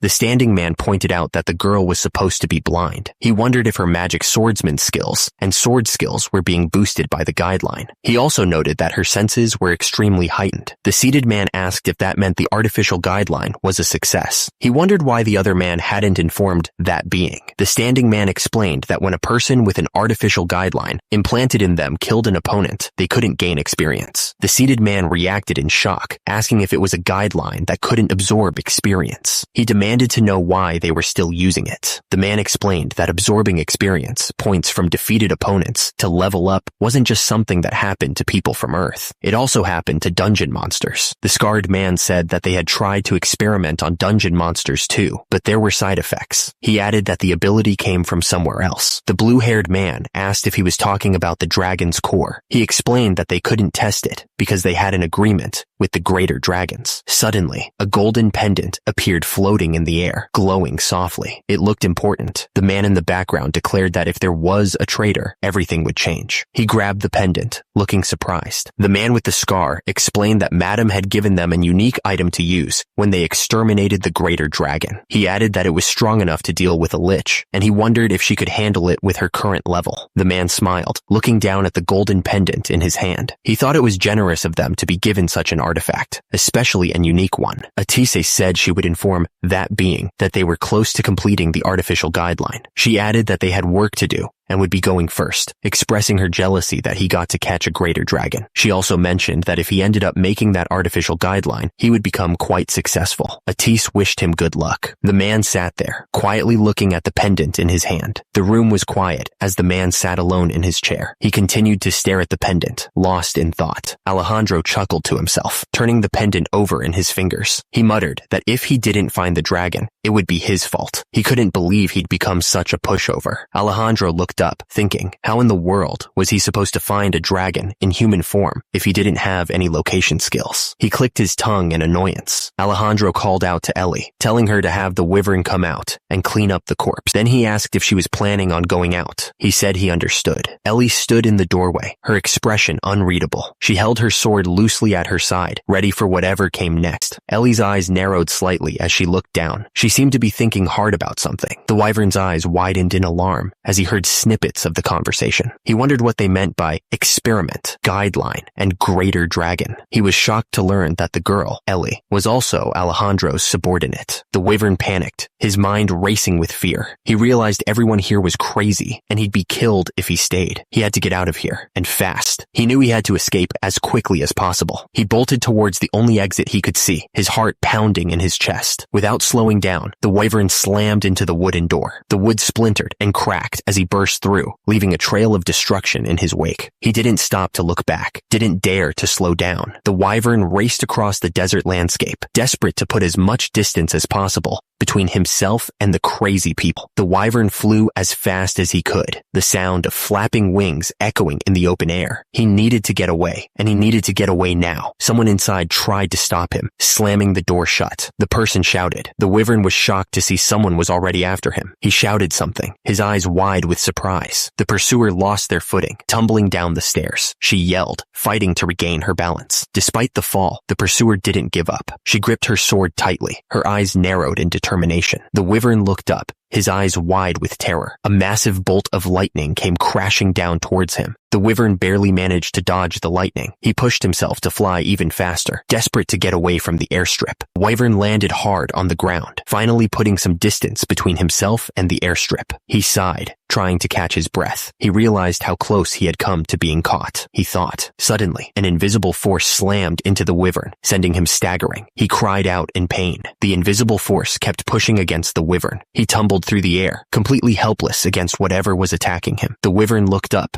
his eyes wide with terror. He saw something coming right at him. A swordsman dropped from the sky, blades flashing. He was going after the wyvern, not giving him a chance to escape. The swordsman swung his blades, his face set with determination. The swordsman kept coming, blades aimed right at the wyvern. He wasn't giving the poor creature any room to escape. The wyvern was completely at his mercy, tumbling through the sky. The swordsman stared down, his eyes cold. He warned that the wyvern could not go any further. Suddenly, the wyvern's foot got caught in a glowing net. He was trapped, unable to break free. The wyvern looked up, absolutely furious. He complained about being leashed, demanding to know why he had to stay put. The wyvern's face twisted in anger. He hated skies that were restrictive, he said. The swordsman's eyes went wide. She couldn't believe what she was hearing. She yelled, clearly stunned by the situation. The swordsman didn't let up. She kept chasing the wyvern, her swords glinting in the sunlight. She wasn't about to let it get away. The swordsman reached out, trying to grab the wyvern. She shouted something, desperate to stop it from getting any further. She yelled at the wyvern, warning it not to fly any higher. The air crackled with energy as she pushed forward. Something bad was about to happen. The wyvern glanced down at the swordsman, a smirk on his face. He figured that as a magic swordsman, she should be able to land safely. He wasn't too worried about her. He thought there might be archers at the top. The wyvern looked around, confused. There was supposed to be something here, but there wasn't anything. He couldn't figure out what was going on. Strange energy flowed through the cracks in the rocks, lighting up the dark stone. It was like nothing he had ever seen before, and it made him uneasy. The wyvern's eyes widened in terror. He had no idea what was happening, but he knew it was bad. Really bad. Inside the building, the air was heavy and still. The darkness seemed to press in from all sides, making it hard to breathe. Deep inside the valley, the entrance to the Crater Valley dungeon yawned open like a hungry mouth. What dangers lay within, no one could say. The sign said, the lowest floor. The entrance to the dungeon was a gaping hole in the rock, promising only darkness and danger. Suddenly, a grotesque face filled his vision. The monster was green, with huge red eyes and sharp teeth. Ryu Hanbin reacted instantly, kicking the monster with all his might. The force of the blow sent the creature flying backwards. Ryu Hanbin stared down at the monster's corpse. He realized he messed up. He muttered. He stood there, looking down at the remains of the monster. The force of the kick had been way too much. He really needed to be more careful. Ryu Hanbin was surrounded by countless, truck-sized monsters. He knew he couldn't take them all on one by one. This wasn't gonna work. Ryu Hanbin gripped his weapon tightly, preparing to use a skill he hadn't planned on using. He was ready to try something new. Ryu Hanbin charged forward, his weapon a blur of motion. He was about to try something he had been saving for a dire situation. The system explained the skill. It was a way to hold his weapon high and pass underneath tall monsters, subduing them. It was a technique he'd been practicing, but never used in a real fight. Ryu Hanbin realized the skill was too weak to kill the monsters, but he guessed that was one of its advantages. It would subdue them, but not destroy them. Ryu Hanbin shouted that the table was ready. He was inviting the swarm of bugs to come and get it. The bugs responded with a chorus of screeches. They seemed to understand his invitation. Suddenly, a massive explosion of fire erupted. The bugs were caught in the blast. Ryu Hanbin stood over the burning remains of the bugs. The air crackled with heat. Ryu Hanbin looked surprised. He noticed strange green orbs floating in the air around him. He wondered what was going on. Ryu Hanbin stared at the green orbs floating in the air. He'd never seen anything like this when gaining experience before. Atis apologized for stealing Ryu Hanbin's prey. He asked Ryu Hanbin how he was feeling and told him not to worry. It would be good for Ryu Hanbin in the future if he leveled up as well. Ryu Hanbin wondered why his level wasn't going up. Atis told him there was no way his level would increase that easily, and Ryu Hanbin asked why not. Atis explained that levels reflected a being's overall ability to control the flow of their life force, or in Ryu Hanbin's case, stats. He said it made sense that leveling up would be as difficult as replacing one's skeleton. Ryu Hanbin said he knew that, but dragons could absorb experience whenever they killed opponents. Atis corrected Ryu Hanbin. He said that dragons didn't absorb experience. They took in an enemy's life force. Atis explained that dragons absorb life force into their dragon's core. However, this force was extremely unstable and seemed to have a life of its own. Ryu Hanbin listened intently as Atis continued. To level up, they needed to deal with that unstable life force. But if they absorbed more than they could handle, Atis paused, a slight blush appearing on his face. He said they could die because of the explosive nature of life force, then asked if Ryu Hanbin could put some clothes on first. Ryu Hanbin asked if Atis was saying there was a limit to how much they could take in. Atis confirmed this, saying that even water could kill you if you drank too much. Ryu Hanbin looked excited, thinking about how he'd finally be able to level up in 15 years. He started doing the math, wondering what would happen if he leveled up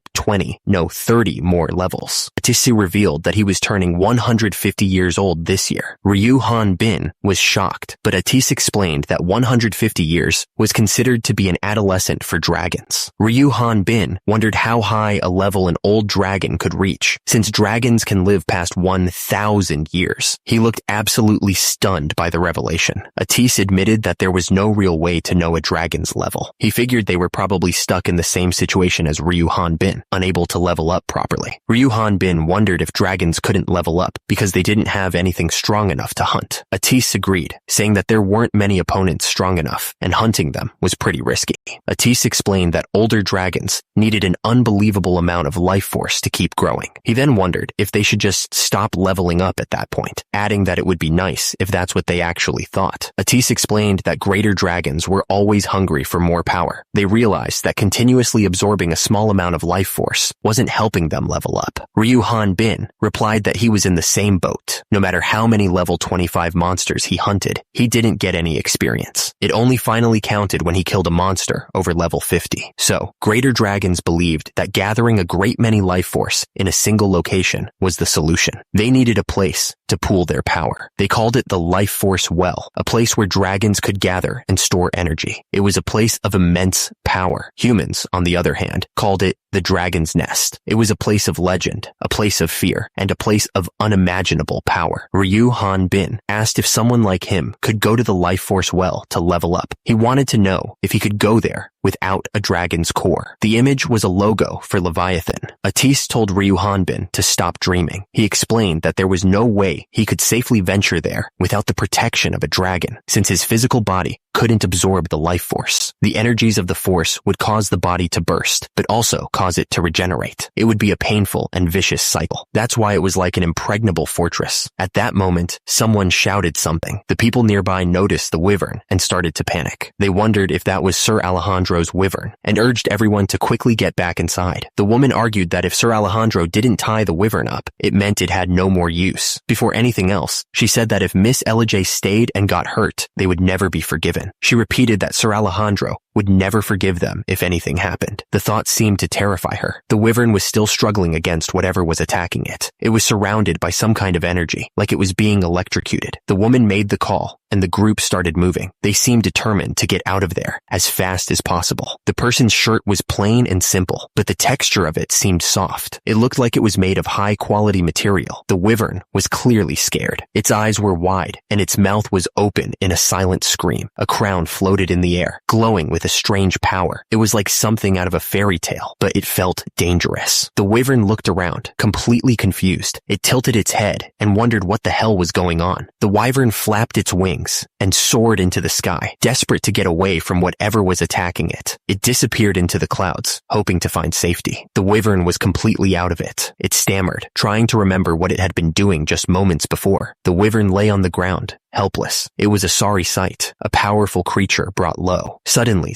a voice called out. Turns out, the new year had arrived in the Rathna continent. Time kept moving, even if the wyvern was in trouble. The city looked like it had been through a lot. It was a scene of destruction, with buildings cracked and broken. There was a crown above the water. It was a strange thing to see, almost like a dream. Aoife's head snapped up, mouth open. She was totally confused. High above, Aoife flew through the air. She was a small shape against the clouds. Aoife was disoriented, not sure where she was. She stammered, wondering what she had been doing. Someone was walking toward her. He called out to Aoife. Aoife's eyes widened as she heard something. It sounded like Captain Baldy was trying to name the wyvern. He suggested a few names, like Aphron, but then he asked something. Captain Baldy decided that Aoife was a good name. He said something. He then asked what was wrong with it, and joked that if she didn't like it, she could be the captain. Captain Baldy seemed to think she liked her name. He petted her and asked something. Aoife looked up at the man and asked, shocked. Captain Baldy confirmed that it was him, and asked what the hell Captain Baldy was. He declared that he was the captain of the Sky Dragon Knights. Aoife was crying, her eyes filled with tears. She asked if Captain Baldy was alive, and what the heck Sir Captain Baldy was supposed to mean. Captain Baldy wiped his eyes and asked Aoife what she was crying for. He teased her, calling her a crybaby, and claiming it was just the wind in his eyes. He then asked where the other knights were. Aoife looked at Captain Baldy, her expression unreadable. She simply stated that it wasn't their time to come yet. Aoife and Captain Baldy stood together, the silence heavy between them. Beneath their feet was a pool of blood, and a golden crown lay discarded within it, a grim reminder of what had happened. The words hung in the air, heavy with unspoken meaning. The crime for failing to protect the prince from dying while in flight was clear. The words hung heavy in the air. The punishment for that crime was executing the entire Sky Dragon Knight Squadron, including its captain. Aoife reacted in shock,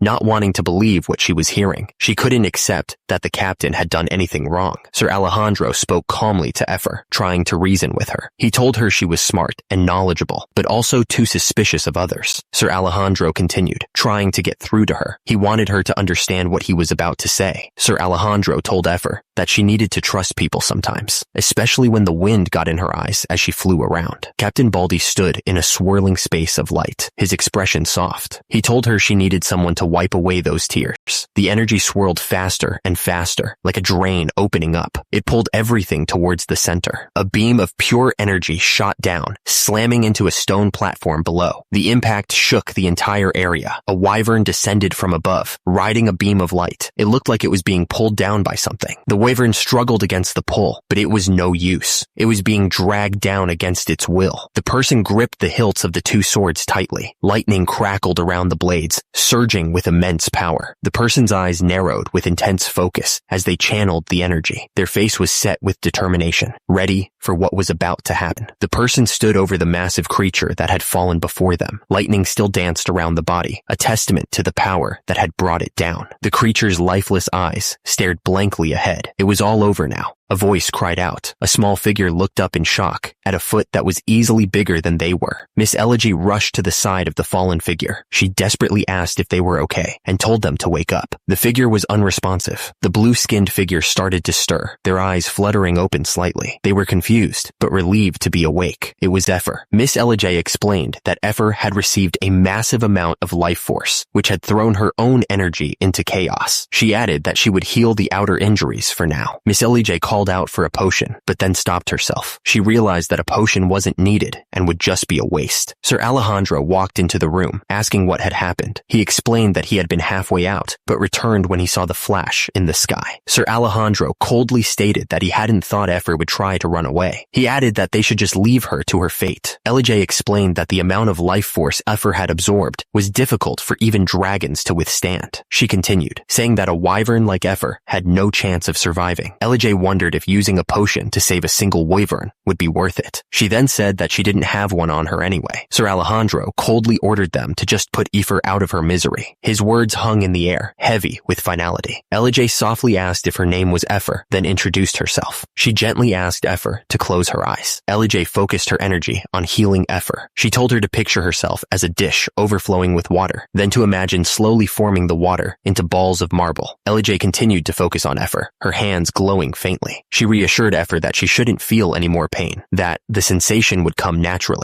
Elijah encouraged Effer, telling her she was doing great. Effer grit her teeth, focusing on Elijah's words. Something had been cut down, and the sword was covered in blood. The air was thick with tension, and the metallic smell of blood. The sword wielder stood silently, his back to the viewer. He finally spoke, demanding a potion. The man paused, looking down in thought. He muttered Ellie's name under his breath, considering the situation. Miss Elegy stood over the wounded wyvern, her hand covered in blood. She wondered aloud if the creature was worth the cost of a healing potion. Elegy continued to stare down at Effer, her expression unreadable. She questioned if this was enough, if she had done enough to save the wyvern. A man nearby pleaded with Miss Elegy to stop, his voice full of panic. He also called out to Sir Alejandro, hoping for help. Sir Alejandro spoke, his voice cold and hard. He warned that the wyvern better be worth it, and that this was a one-time deal for Elegy. Miss Elegy closed her eyes, a small smile playing on her lips. She thanked Sir Alejandro for his help. The room was quiet and peaceful, sunlight streaming through the windows. Plants hung from the chandelier, adding to the calm atmosphere. Effer lay on the couch, covered in bandages. She mumbled softly in her sleep. Effer glared at the person standing nearby. She accused them of scheming something, of having ulterior motives for saving her. Miss Elegy poured water on a small plant. She admitted that she did have a reason for her actions. Miss Elegy looked at the small plant in her hands. She asked Effer if she had ever raised plants before, mentioning that she used to have a small garden. Effer looked absolutely furious. She shouted at Miss Elegy, demanding to know if she was planning on eating her. She insisted that she doesn't eat flowers. Miss Elegy calmly explained that she could see the world through the artificial guideline since she was blind. She added that while she couldn't see colors, she could clearly see Effer's mane. However, it was hard to see things that don't move, so she had started raising plants. Miss Elegy continued, pointing out that they don't usually water plants with diseases, or ones that are completely dried up. But Effer was still alive, even after absorbing a great amount of life force. She wondered if that was why Effer had asked for the potion. Miss Elegy explained that most people, and those who had guidelines, might think that Effer was just lucky to be alive. Miss Elegy could feel it. The life force that circulated inside Effer's body was intense. Miss Elegy continued, saying she thought Effer had a dragon core. Effer was shocked. That was impossible, she thought, since she was just a wyvern. Maybe that was why it was possible, she reasoned. Plus, she was a very intelligent wyvern, so she was saying that in the process of receiving this life force, she instinctively created one.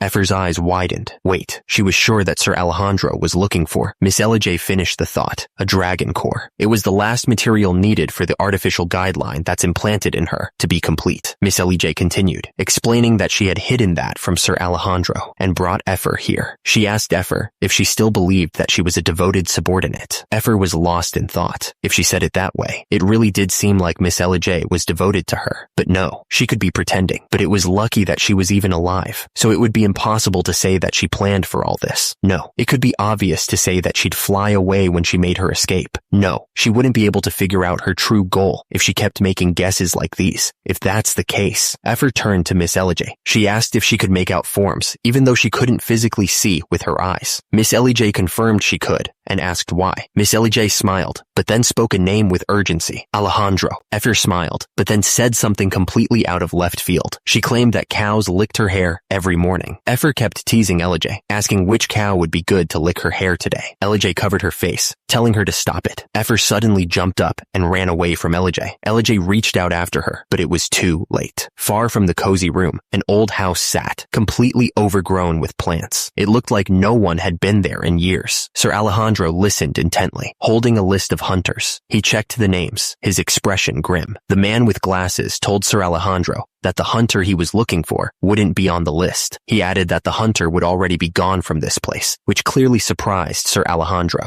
The man explained that if anyone wanted to head to the mid-continent, they'd have to save up a lot of money. He added that being a hunter was the only way to make that kind of money. The man with glasses apologized, explaining that the list only included hunters above level 50. He trailed off, hinting that if Sir Alejandro was looking for someone exceptional not on the list, then the situation was complicated. The man with glasses looked at the newspaper being offered to him and asked what it was. The man with glasses dismissed the hunters in the newspaper, saying they were likely not who Sir Alejandro was looking for. He scoffed, saying their levels were too low and they stood out way too much, wondering what they were even doing. He said that there was no way they'd be able to stay hidden looking like that. Deep inside the crater dungeon, the air hung heavy with the smell of dust and something else, something ancient. Suddenly, a massive tarantual knight dropped from the ceiling, its fangs dripping with venom. The warrior raised his axe, ready to meet the monster head on. Another warrior watched Martin struggling against the spider. He smirked and called out. The warrior continued to mock Martin, offering to help him out, but also saying.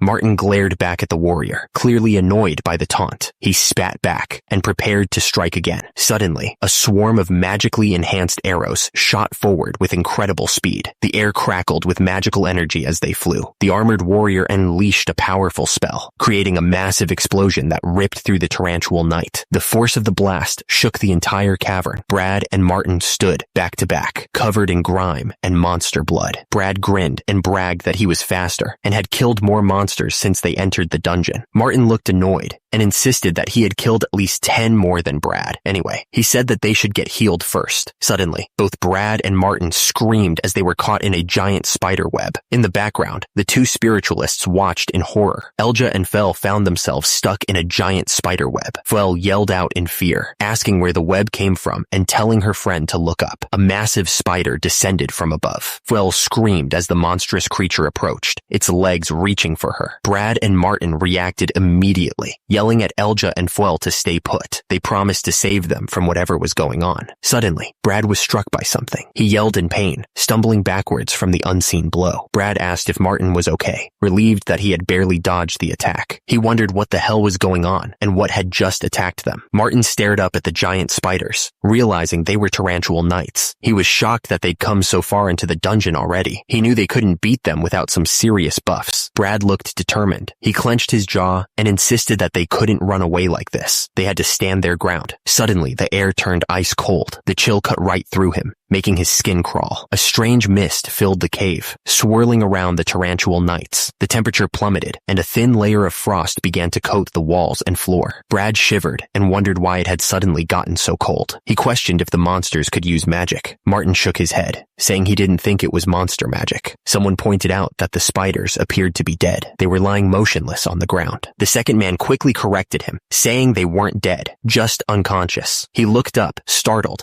and demanded to know who they were. Atis, the fire mage, and Ryu Han Bin, the Volterra warrior, stood before them. Atis explained that it wasn't their plan to interfere. Atis suggested that they should go rescue those maidens. He said that he and Ryu Han Bin would take care of the monsters. One of the men said it was such an honor to have them there. They felt relieved to have Atis and Ryu Han Bin with them. The man expressed his gratitude to Atis for guiding them. He had heard rumors about Atis being a fire mage, but it seemed he had other tricks up his sleeve as well.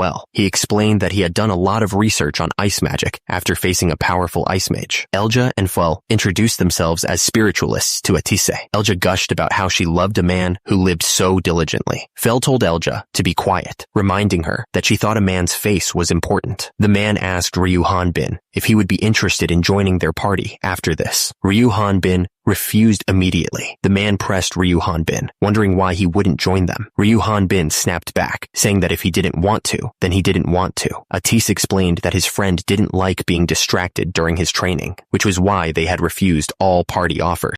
The man countered that cooperating as a team was even better. He suggested that after exploring the dungeon, they could all go drinking with Atise. He added that they could drink tea while planning out strategies on their days off, suggesting maybe just this once. Atise stared off into the distance. He was carefully considering the best path forward. Atis explained that they needed spectators to gain recognition. He said that no matter how hard they tried, the only thing that would increase without witnesses was their record. Atis continued, saying that if their records went up drastically without any recognition, it would only cause more suspicions. He believed the best way to increase the public's opinion was through rumors and one's image. Atis explained that they would show Ryu Hanbin's overwhelming power by cooperating with other parties. By doing this, they'd be able to convince others of his identity as a Voltarian hero, which would also help him increase his chances of meeting the goddesses. Atis added that he'd need to maintain a certain level of mystery. In order to decrease the chance of his identity being exposed, they would only cooperate with teams once. He mentioned there was already a line of people requesting to cooperate with the Volterra warrior, but then wondered if it would really work. Atis looked determined. He told Hanbin to trust him, promising that he was going to make him the most famous hunter in the city. Ryu Hanbin thought back to that moment. Everything Atis had said had come true, but there was just one thing that he didn't expect. One of the women wondered if Atis would have free time on his day off. She thought it would be perfect for the three of them to meet up while Ryu Hanbin trained. Atis quickly added that he had his magic research to do, and then lamented his unpopularity with the ladies. Brad looked serious as he stared at Ryu Hanbin. He told him not to joke with him. Brad explained that the job of a hunter was one where they sacrificed their free time to fight monsters in a never-ending battle.